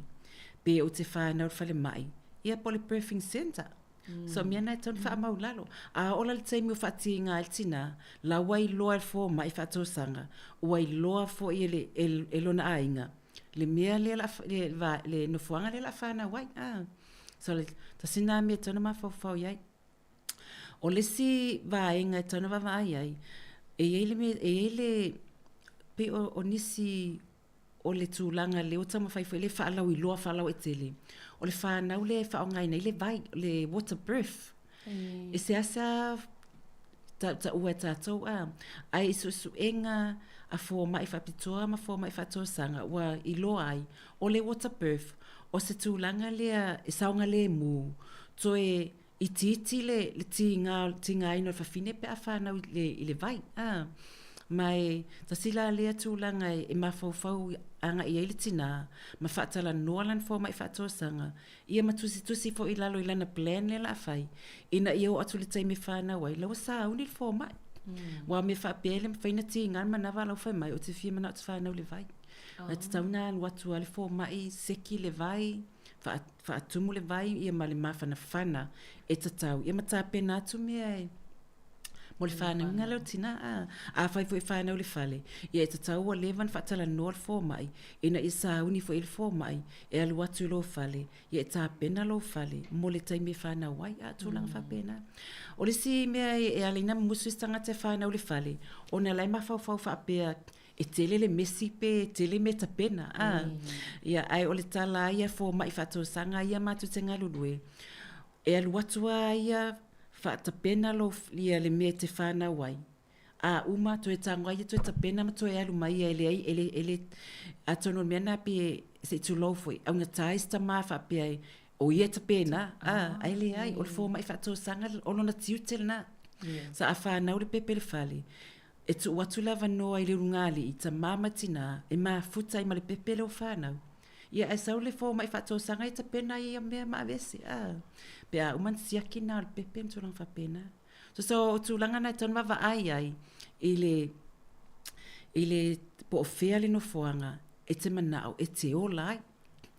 Ia o le si points na po le si manatu nai lalo ina po o ai e te manao e iai whaatasima oe I le taimi, e te o lai. Atonu o nei vaenga pe I manatu mai ai, ai I le tula whono al whale mai, e mawhai antu mai lewa noa pe tala noa I lo fō mai whaatosanga, I te tono lo ainga, ia e pulea oe wa o lo whale po oi tangata o atu e iai taimi te whana wai. Ai te tono whale mai. Ia atonu pe tu mai lewa noa pe to olua pe to atonu. A whaapea o le ta otonga fo ile se tu lo o le C-section le ta otoa I el tina. Masalo pena le tasia tangata e whaatanga I tutonu le potu le whaile ta otonga. Ia, a o le taimi le whana whapea lai o le tonu se potu. Ia e tala noa la ma le fō mai, whaatasi ma fō mai le whale mai. Ia pe to o fia tangata e mwhaiona whaatanga I tutonu o le potu le taimi o le tina. Ma o I foi la e te tau na tusi lalo el tina po o ai tangata e manao e iai tutonu le potu le taimi le whana wai. Ona a whai e alu atu tangata e le mana o le tina a o lea wa whati ngā tina. E ma whai ona a fia I le tina ma whai ngatai ona whana. A whapeo lea wa la whati ngā le o toi titi e whana. E vai me wa alu atu tangata te le mana o alu atu tono lo potu. E ma whai ona tā o fia I pe le ma whai fwena whana le tina. Ona le la a fia ona langona. Malona ma whau. Ia ma mea nai tonu tala noa, o ai te mana o iei tonu le potu I te me te whana wai. Ia po o lo to o lua, po o uso, po o lo tina, po o nia wo, tūrang whapena. So mea nai tonu tusi e lalo. A lua tula tangata fwina le o mana o ia le, e ma whai ana ta o whilfo mai pe whapea mai, ma lia lo loto, e le o whai ana whaatanga o le taimi nei, se I ola ia le whai, se I whai lele, ia na e saule tia sisi mai. Pe tūlanga na e amana ia pe on tatala noa I le siva yaso I ai atatau. O mea e tustusia I lalo. Ia e tatau fo I ona whaalolongia mausita ia e fo mai e maainga fo I le taimi whana o le tina. Ia o isi vaenga e wawa ai a whapea te whanau lo lava whale. Ia e pulea o te unga lo e whale. O lo botu, o lo musika, o mōli, o whungala au, o mea whaina e whaamana ai lo botu po lo whale. Awa o leo le it's a welcoming party. E a whai welcome le pepe lea la whanau, le pepe folk. I te tono lo ai, o au ia afu o alunga pulea oi, o musika me whapena. E whapena whai la pe alu whale mai, e ma whai ona ave au e alunga. Mwhaina ave au oe ia afu. Mwhaina ave ia lau speaker fo ilia Bluetooth e ta iau pese te manao e te whaalongolongo ai. I le taimi lewa whaati ngā ai. Wai ave au mōli, wai mwhaina ta pē mōli fo ia wai au isi taimi apupula malo si mōli. Pe wa ti ngā ilo ulu pe le langona e so fia.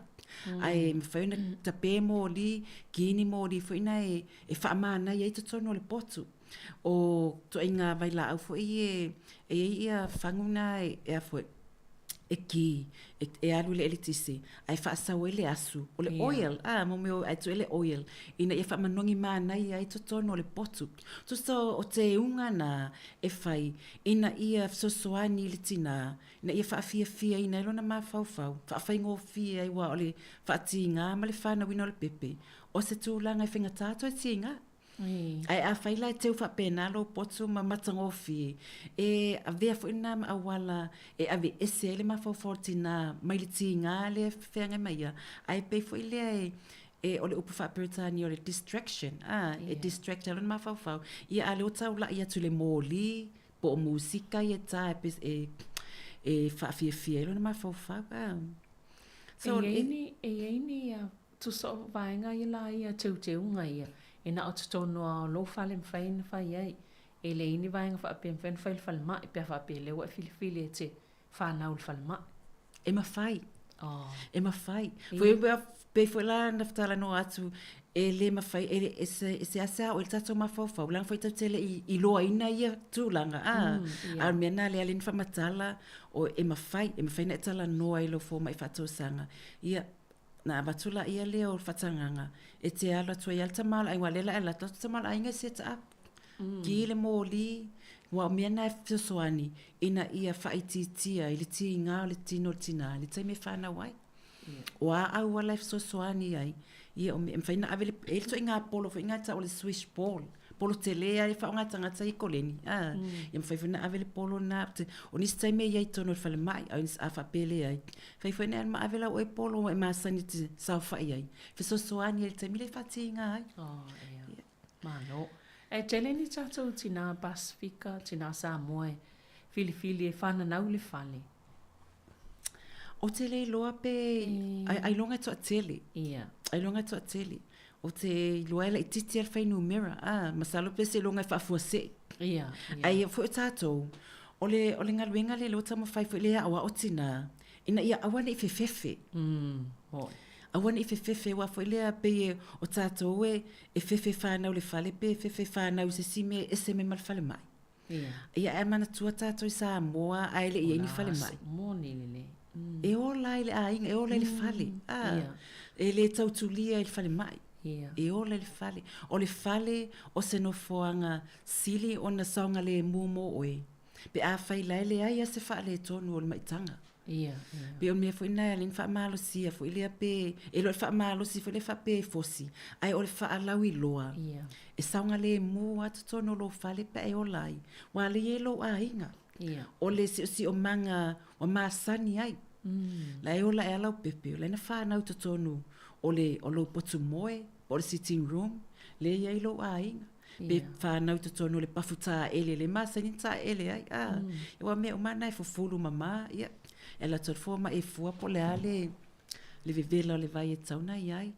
ma mea umalava ia e tele o lo wafale ai fia a fape fia ai wa le vale o le fatinga e me fai ane alu lo mkuka fa sau mea ai sina o mea ai inu sauti ia fa ma fa tali tai me te ola ai ale mana i fo na ola ia mo tapo inga le ai ngai fai ana ia fa atasia wai ele im fai an fa tali pot malolo ia so inga me fa pena mana ia fa longo tu vai ngana ves ia tu so tu langa na ta wale ia yo le birth plan e ia lo plan le o uma ona fa mauina e tato foi pe na fa longo e le plan e ia foi le plan B a fa pe alu te wa yes fa le tono lo plan B ia ole alu fa mai pe a fa pe e se fa le tono ai a fa pe e te ma lo si lava ma solonga le lava me uma ia ole plan ana e alu ai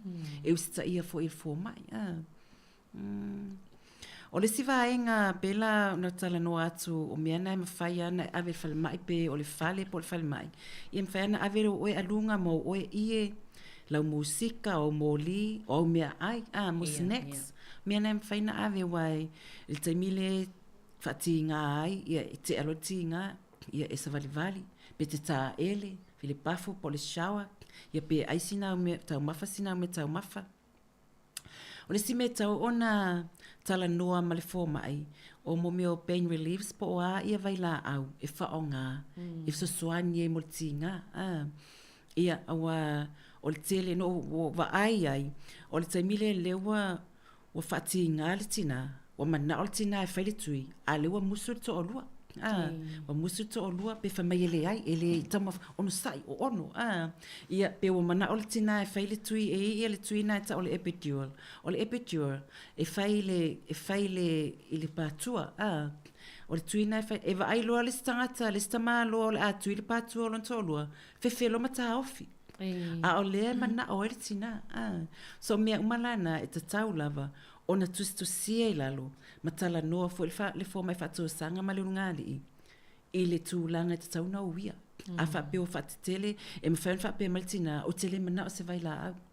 Te mana o a ia natural a whanau lava le se vai la au. Ai e tu watu fo ile awa noa i le tina le te mi lea whatinga i ma le whaupunga.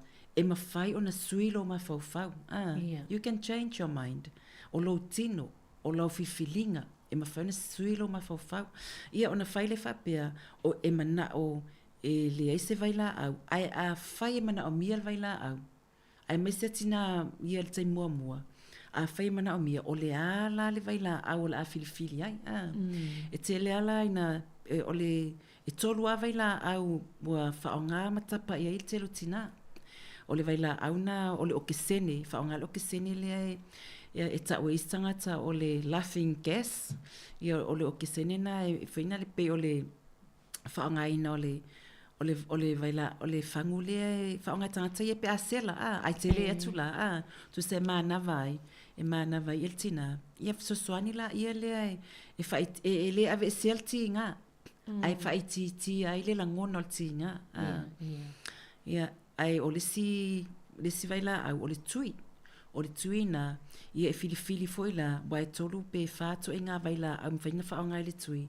Ia e tala noa foi la ma le fō mai. Po o pe mana o i le tui, pe mana o i le kesi. Ia po le epidural. O le epidural la ia o le tui na e whai le pātua. A tone whewhewhe nisi. Ia ai o le vai la au na e tele ina whaonga tina mai e tele tu fo i le fsosoani i le whaiti o le tinga. Malo, ia, mana ia vaenga ia wa e whaamatala. A o le tāua, e le ngata na o le tina, e le whapea na o le tina ma i tanga lea la, e te tauna sila fifa matalanga ia, tauna, to i malam la mai fo ia lona to o lua, le po le tamao le ainga. Ia, e mai se fo i la le ainga a to wai te ua o to i se teime, o le ufati ngā ua le maua le tamai mwhai o na o mantina, ia ai po o sesi fo le ainga o le la whātua tuaina. Ina i mwhai o na malamalama o mai vaenga ia wai i whaala la vela pena e tā ua i le tau mwhai ngā tina o le la whaati ngā i le taimi ia whāna wale pepe. Aia, tu sa o vaenga umaia, lea o oine te tonu mato o ngai e whai, o te talandoa ma whaamamalama i pain reliefs ia whaonga i waila au. Ma whaali fo i video, i le whaonga ina o waila au ia ai mese lava le tuila i pātua wai whewhewhe tangata. Ia ai, i le moli maulava i le te leo tangata le sa whaonga ina, e le eise se afianga umi. Ia ta ilo ne i te wa iaini se eini la tutulanga fo i le tūngana. Ai, e iai fo ia tu sa waila au, ai iai fo ia vaenga e mawhai o na whaonga e whaiti le tinga, e le whaonga ina ini waila au. E natural bela no ta o le ta ele po le pafu po le shawa le vai vevela po le vai mafana e fisosoani ai o le faonga ina o le polo na la po ana le sau fai ai ia po lo savali vali ia o le fofo le simea ta to fofo le taimile fa mili le patua mili lomi tau au Ia e foi ia tūlanga foi e mo le selu la au. O le selu la au la e le whaongaina se selu ma ai ua mea au selu la au. Pei foi na le e te ele ti ngā. O le whaongaina la e te tanga o le selu whape o le selu la au. Ne tau le u whapea e matua au ua. Pei o nifo le selu.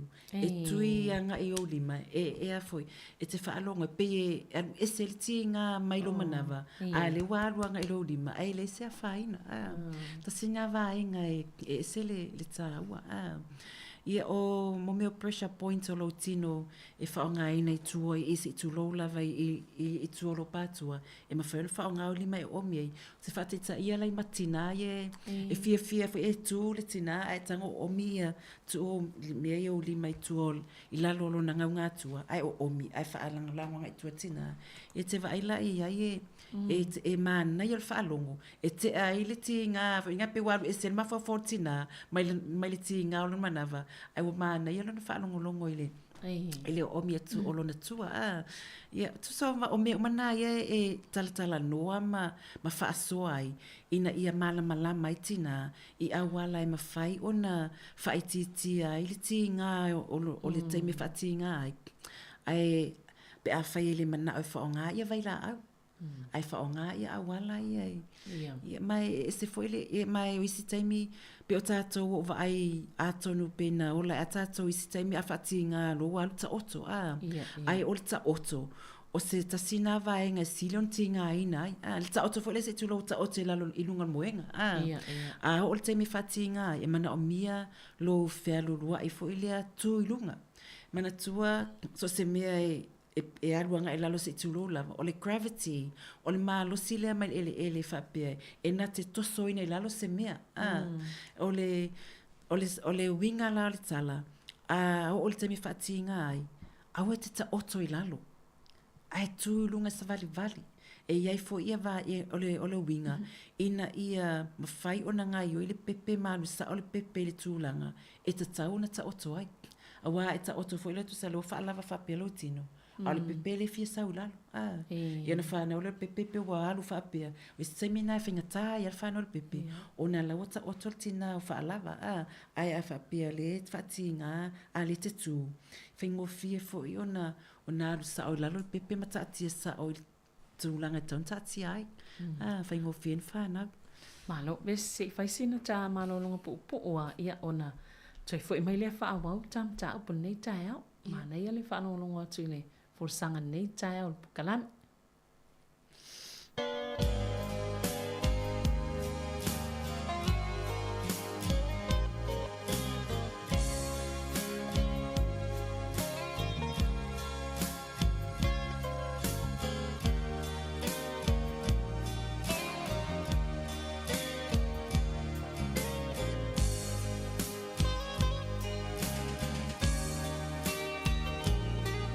Oh, I so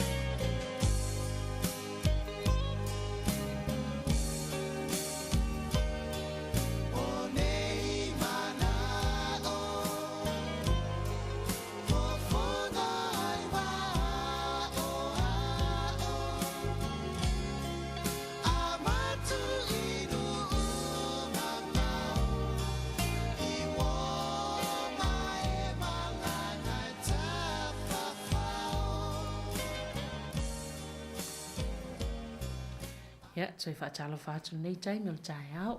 Talo atu ma le sunga ia Vesi Maria le ilua toi lolo. I mata upo e pia nau tau whaafonga mai ai ngile au nanga le net. Ia leo lava o lo whaawau vaenga tā ua nei. Ma le au ngā e tā ua tele le nofo sila fia ai o mai se lava i le tamama le tina. Pe lava o nau tau whaafonga i le tapenanga le tina malana fuafuanga. Pea whaapea leo whaatinga. Ia ma awe loa e whaafanau. Ia o tele o nei mea pe o le e faul whaanongolongo. Ai o mea lava o masani le soifua malolo ina i nei atu no.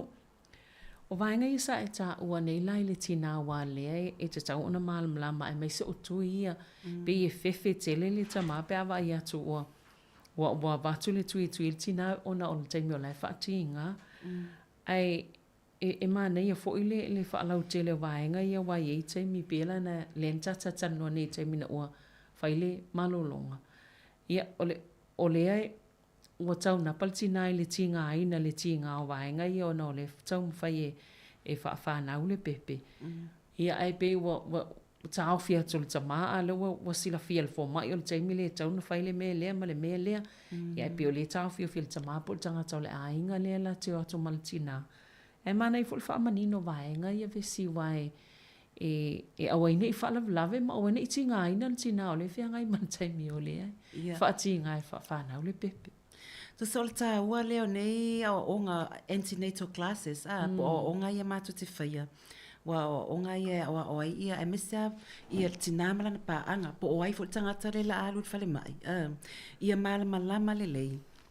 I nei vaenga o isi o le kesi leta o le laughing gas le whaonga isi te rope se a lenta o laughing gas. Ia ai o le kesi lina e so se taimia o lo whaatinga e whaonga ina. Ia pe whaingo fia na ai o nisi tina e umaloa le whaonga le kesi na pe ia le tue mana o mia loa se simia. Au isi na a le lava le malo si o le kesi na ia o fisili lo mo le tui. Ia o le tui. Pe fo ila na sila fia ia o le tui fo i whapena e le ave se le tinga. Ai e iai taimi e tatau ona whaonga i tui pe e tatau ona whaonga le tui ai le ilata taimi le la whana wai ina ia awane ia afia ia le pepe ma le matina wai mawhai ona vai fo ina le pe disi pe na le upo fo ilea Niniva pe Niniva ma le mawhai ma afia le pepe e whapena fo ila o le epidural la tu sa o le vaila auna e tui le pātua o le vaila auna e whapitoa le fo mai e tatau na whaia mai e tatau la ona whai le fo fuanga a le tina ma le fo mai whatoa sanga ina ia mawhai ona whai le request pe ave se mon mana o fo ilea e sau le tangata whapitoa na te whaia a whapeala leo wa uma o na whai le tui a le wa e tu wai lo leo le ni lai le mo le meo le pese filo ina ia alwe le vaila au a le mana o mia tina a le wata o fil tama po tangata le whape e le mana o ai mana tua o le tina lea e mana o mia o lona mana onga e whaalolongia fo ila o le tāua fo ila na o le o inei o onga ina ia malama ai pe ai se aia lai ona whaina i tui tala noa po le ale a fianga o le ale a fianga e a fia i le pepe ma le tina pe a whaile tui tala noa foi po o ani tu le lei te vai o ani tu le lei o le tui po le kesi le ala whaonga le tina a o ani o nei tu le anga pe iei nisi a wala e au noa ma le whaonga ino tui pe laun tatala noa ai ili melea o le whaonga ino le selu ia po le savali vali fo le tino mili le tino ia po o le tā ele ili pafo po le shawa a wala na e vava ai ia pe whaatalitali foi ai a whailo o le mana onga o tina o mana o tina e whaonga le tui pe whaonga le epidural ia po le kesi e tatau lava o na mana ia leanga o lona mana onga o ia lea e mawal maitanga. Me fulana e whamalulu atu ai il tatu atu no e tā ua lava le te me maitanga il tina ta taua ona iai ia sau plan po sau fofuanga.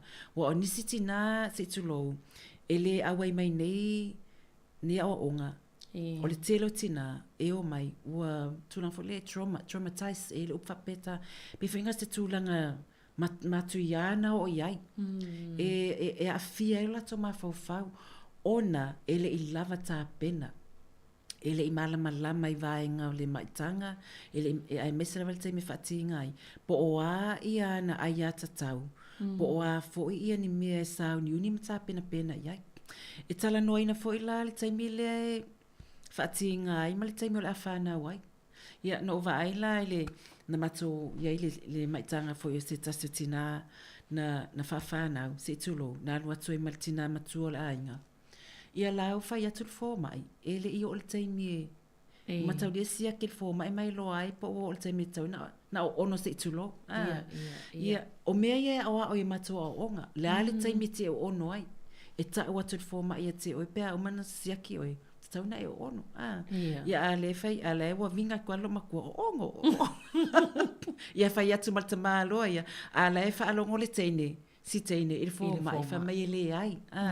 E il mea tai ta o e fai tau fina le mai le tasi sentimita anga e se fulu sentimita. I le vale am fai ona whanau e se tulo ia tina. A se fulu lo sentimita lona winga. O matau lona whanau. Ia a le fai atu tina e le ai. E manatua o le pepe mua. E sinta mai ti ngā lava on manawa. Ia wa oia, ia le teine fo ina le wa oia. Ia aile ai le tai o le taimi e whanau ai. Le whatu fō mai e le ai. Se i o le taimi e whatu e o ono lea. Tūlanga la whapena. Ia wale ilo e sitina po ai whaalongo iai. Pe whaalongo la vaenga ia fō mai sosoani. Pe whaalongo le fō mai pasimo. Ia tūlanga na ia o ina umalawa I mato o ngai e whai. E alu fo ilal tina I tono whale mai lo saun. La wanga ilo le lei lava le mea tupu malana tali atu I mea umalava pea o le teime tupu ai. Ia wa aile I tātou ta tāua na malama I vaenga ia I ese ale sila fiol fo ma ile fa ia fa mal fa tasi mal fa to sanga mal fo mai lo fa na wali le tina ia ese fo ia le malama o tātou ia ai le ia la ona o le tāua la lea, o le nofa malama mai vaenga ia. Ina I o atoi, au le toi whaatelenga luenga. E si le tau whaatelenga luenga I sitina o le tau whaafana o le pepe. Ia ma whaatele ti ngā ia te ia taimi o le ai.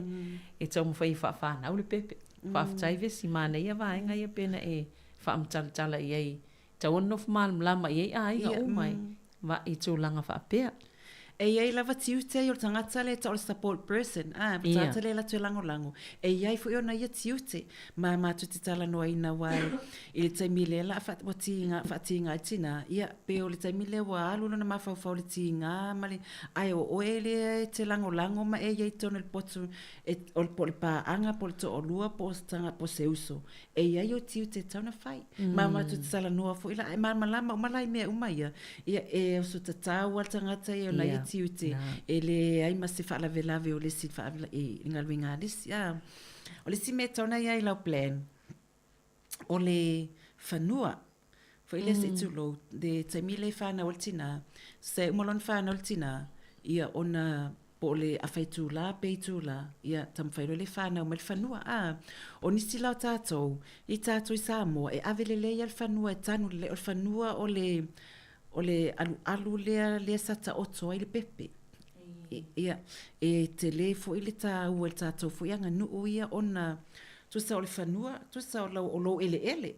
Le sa o lai ia le pepe, o le ele, ia le o whanau.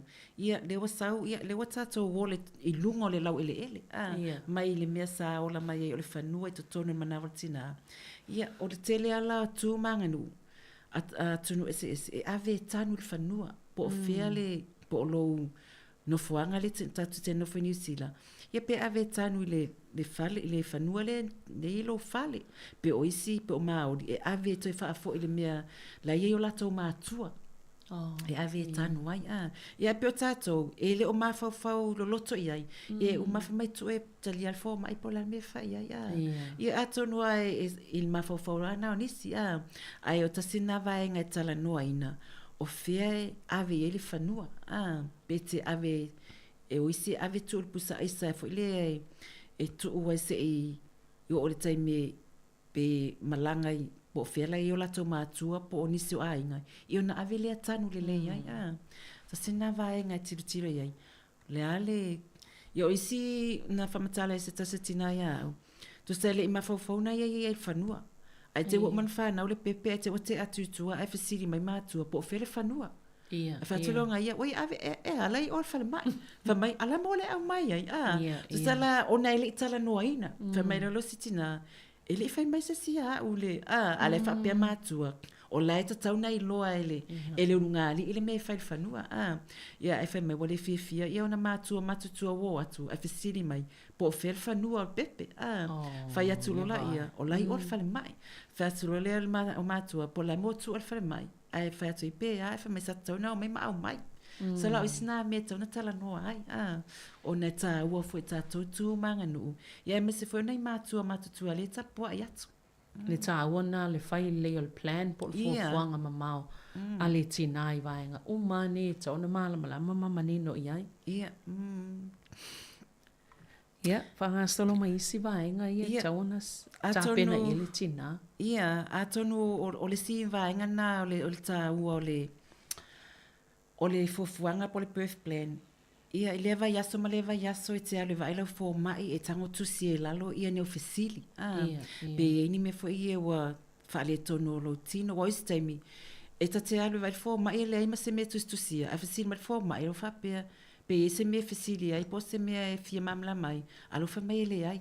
Ai alu le fale alo fa mai se wangalo anu fesili. Ia sa o le. Ai me e leo tusia e lalo. Ai o le winga na la ina mana o mia le whaile o birth plan. E tusia e lalo mani o fesili. Mai ese le tāua ona o le toa tele o mātou tina maitanga na mātou tala noa le birth plan wha mamala mai ia walu watu loa la le o malamalama le tele o vaenga ese le maitanga ia fesili ma le fō mai whatoa sanga ala walu watu le fesili fesili atu i vaila au pe mawhaini wha mamalama mai tūlanga i vaila au fesili atu i winga i tūlanga po o anisi a wala a waini wha o ngaina vaila au man ale o malamalama fesili atu i fō mai wha mamalama mai wai ia tūlanga whaina pe te o wha le tonu wa whanau, se tulo ai te ua mauli pepe, o le ale me tauna whai. Ia whiwhiringa, e whaongai mena e tau o le base i o ofi, o le forceps. Ia e tala noa ma le forma e whatua sanga, o a tūlanga le lei, ma tūlanga le lei, pe a whaongai le mena pe se i o ofi.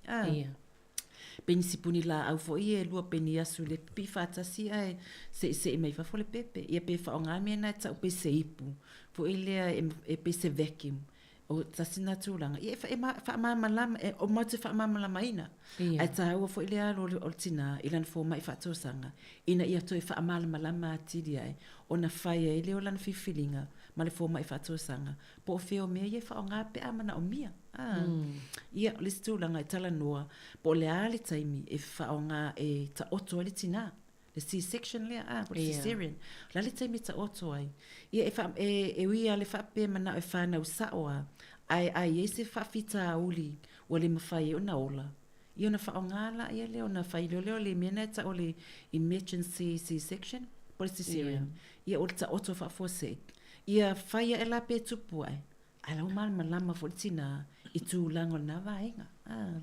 A whapea la mo le tina le o filfile whanau le whale le pepe. Ai te e ua yeise whale tonu, so inga whale tonu whapea na pone whawhita aule. E whafose i whalana e avisa o alwhale mai. Avisa o alwhale mai. E loa ele fo mai whatoa sanga ua yeise whale tonu.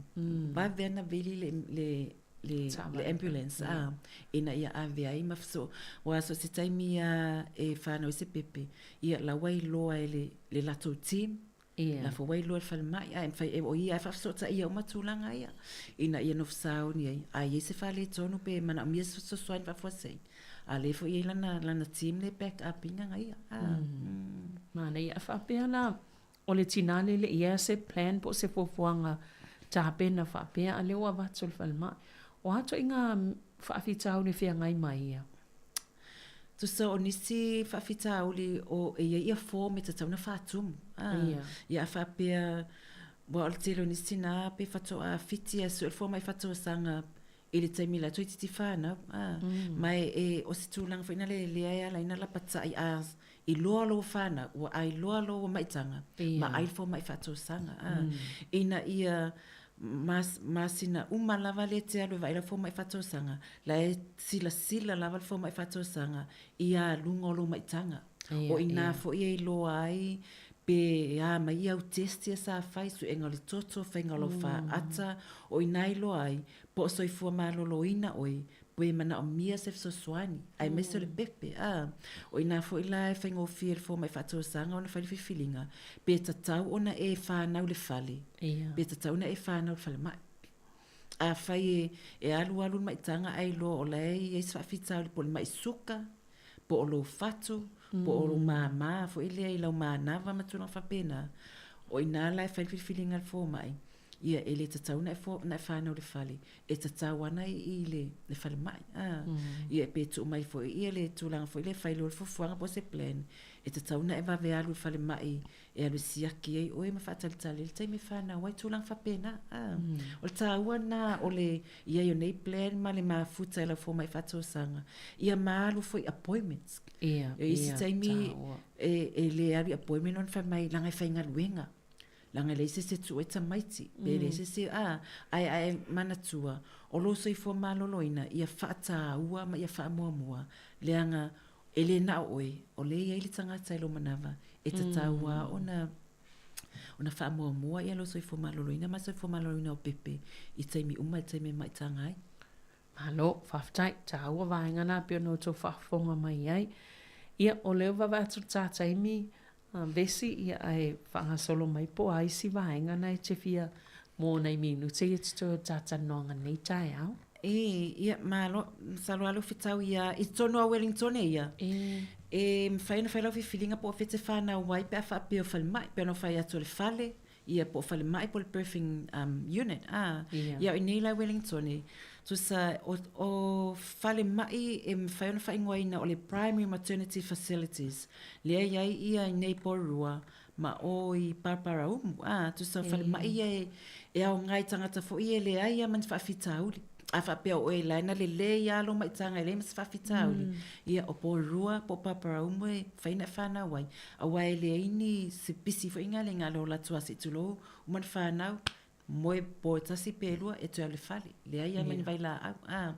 Ai a whapea o is fo ilea e ini complications po ni mian na whaale tonu ma lai loa fo mai e mana o mia ia nisi vai la au matangata whapitua. Ia o whale mai la ta o secondary po tertiary maternity facilities.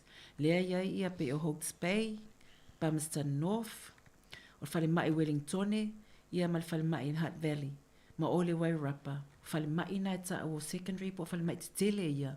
La ia tangata whapitua po specialist.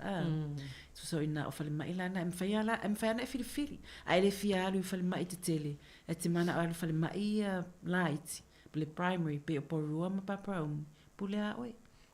Ai fi whana fo i Wellington po o tu sa lau whiriwhilinga. Na e mai. Ia e tauan tato sila fia po le ali e se ngau whale mai ia. Ia a whai ale wha mai tina o te fi whanau i porua ngau lakua. E le se whawhitau lo mai lau. Wa la femme si fitina fi fa na porua ala o fosi ali ka ko wai Wellington ia sa ole le ka ko wai Wellington ya ele ai e tu le feeling altina e la wai mal malama ma fu anga le na fi fa na wi ia ole lango ai vaenga ia ole fa ali fo lango ole malama i mea ia vaenga taua ni pe na fa mtalaina taua multinale ole a fe ngai male mati ngai le taimi whawhana wele pepe. Ia o le lango fu ina le tama ia po o le ainga atoa e ala le muli vaenga ia po fofanga le na tapena ili tinamala na whaatou sanga. Mai lava le taimi na amatai na mai tanga. Malo, whawhatai vesi. Ia, o anis, le si vaenga. O le matou por kalame i le net, le anu whale whatu po la Pasifika o aso lulu. i le sfutasianga i le afasulua, ia ma le pola stofi, ia o le mātou pokalamina e whaile sum, e ia mātou mātua e le mwhaina awai mai, whainga luenga, ia e sum le pola stofi. Ia poso se taimi lava a whapete le awa noa i le asolwa yaso, ia mwhaifo e ona sum le weekend, ia o le Parent Center i Apahat, nai, ia mai nei Wellington e atoa lava, ia e mwhaifo e na lato o whaina, ia neia o onga, ia ai pe o vaenga nai totongi a mātou whaifu e le se tongi. Ia, malo.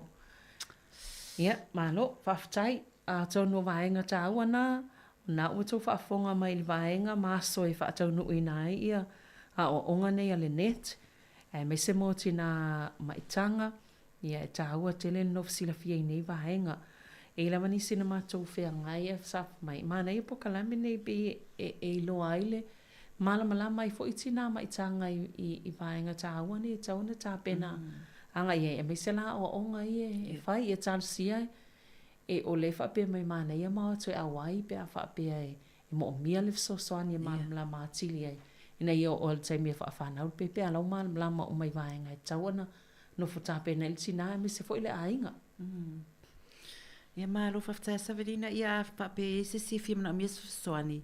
Ia lo ia ile mato net website, ia pole anu fale whaatu pora Pacifica le Facebook page. Ia mwhai whaftai ia nei tinana e message mai mafsiri mai mōru soani. Ia nawa ia le mato website pole Facebook page. Fisiri mai ia mosif soani. Ia whaftai tele lava mo le ava noa, ia manuia fo ia fofuanga o neva ia soma a rungo ni masina. Ia whamanuia le atua. Malo whaftai fo i vesi mo le pokalame nei tae au, manuia fo i ngā luenga o whianga iai i lau tō o nanga le net. Ia ai o le tato pokalame na mo le nei tae au sui fo maloloina te mo fo le whaopoponga maasani i lewa yaso ia ai whaasoi fua ia mo le nei taimi.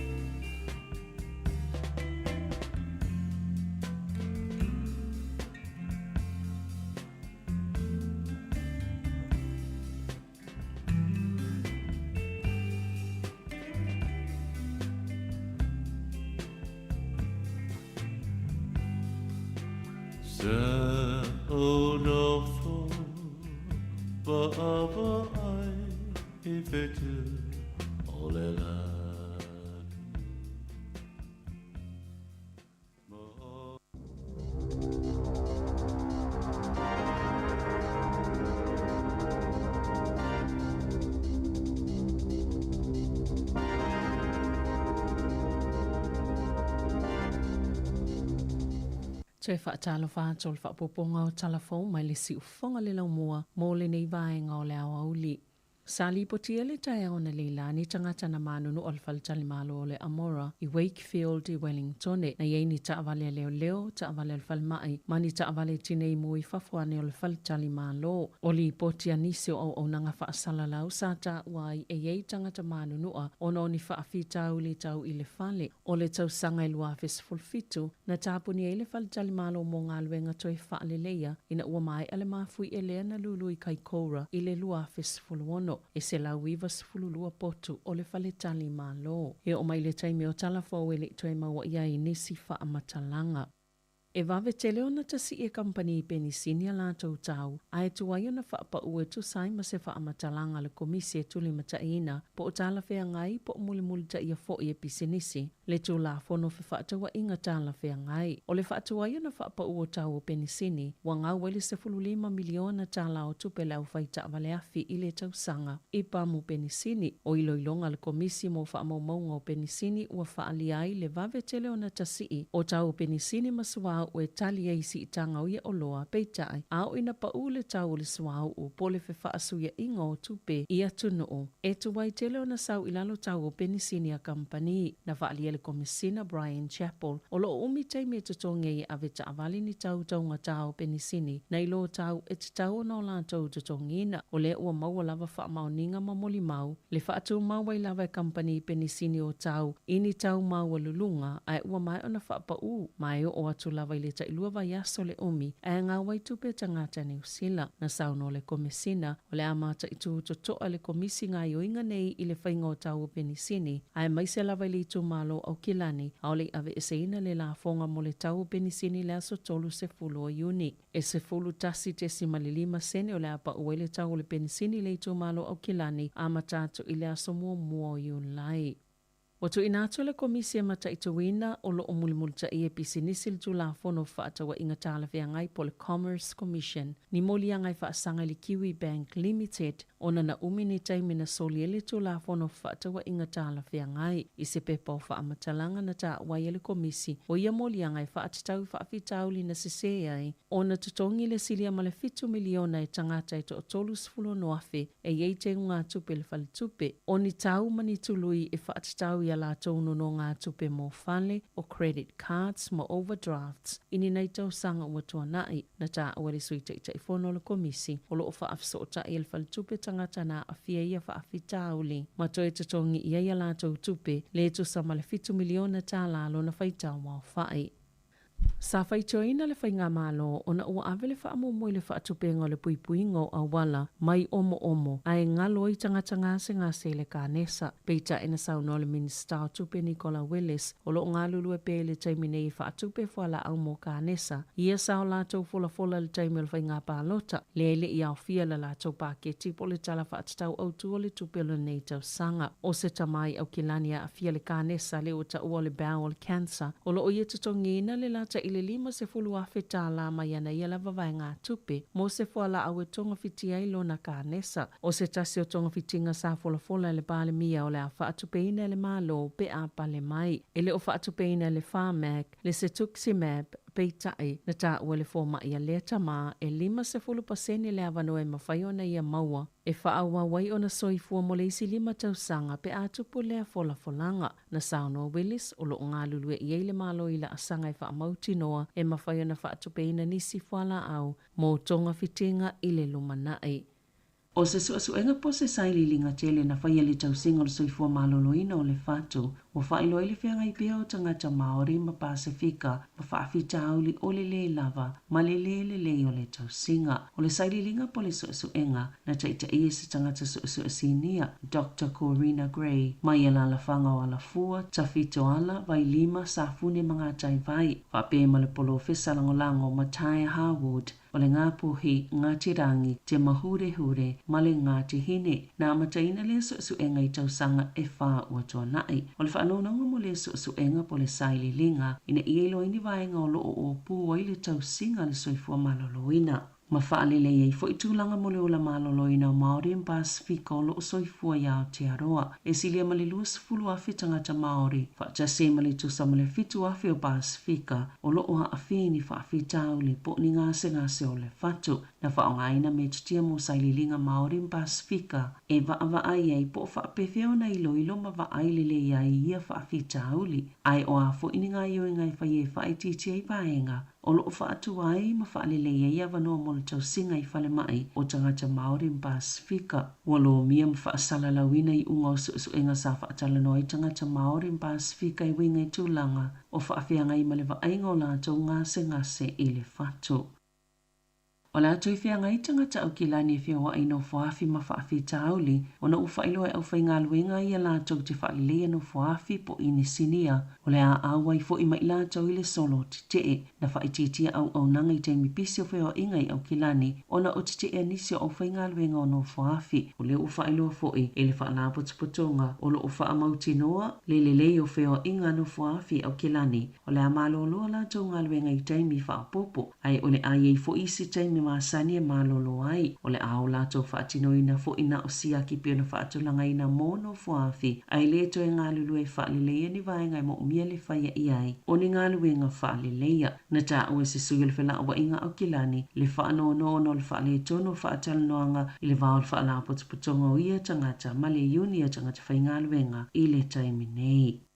O le awhaia se suʻesuʻega tutoʻatasi e le komisi mo auaunaga le malo au faagasoloini tuuaʻiga i faapea o faamaumauga ia na maua mai le tusigaigoa mai le manureu a marae sa sesē ona faaogāina e tusai ma se saunoaga le palemia Christopher Luxon i le aso ana nafi sa lipotia le Sunday Star Times o faamaumauga ma le tusigaigoa i lea marae na faaogāina mo faatausina o le faigā palota a le vaega faapafaia maori pea ma le ona o matagaluega po o lala le malo o le whaangasolo ai nei le suʻesuʻega o loo te ina malosi o le vaega faapufaiga maori tuuaʻiga e faapea na o latou faaogāina faamaumauga o tagata na aoina i le tusigaigoa po o tuiga o le koviti e fesoasoani a latou faatausina mo le faigā palota na taʻua le palemia o le avaavaai le suʻesuʻega i tulaga o loo puipui ai faamaumauga patino o tagata taʻitoʻatasi e matagaluega le malo ua tuuina atu o le palemia se tusi le komisina le itumau mo auaunaga le malo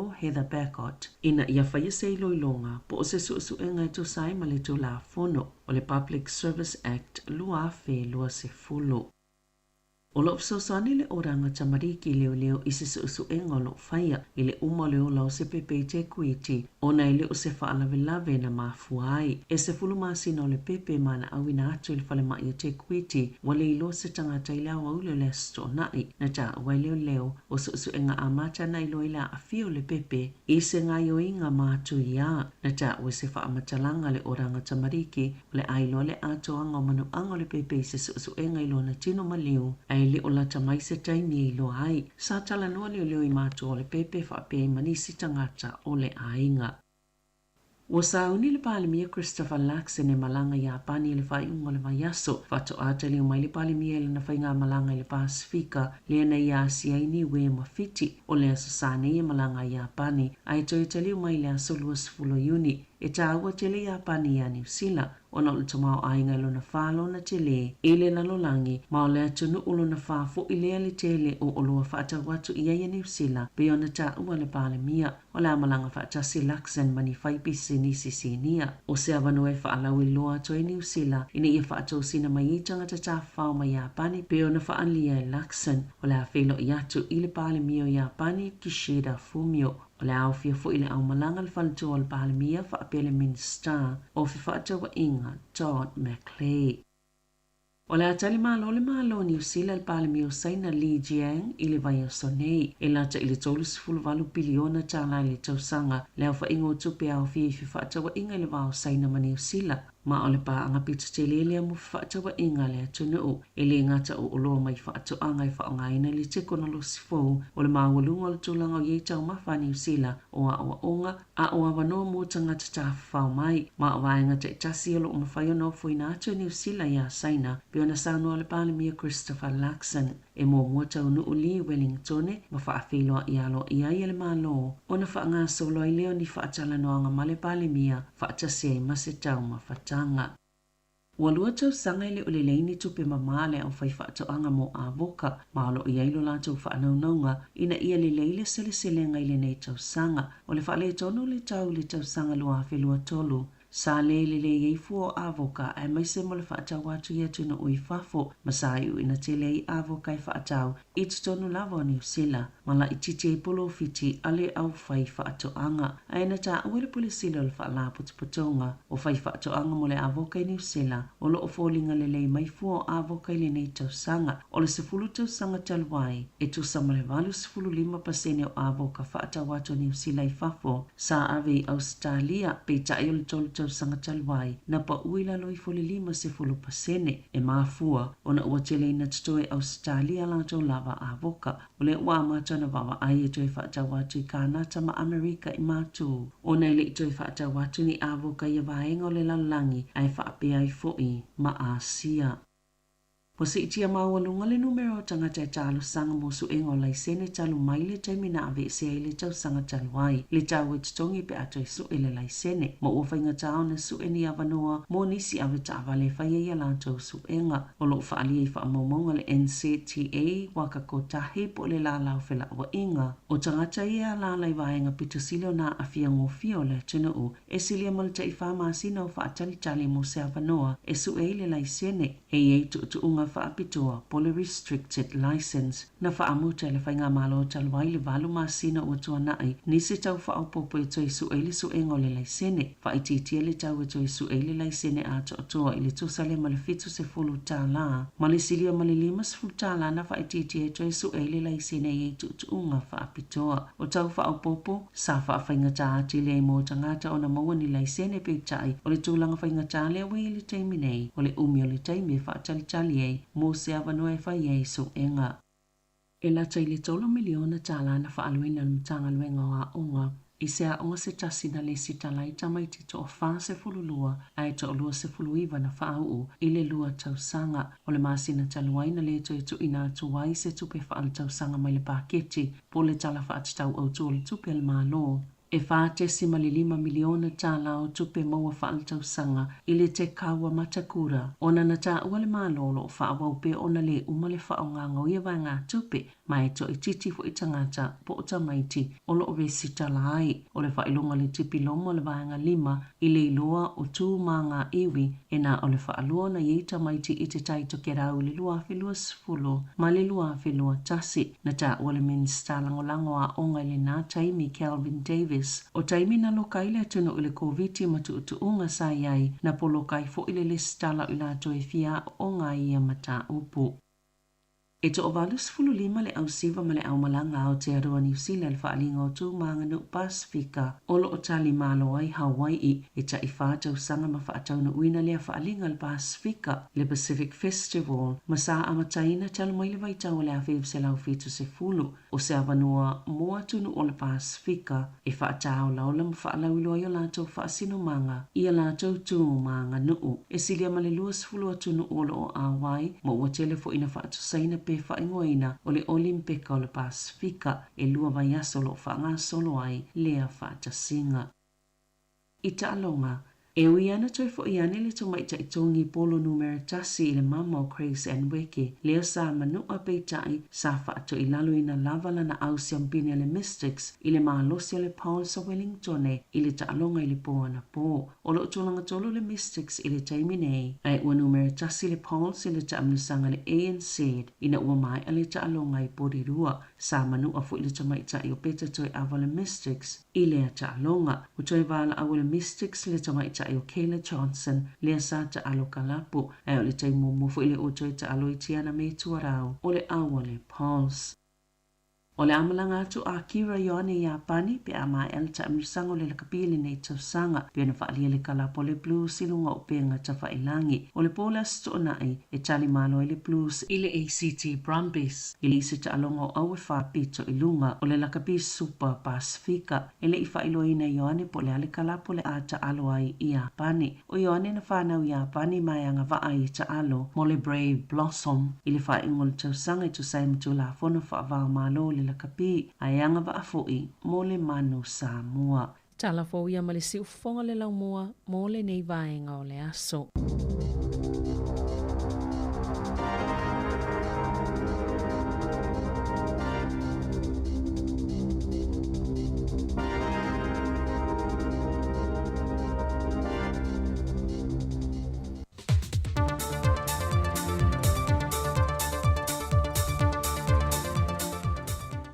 O se avano tau whaleneu te mau e telefou, e te whātalo whaile pa ia rau whaafonga, i se isi e ona whao poponga le nei.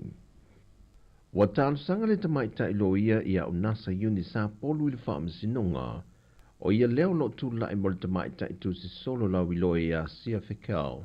E na ia maua se polo inga mai le whaamasinonga, e tau fia le tu mau le tue whaasala lawina o le swafo le tamaita i a sia, lea o lo whaasanga iei mōrianga leo leo o le whasio tangata whaamoemoina. Pe o le sere fia o le mata opure nei na tūlai mai i le masinan te nei. Na maliwa ilo na maota se tasio tina o lana wō. Ina ua ia wha o lima iai, ini ngai o inga matu ia. O se vaenga le tālu sanga o nasa i lumo le wha masinonga, na mulmuli tu ina atu ia te ia nisi o reporti, o iai a fianga le mafufau le ua mōlia. Mai nā te leo mauti no fo i po lavalo na malosi, e mawhai o na tali atuai i tu o inga, i le unua i tu la iai lumo le wha masinonga.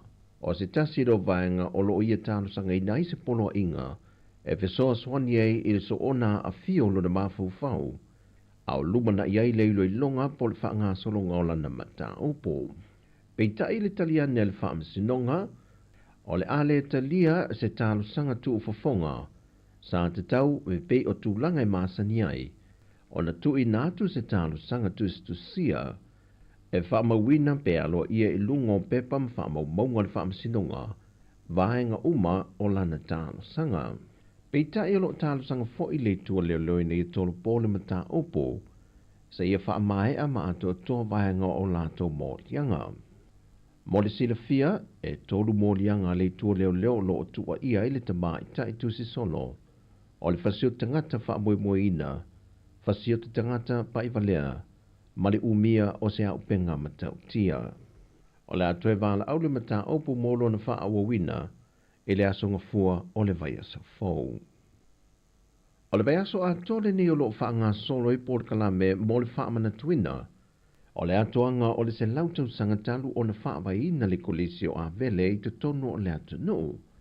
O le pine wha maupe o na sila fia sa idi ngā se leni sa wha atino mai le telo tu sanga umamae, na aunga umalea i le wha atuina o se fale Sāmoa tele, e whai mapine o le atoanga o le se lautau sanga, ai o se maa wha manatu o le aao ngā tele le o langa o auina, o alo ma wha nangwa le atunu o e auto wa atu i le nau mua, e amatatu i alo ma wha na wolo i eile te minei.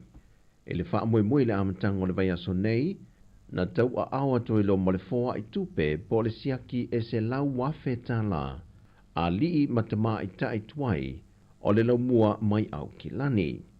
Pe o na sila fio le tausangan te nei ma le tausanga nei, wa mai e whātau nuu mai ei le telo fesoa swani mai tama matene tuai e asosia a vele mai isi atunu o le lanolangi ma le Pasifika, a o le whatu atau a au ki lani, na fua i le se lau tausanga, le lātou fōa ai se lau wafeta la. Whai loa nisi o alo tuai o le lau muai a vele, na malanga mai atunu i whafo, e le whaingo whiro lātou wha mao popoino se le nia tu ina mai ai mea alofa, mo le fausi e ino le maoto le whale Sāmoa le pe o na fuafua, pei tai, o le ua wha mari e ina le lātou wa ai na ua o mai Sāmoa, ma mori mawina le ngā ruenga, na lafo ma wha putu mai ai, a lātou fōa i se leni. Na ripoti ane i leo leo e sui o le vaenga o le tiu te mai whaleolo, se li e whasfu ma le whātou sanga mai le fio ango vai lele, o se li e whapea whaamtalanga e whai mo i le whemalanga i le vao Amerika Sāmoa ma Sāmoa, mai o le malanga a le vaalele le Talofa Airways, na maua i loa le malanga le li i lea ni whala au whaasaina, o pepo marijuana, ma se sele ni tupetele o tala Amerika. Ua tatala lea li i tu e tari i lea solu se furma le whaalma sina nei, e whaanga solo i lana mata opo, ma tuunga e te tau o na seini leo fisa o leo, i aso whareile o vai aso uma. O le walo ia neon tatala le tamile sanga lona tolu se furma leono, a le leka pita i toa fitu o le malisi mo le nei fo i tau sanga. Na whaalia le fionga i le ministao ta longa, le fionga lau matia manu Matthew Wrinkle Purcell. O le kalapua malisi wale na o le leka pi wo lato whaafai lele na mai tama whanau o le atunu, e whidifilia mai eile au ave fua mo Sāmoa i ta alonga whaafao malo. Au whape na foio no lato a apa i ta alonga lea i eile kalapu fusu, o lato ta amilusanga le leka pi liki, ta amilusanga neti polo ma le leka pi pai. E whaamaumonga po le talaanga o le kalapua malisi, o le tausanga edua fesifu malavalu, na amatalia ele ta amilusanga tamaita i le fitu o malisi se io mai i le so. Sau no le fionga le minista, O fuafanga ua whaapene i le ngata I tama ma teine tā a alo, ai ua whaape fo I whaia onga, pūlenga ma li I matamai ta I lau whali, o se awa noa I whaale leia I to mai maanga waa. Mai o se tūlanga nga waa tele, ea o oina I e tātou tama whanau tūla whono whaavau mā lo, I le whaatinongo ta alonga ma so o se taamelo sanga. O tala I o le ni aso mai Sāmoa, manuia tele le tātou atunuu, whaasoi fuia.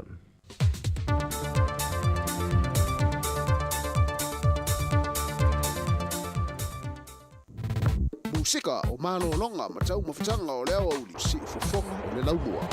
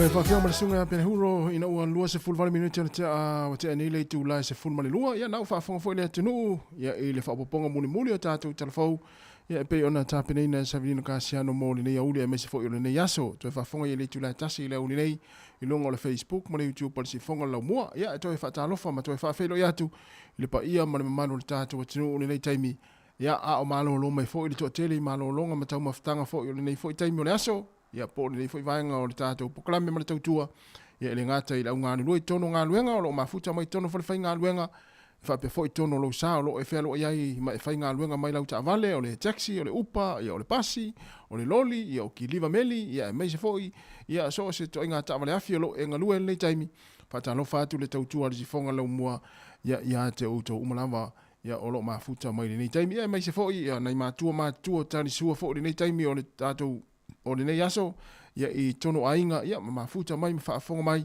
ia manatu o lo moa pe o tau le fia ma le malosi ato o toi le soifua malolo ina ia wa foi ia le tapo ia foi o ngā luenga ma o ngā nei whanau o le nei aso ia mese foi o lo manatua pe ia uto te talo le tātou tautua nei ia i le aso ma le aso me le mo le toi le whaftaitele ia nei mātua i tono ainga ia mese foi ia wa auna le atua i so se whata whaitaulanga ia ma nei mātua o lo whaafonga mai tono mauta tangata mātua ma Mota se ngase le nei taimi ia e whaatalo whātou. Ia alo i tari ngā sua matau maftanga ma malo longa fo le nei fo i taimi le aso.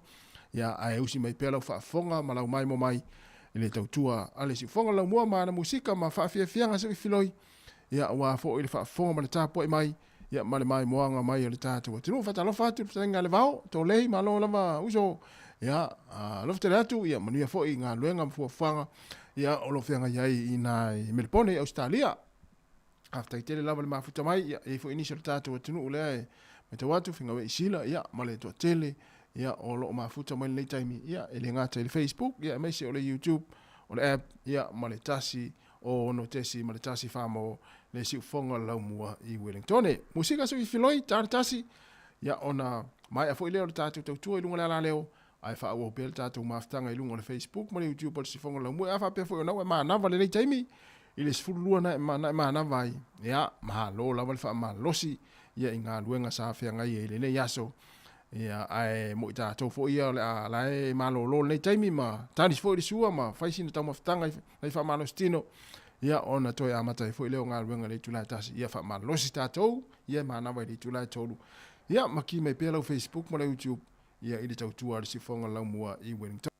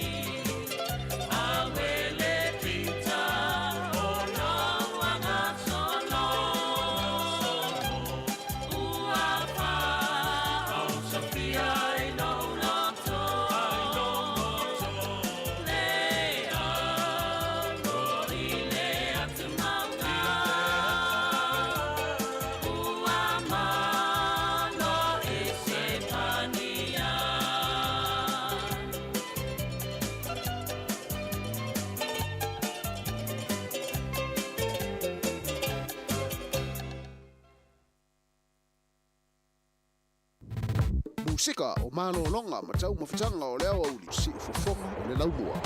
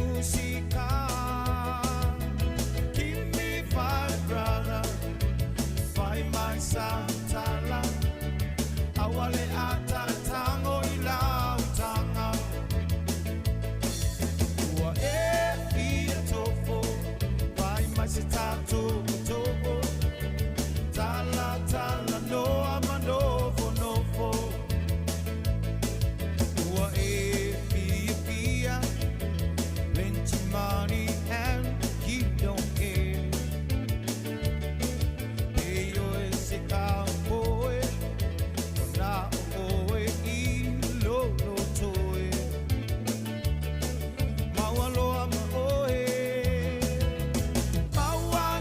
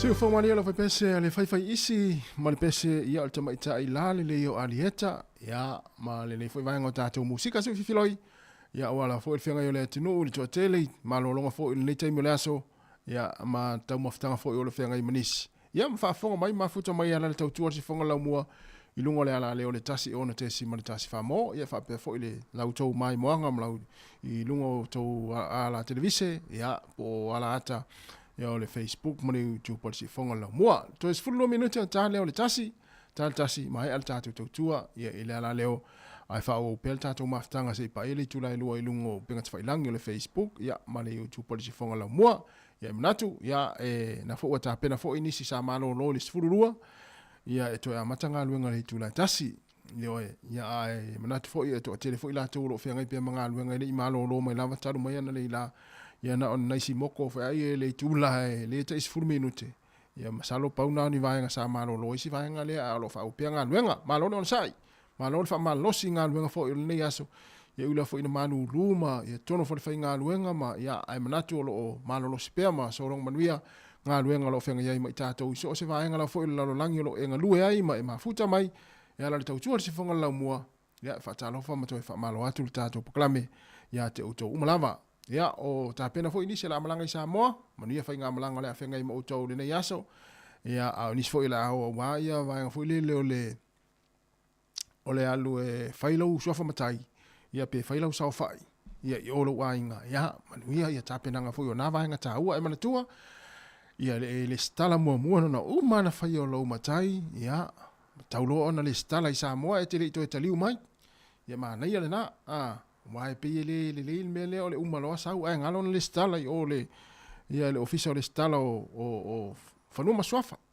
mana ia le umalo wa fa swafa o lu ainga ia no nei fa manatu ai na si le fiel me tau fai no umana fa swafa o ia o vanga mo mua tau te folele tau la ia lau va ai o le stala lo swafa matai ia na sa wala ia i nei atunu i fafo lafo te tele ai ma foi lele ma fa sala veila unga ma fa sala veila unga ila unga ia ma fa tau ia ma tu lunga le tele fa tau ia la u mana le stala lo sua fa matai no nei fa manatu va yo alto tele tato ia tate al fa longo tu ia wa matai lea ia tate ro ia pe ia va mu fa pena no nei fa manatu mo ila to la sauni fo malanga i Sāmoa ia pona fo umana failo sua fa matai ia mana ia le stala mua ia pe ona fai mai ia sunga aswa Felice Mikaele le stala mua ia ona sawala ia ta ofia tu launga lea fa salave ia tu launga lea ia la mana ia to ia lu fo fa tau ia fa ma lo fa tau ia la umana le stala lo sua fa matai to es full minute ona ta leo le tu la tasi si fonga la mo Wellington ia aswa Felice Mikaele le stala mua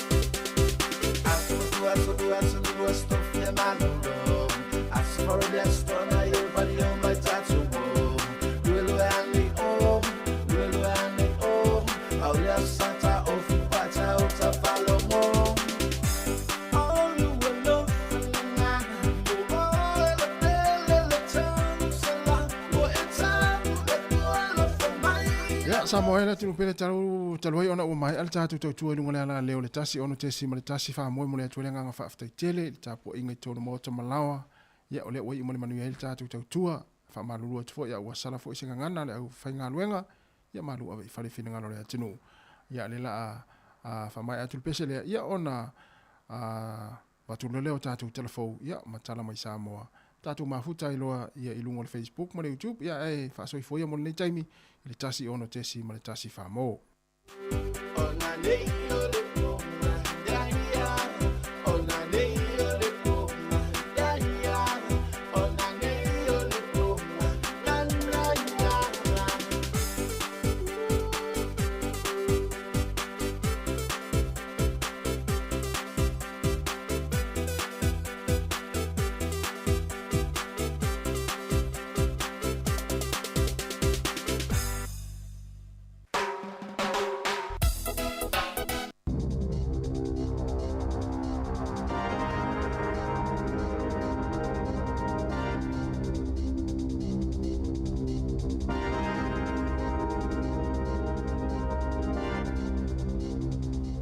Te whaatalo whātol whaapoponga o talafou mai le si ufonga le lau mua mō le nei vaenga o le awa uli.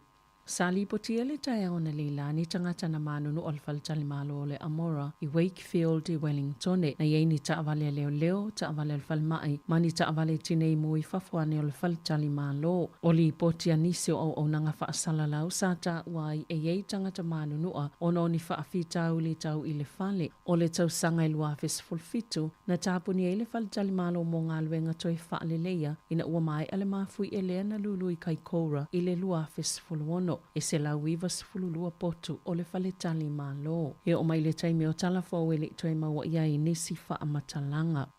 E vave tele ona tasi e kampani i penisinia la tau tau, a e tuai ona whaapa ue tu sai ma se wha amatalanga le komisi e tuli mataina, po o tala whea ngai po o muli ta ia fo i e pisinisi, le tu la fono whaatawa inga tala whea ngai. O le whaatuai ona whaapa ue tau o penisini, wa ngā wele se 5 miliona tala o tupe lau whaita avale afi i le tau sanga, i pamu penisini, o iloilonga le komisi mo wha maunga o penisini ua whaaliai le vave tele ona tasi o tau penisini masuau o e tali eisi i tanga o ia oloa peitai, au ina pa ule tau le suau o pole fe whaasuia inga o tupe i atunu o. E tuwai tele o na sau ilalo tau o penisini a kampani, na whaali ele komisina Brian Chappell, o lo umi teime tutonge i aveta avali ni tau taunga tau penisini, na ilo tau e te tau na o la tau tutongina, o le ua maua lava wha mauninga mamoli mau, le whaatu maua i lava kampani penisini o tau, ini tau maua lulunga, ai ua mai o na whaapa u, mai o atu lava le ta ilua vai aso le umi, e ngā wai tupe tangata New Zealand, na sauno le komisina, o le amata i tu totoa le komisi ngā yoinga nei i le whainga o tau o penisini, ai mai se lava li tu malo au kilani, au le ave eseina le la fonga mo le tau o penisini le aso tolu se fulu o uni. E se fulu tasi te simalilima sene o le apa ue le tau o le penisini le tu malo au kilani, amatatu i le aso mua o yunlai. Watu inatu le komisi mata i tuina o lo o mulimulta i e pisinisil tu la fono whaatawa inga tala whea ngai po le Commerce Commission. Ni moli angai whaasanga li Kiwi Bank Limited ona na umini taimi na soliele tu la fono whaatawa inga tala whea ngai. I se pepa o whaamatalanga na ta wai le komisi o ia moli angai whaatatau whaafitau li na sese ai ona tutongi le silia ma le 5 miliona e tangata i to otolu sfulo noafe e yei te ngā tupe le whale tupe. O ni tau mani tului e whaatatau i la tono no ngā tupe mo whale o credit cards mo overdrafts ini nei tau sanga ua tuanai na tā awale sui te whono le komisi o lo o whaafso o ta e le whale tupe tangata na a fia ia whaafitauli ma toi tatongi ia ia la tau tupe le tu sama le 5 miliona tā lalo na whaitau mau whai. Sa whaitoina le whainga malo, ona ua awele wha amomo le wha atupenga le puipuingo a wala mai omo ai ngalo i tangata ngase le kānesa. Peita ina sauna le Minister atupe Nicola Willis o lo ngalulu e pe le taimi nei wha atupe whala au mo kānesa. Ia sao lātou fola le taimi le whainga pālota. Le i au fia la lātou pāketi po le tala wha atatau au tua le tupelo nei tau sanga. O se tamai au kilania a fia le kānesa le o ta ua le bowel cancer. O lo o ia tutongina le lata le lima se fulu a feta la maiana ia la vavainga tupe mo se fuala awe tonga fitia ilo na kānesa o se tasi o tonga fitinga sa fola le pale mia o le a whaatupeina le malo pe a pale mai ele o whaatupeina le whamak le se tuximab peitai na ta ua le fōma ia le tama e 5% le avano e mawhaiona ia maua e whaawa wai o na soifua mo le isi 5 tausanga pe atupu lea folanga na Sāmoa Willis o lo ngā lulue i eile malo i la asanga i whaamauti noa e mawhaiona whaatupeina nisi whala au mo tonga fitinga i le lumanai. O se suenga po se saililinga tele na whaia le tausinga o le soifua maloloina o le whatu o whailo ele whianga i pia o tangata Māori ma Pasifika ma whaafita auli o le le lava ma le le o le tausinga. O le saililinga po le suenga na taita ia se tangata sinia Dr. Corina Gray ma ia la whanga o ala fua tawhito ala vai 5 sa fune mga tai vai whape ma le polo fesa langolango ma Tai Harwood o le ngā puhi ngā tirangi te mahure ma le ngā tihine na amataina le suenga i tausanga e wha ua tuanai. O le whanonanga mo le suenga po le saililinga ina ielo ini vaenga o loo o pua i le tausinga le soifua maloloina. Ma whaalele ei fo i tūlanga mo le ola maloloina o Māori in Pasifika o loo soifua i Aotearoa. E silia ma le 2 afi tangata Māori. Whaatase ma le tusa ma le 7 afi o Pasifika o loo a awhini whaafitau le po ni ngase o le whatu. Na whaongaina me titia mo saililinga Māori in Pasifika e vaai ei po whaapewheo na ilo ma vaai lele iai ia whaafitau li. Ai o a fo ini ngā ioenga i whaie whaititia i vaenga. O loo whaatu ai ma whaalele iai avanoa mo le tausinga i whale mai o tangata Māori in Pasifika. Walo mia ma whaasala lauina i unga o suenga sa whaatalanoa i tangata Māori in Pasifika i winga i tūlanga o whaawhianga i male vaenga o lātou ngase i le whatu. O la tui whia ngai tangata au ki lani e whia wa ino whaafi ma whaafi tauli, o na uwhailo e au whainga luenga i a lātou te whaalilea no whaafi po ine sinia, o le a awai fo i mai lātou i le solo te tee, na whaititia au nanga i teimi pisi o whia ingai au ki lani, o na o te tee nisi o whainga luenga o no whaafi, o le uwhailo fo i, e le whaalapotupotonga, o lo uwha amauti noa, le o whia inga no whaafi au ki lani, o le a maloloa lātou ngā luenga i teimi whaapopo, ai o le ai fo isi teimi masani e malolo ai o le ao lato whaatinoina fo ina o siaki pia na whaatulanga ina mono fuafi ai le to e ngalulu e whaalileia ni vaenga e mo umia le whaia iai o ni ngalulu e ngā whaalileia na ta ue se sui le whela wa inga au kilani le whaano no le whaale tono whaatalanoanga i le vao le whaala potuputonga o ia tangata ma le iunia tangata whaingaluenga i le taimi nei. O le awhaia se suenga tūto o tasi e le komisi mo au nanga le malo au whaanga solo ini tua inga i whaapea o whaamaunga i na mau mai le tusinga ingoa mai le manu rewa marae. Sasi se ona whaonga i ne tu saima se saunanga le pale mia Christopher Luxon i le aso ana nafi. Sali putia le Sunday Star Times o whaamaunga ma le tusinga ingoa i lea marae na whaonga i na mo whaatau sina le whainga palo talvaenga whaia Māori pe a maleono matanga lwenga po la le malo. O le whaanga solo i nei le suenga o lo te ina malo silvaenga whaia Māori tu ua inga i whaapea. Na o lātou whaonga ina whaamaunga o tangata na o ina i le tusinga ingoa po o tuwinga o le COVID e whasosani a lātou whaatau sina mo le whainga pālota na tā ua le pālemia o le awa ai le suenga i tūlanga o lo puipui ei whaamaunga patino o tangata taito tasi e matanga luenga le malo. O tu ina ato le pālemia se tusi le komisina le tū maumo au nanga le malo Heather Bacot ina ia whaia se iloilonga po o se suenga i tu saima le tū la fono.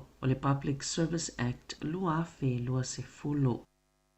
O lo fsosani le oranga tamariki leo i se suenga lo whaia i le uma leo lau se pepe te kuiti Ona ele o se whaalawelawe na mafuai. E se fulu masina o le pepe mana awina atu ili whale mai o te kuiti, wale ilo se tangata ila wa ule le sto nai, na ta wai leo o su enga amata na ilo ila afio le pepe, i se ngai o inga matu ia, na ta we se whaamatalanga le oranga tamariki, le ailo le ato anga o manu anga le pepe i se su enga ilo na tino maliu, ai li o la tamai se taimi ilo ai, sa tala noa leo i matu o le pepe whaapea i manisi tangata o le ainga. Wa sauni le palemia Christopher Laxon e malanga ia pani le whaiunga le vaiaso, whato atali o mai le palemia le na whainga malanga le Pasifika, le na ia siaini we mawhiti, o le asasane i malanga ia pani, ai toi tali o mai le asolua sifulo uni, e tāua tele ia pani ia New Zealand, ona le tomao ainga lo na whalo na tele, ile na lolangi, ma o le atunu ulo na whafo i lea le tele o oloa whaata watu ia ia New Zealand, pe ona tāua le palemia, o le amalanga whaata si Laxon mani whaipi sinisi sinia, o se avano e whaalau i loa toi New Zealand, ina ia whaata o sina mai i tangata tā whao mai ia pani, pe ona whaalia e Laxon, o le awhelo i atu i le palemia o ia pani ki Sheda Fumio, o le au fia fo i le au malanga le whalatoa le palemia whaapele Minister, o fi whaata inga Todd McClay. O le atali malo New Zealand le palemia o saina Li Jiang i le vai o sonei, e lata i le tolu sifuluvalu biliona tālai le tausanga, le au whaingo tupe au fia i fi whaata inga le vai o saina ma New Zealand. Ma o le paanga pita te lele mu whaatawa inga le atunu e le ngata o oloa mai whaato anga i whaangaina le te kono lo sifou o le mawalunga o le tūlanga o yeitau mawha New Zealand o a oa onga a oa wanoa mo tangata ta whao mai ma o waenga te tasi o lo mawhai o no fuina atu New Zealand ia saina pe ona sānoa le palemia Christopher Laxon e mo muata o nuu li Wellington ma whaafeloa i alo i ai le malo ona whaanga solo i leo ni whaatala noanga ma le palemia whaatasi ai masetau ma whaatanga. Walua tau sanga ile ulileini tupe mamale au fai whaatoanga mo a voka, maalo i ailo la tau whaanaunanga, ina ia le leile sele ngai nei tau sanga, o le whaale tono le tau sanga lua whelua tolu, sa le iei fuo a voka, ai mai se mo le whaatau watu ia tuna ui fafo, masai u ina te lei a voka i whaatau, i tonu lava o New Zealand, mala i titi e polo fiti ale au fai whaatoanga, aina ta uele polisilo le whaala putuputonga, o fai whaatoanga mo le a voka i New Zealand, o lo o fōlinga le lei mai fuo a voka i le nei tau sanga, o le sefulu tau sanga talwai, e tu sama le valu sefulu 5% o a voka whaatau watu New Zealand i fafo, sa ave Australia, pe tai o le tolu tau sanga talwai, na pa uila loi foli 5% e mafua, o na ua tele ina tutoe Australia la tau lava a voka, o le ua matana wawa ai e toi whaatau watu i Kanata ma Amerika i matu, o na ele i toi whaatau watu ni a voka i a vaenga o le lalangi, ai whaapea ai foi ma Asia.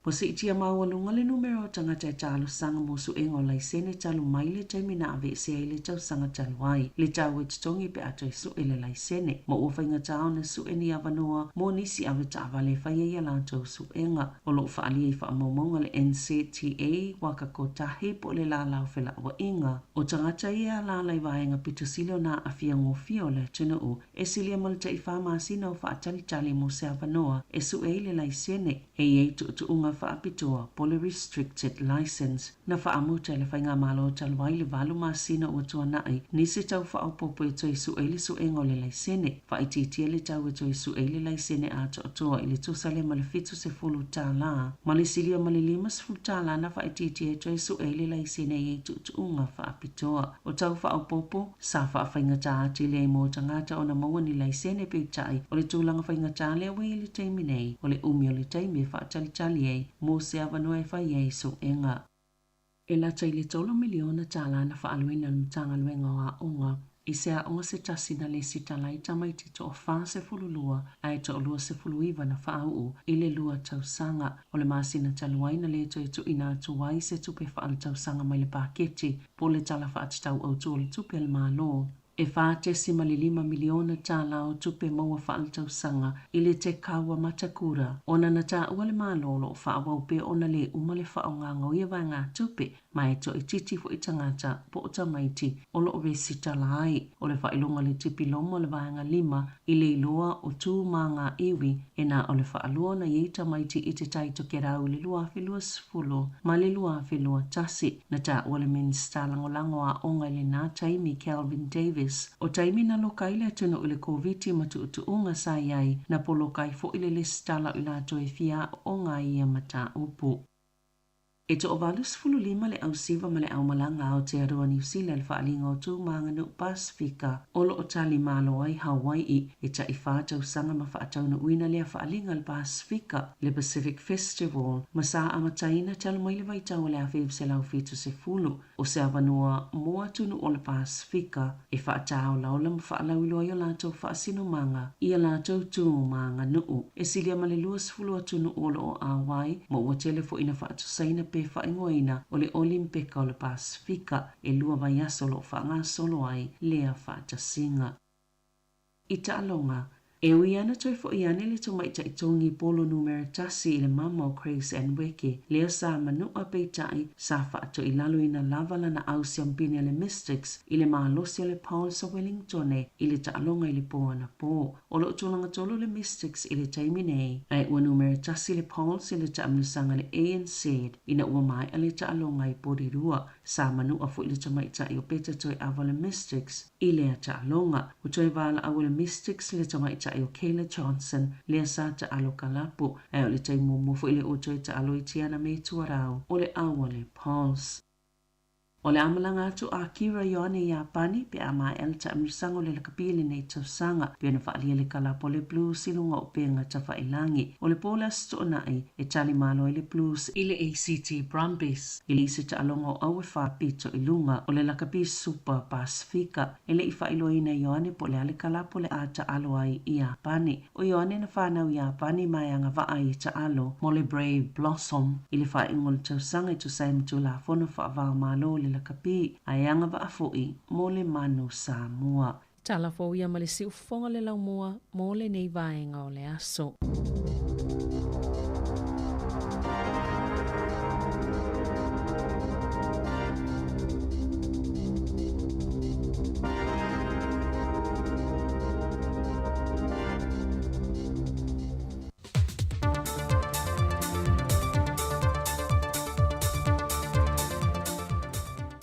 O se avano tau whaleneu te mau e telefou, e te whātalo whaile pa ia rau whaafonga, I se isi e ona whao poponga le nei.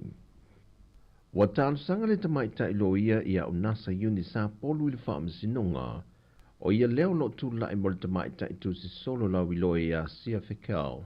E na ia maua se polo inga mai le whaamasinonga, e tau fia le tu mau le tue whaasalalawina o le swafo le tamaita I a sia, lea o lo whaasanga iei mōria ngā leo o le whasio tangata whaamoemoina.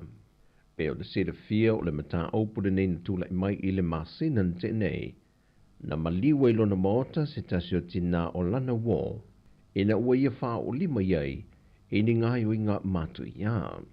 O se vaenga le tālu sanga o nasa I lumo le whaamasinonga, na mulmuli tu inatu ia te ia nisi o reporti, o iaia fianga le mafufau le ua molia, mai na te leo mauti no fo I po lavalo na malosi, e mawhai o na talia tuai I tu o inga, I le unua I tu la iei lumo le whaamasinonga. O se tasiro vaenga o lo ia tālu sanga I nai se polo inga, e fesoa swani ei I le so ona a fio lo na mafufau, au luma na iei leilo I longa po le whaanga solonga o lana mata opo. Peita I le taliane le whaamasinonga, o le ale talia se tālu sanga tu ufafonga, sa te tau me pei o tūlanga I māsani ai, o na tu inatu se tālu sanga tu stusia, e whaamawina pe aloa ia I lungo pepa ma whaamaunga le whaamasinonga, vaenga uma o lana tālu sanga. Peita I lo tālu sanga fo I le tua leo loine I tolu pole mata opo, sa ia whaamae a ma ato toa vaenga o lato mōlianga. Mo le sila fia, e tolu mōlianga le tua leo lo o tua ia I le tamaita I tu si solo, o le whasio tangata whaamoemoina, whasio te tangata paivalea, ma le umia o se au penga matautia. O le atoe vala au le mata opu molo na whaawawina, e le asonga fua o le vai asa fau. O le bai aso a tole ni o lo whaanga solo i por kalame mo le whaamana tuina. O le atoanga o le se lautau sangatalu o na whaawai na le kolisi o a vele i te tono o le atunu. O le pine whaamaupe o na sila fia sa idi ngā se leni sa whaatino mai le telo tu sanga umamae. Na aunga umalea i le whaatuina o se whale Sāmoa tele, e whai mapine o le atoanga o le se lautau sanga, ai o se maa whaamanatu o le aao ngā tele le o langa o auina, o alo mawhanau le atunu o auto wa atu i le lau mua, e amatatu i alo mawhanau o lo iei le temi nei. E le wha moe le amatanga o le vai aso nei, na tau a awa to ilo mo le foa i tupe po le siaki e se lau wafe tā la, a lii matama i tai tuai o le lau mua mai au ki lani. Pe o na sila fio le tau sangan te nei ma le tau sanga nei, wa mai e whātau nuu mai ei le telo fesoa swani mai tama matene tuai e asosia a vele mai isi atunu o le larolangi ma le Pasifika, a o le fatua tau a au ki lani, na fua i le se lau tau sanga, le lātou fōa ai se lau whawheta la. Whai loa nisi o alo tuai o le lau muai a vele, na malanga mai atunu e whafo, e le whaingo whiro lātou wha mao popoino se le nia tu ina mai ei mea alofa, mo le fausi e ino le maoto le whale Sāmoa le pe o na fuafua, pei tai, o le ua wha mari e ina le lātou wa ai na ua mai Sāmoa, ma mori mawina le ngā ruenga, na lafo ma wha putu mai ai, a lātou fōa i se leni. Na ripoti ane leo leo e sui o le vaeng o le tiute mai whaleolo, se li e whasfu ma le whātou sanga mai le fio ango vai lele, o se li e whapea whaamtalanga e whai mo i le whemalanga i le vāo Amerika Sāmoa ma Sāmoa, mai o le malanga a le vaalele le Talofa Airways, na maua i loa le malanga le li i lea ni whala au whaasaina, o pepo marijuana, ma se sele ni tupetele o tala Amerika. Ua te tala lea li i tue tari i lea solu se fulma le whaal ma sina nei, e whaanga solo i lana mata opo, ma tuunga e te tau o na seini leo fisa o leo, i aso whareile o vai aso uma. O le walo i a neon te tala le tamile sanga lona tolu se fulma leo no, a le laka pita i toa fitu o le malisi mo le nei fo i tau sanga. Na whaalia le fionga i le minista o ta longa, le fionga lau matia manu Matthew Wrinkle Purcell. O le kalapua malisi wale na o le lakapi wo lato whaafai lele na mai tama whana wale atunu, e whidwhilia mai eile au ave fua mo Sāmoa i ta alonga whaafao malo. Au whape na fwoi no lato a apa i ta alonga lea i eile kalapu fusu, o lato ta amilusanga le lakapi liki, ta amilusanga ne ti polo ma le lakapi pai. E whaamaumonga po le talaanga o le kalapua malisi, o le tausanga edua fesifu malavalu, na amatalia ele ta amilusanga tamaita i le fitu o malisi se io mai i le aso. Sau no le fionga le minista, o fuafanga ua whapene i le ngata i tama matene ta a alo, ai ua whape fo i whaia onga, pulenga mali i matamaita i lau whali, o se awa noa i whaale leia i to mai maanga waa. Mai o se tūlanga nga waa tele, e a o oina i e tātou tama whanau tūla fono whaavao malo, i le whaatinongo ta alonga maso o se taamilo sanga.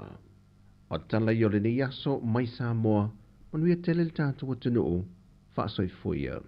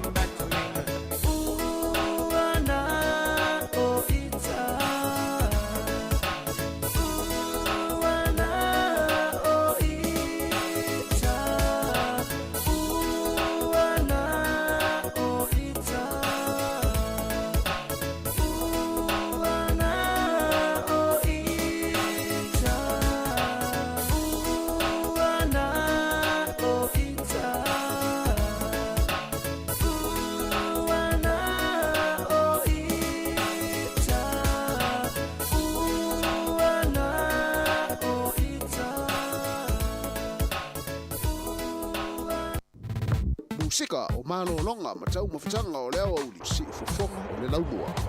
Wa luas fulona minuto te nei le tula tasi I lunga le tatu tautua malaunanga le si fonga le laumua I le Facebook mo le YouTube e mese le tatu app Sāmoa Capital Radio app ia mo la tolo mai mo mai le taimi ia to fa malo mo to fa talo fatu ia malo lava le on sai mai malo fo le mai mo mai a fe ngai fo o to nga luenga ia mese fo la tolo o mai mo mai tonu a inga le taimi o le tatu klame mo le tautua ale si fonga le laumua o le tatu ia le tau tu la muli o le tātou au nanga fo I o le nei aso, ia mo le toile wha malo, ia mo le wha aftai, ia a mesi fo I o le wha taro whātu, ia te uto umalawa, ia o lo o mafuta mai lunga o le Facebook, mo le YouTube, o le si whonga lau mua, ia le taimi o wha awhia whianga su I filoi se pa ia lua, o na mai alea o le tātou tautua, ia saonga le mua wha manatu atu pēi lunga le awala, a whia I fo I o tau ngā nuenga, mai se lawa le awa wata vale, ia lo whingasolo I ngā nuenga, ia ma tūlanga pēi o nei fo I ia le whio I fo I lunga o ala tele vave le taimi. Ia, ma lo lava fo I le tāpo I mai nei mātua, ia I le taimi o le tātou klame, ia ma no talo pēa, a o ngai fo I nei whanau ia onga fo I mga luenga fo I le nei aso. Ia, mese nā tō lo whio I wha mai mau pensini, soro I lunga le awala le taimi, ia, le si meo ia I wana e tau whio lolo le tau pensini, taimi nei, ia e pule a oen whaingalau tā vale, ia vanga nā e te ua e whenua le tā vale alis, ia ona maua I fo I leo le salas, nā tangata pēa e alu mai la whaatūlanga ina, ia I lunga le awala, ia ai fa mo pe le tatu saonga le mo ia le taimi ia a fenga I fo I au mga luenga luas for 2 minutes te ene le tula tasi si fonga la mo Wellington fa fenga so I filoi ia awala fo I lau mai moanga ia pona fo I ki mai lau Facebook I lunga le tatu lau TV ia ma e mai mo mai ai ia I le au le telo le tatu po le e tuti atu le taimi ta lo le lua ia na tu mai fo I le lo au tu atu ma tu lima ia tātou whātou whā, lulu lima ma tātou whātou whā, wa mai al tātou tautua pe a tāre lua leo. Wa luas fulani minute, te ene le tūna tasi, le si whonga lau mua I Wellington.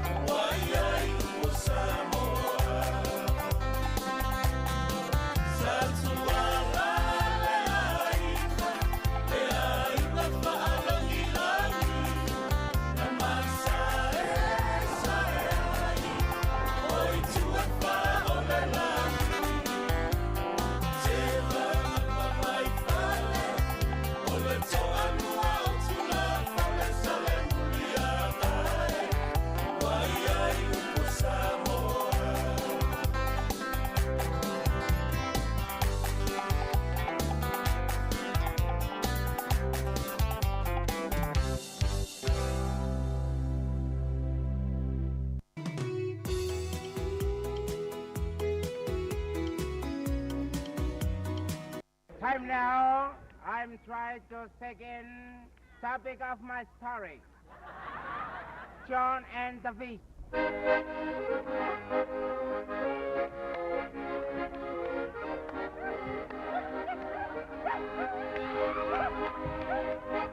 Wailunga umane tangata. Ai Saulo malileo e fape mai. Yona! Ola! Ito si daw Yona! Yona! Ola! Ola fape mai. Ola! Yona! Ola! Lela na oy ai loy Yona ona wa umi ai taimi. Lea na fape mai ai loa pole alme mana yai. Hey, yai alu ni neva. Alu lea. Alu li feau. Pai ani neva o patu mai ala to wa mi oleanga. Ilunga le meo lo mato no fai. Ia tu ilalo le ala na alu ai lo maiona.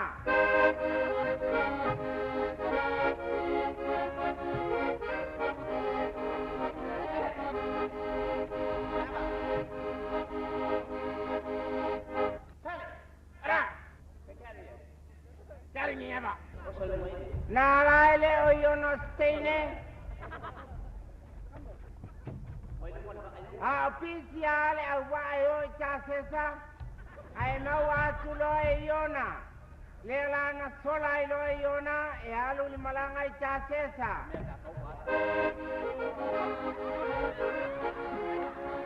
Malanga le ba. Ai so wal sami. Ona wanyangi maluni masangi ona ole tangata leo sai.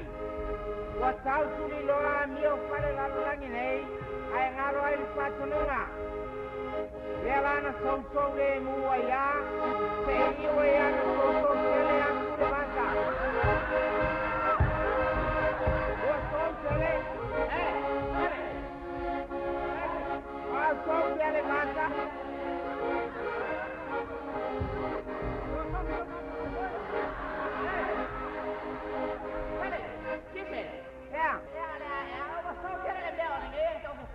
Fai le kama ese nana sau. Fela kama na mai. Lai moi ol tul man ngor. Ama la kama fai. Abi e fai sau. Oh. Oh. La mele fai sin ta mai vili po ai fa tu el ngutol me ma to lo me. Ma wa fa si no lo el me. Ma wa to lo me. Na to ai lo me. Wawa pasa tu, ortai milane wailalo ai orsami. Wawa yona, pa uma mai sai pipi, ore a fai maia. Este alu fea.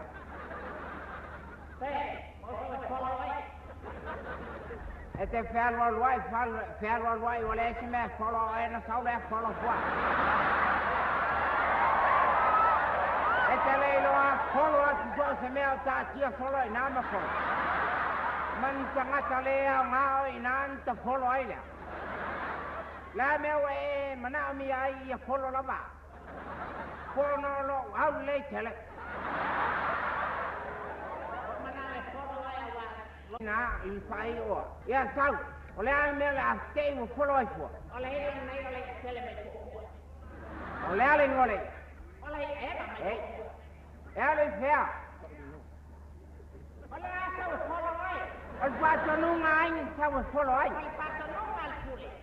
Ia bakwa e folo ai. Ya sa la fe filin mela. O fe saul moto tempo la o tani. Sa la so mai folo.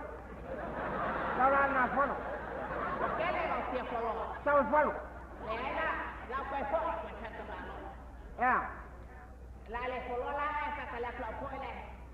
Lera wa matoi lunga nei ol sami. Hey, wan fato nunga e te alo e folo yon. Pule fili. Wale yon folo an kamala. Lai me tele folo ai fuelto al bueno. Oyo fuama sa. Watega la pia folo yo fuama sa. An fala na ave uke. Aftai. Ia lala me tele toi pala awai lo ia yona ia lusa lo ni ne va orto sola fa pena. Yana. Ea. Alusa wa ni ngema. Awangi e ko fa sa. Alusa wa bo ko. Awangi e ko e ro solo ba e pa mu pia solo i ola re ki na ma pa ba tua ya. Lela. Na bala awai lo yona ini lerma. Wasala mo umal loto o yona. Le frana fai lo yona fa pela na bala au. Ei ni neva. Wale ai nei la se ni neva. Ei Sāmoa. Sei tu i la tau a mi o tau patu i foi lunga nei. Ia oi fai tau tu fai e pei o le mele la fai tau i na tu nei. Fai tau lo.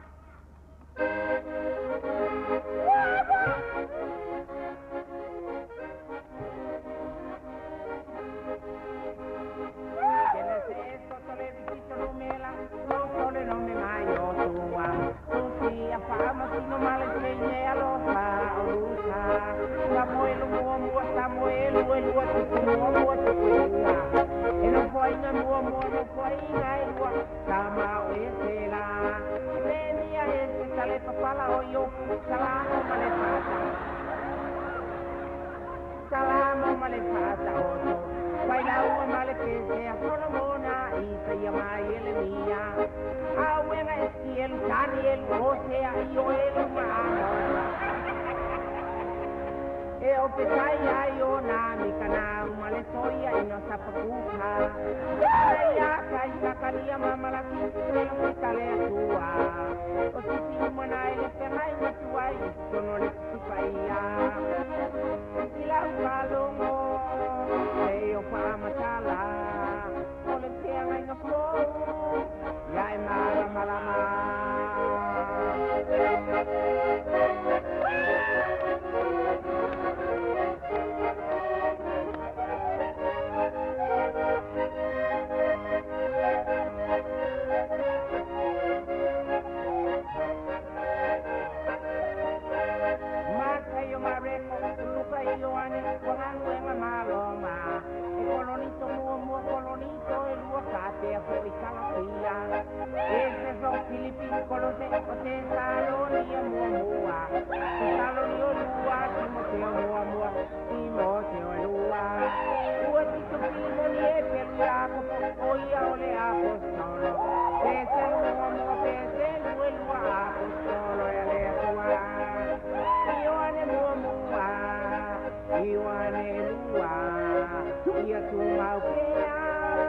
Ile fa tua io ane solo si oiuta ai fai una farina fai una farina fai una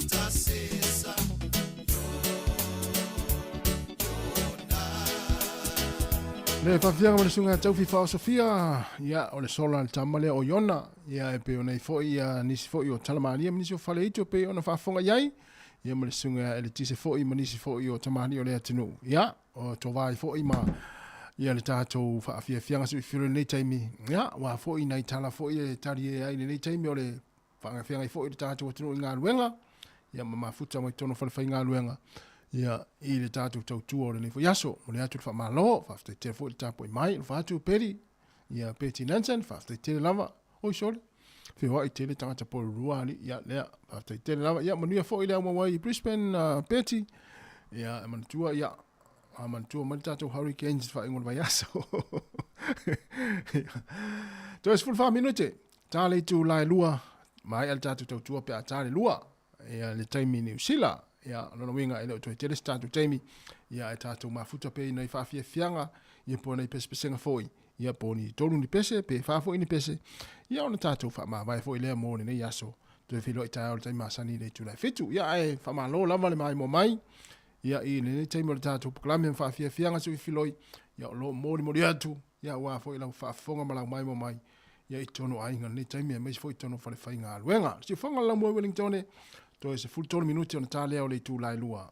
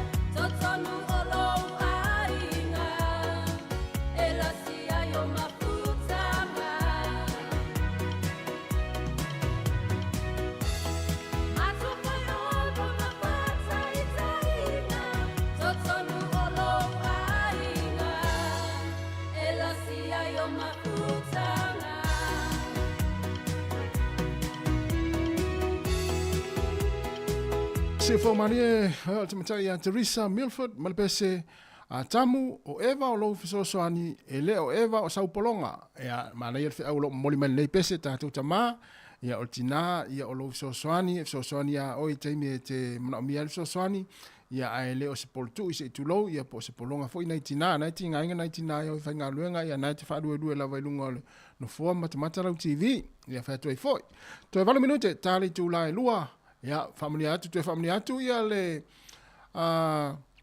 se lau tau sanga ale kolisio avele i le nei foi vai aso o lo famna tuina i Sāmoa le tātou atunu ia lo pise foi ia le kolisio avele ia mai se foi tamam tini tuai sa awina ia le kolisi tau sanga mai le fa ilonga ina la tau se lau tau sanga ia i le nei foi vai aso ia manuel fa moe ia la tau fo lo malanga atu mai atunu mamau ia wala foi famna tuina se lau tau sanga o le kolisio avele. Mai alor pesel na ya ona tato fa ma vai le mo ne yaso. Oh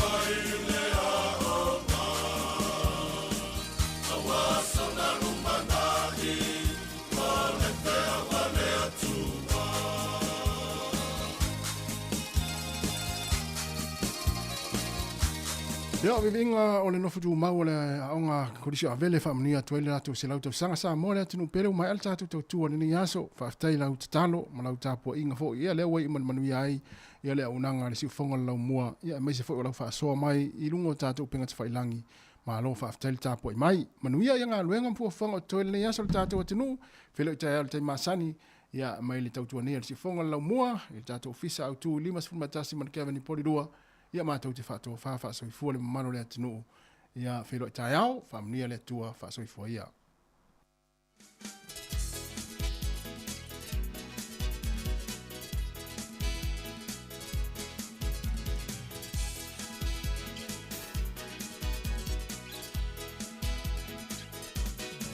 Sāmoa usi le whāwhawhonga nai pe se ngau si o unu umoni o se i vai whanua o mao tana tofia e asomua awa lava le ngā lutua nei matangi tonga ina sa asomua o le mea uli uli lo umata titi ua nei awa tumua o le a pui pui le tu ma le fale lua o tu la fale Fonga o le ala taua utai le uo mane whamu tonu Awa lava ni ngā mutua ne matangi tonga ina sa somu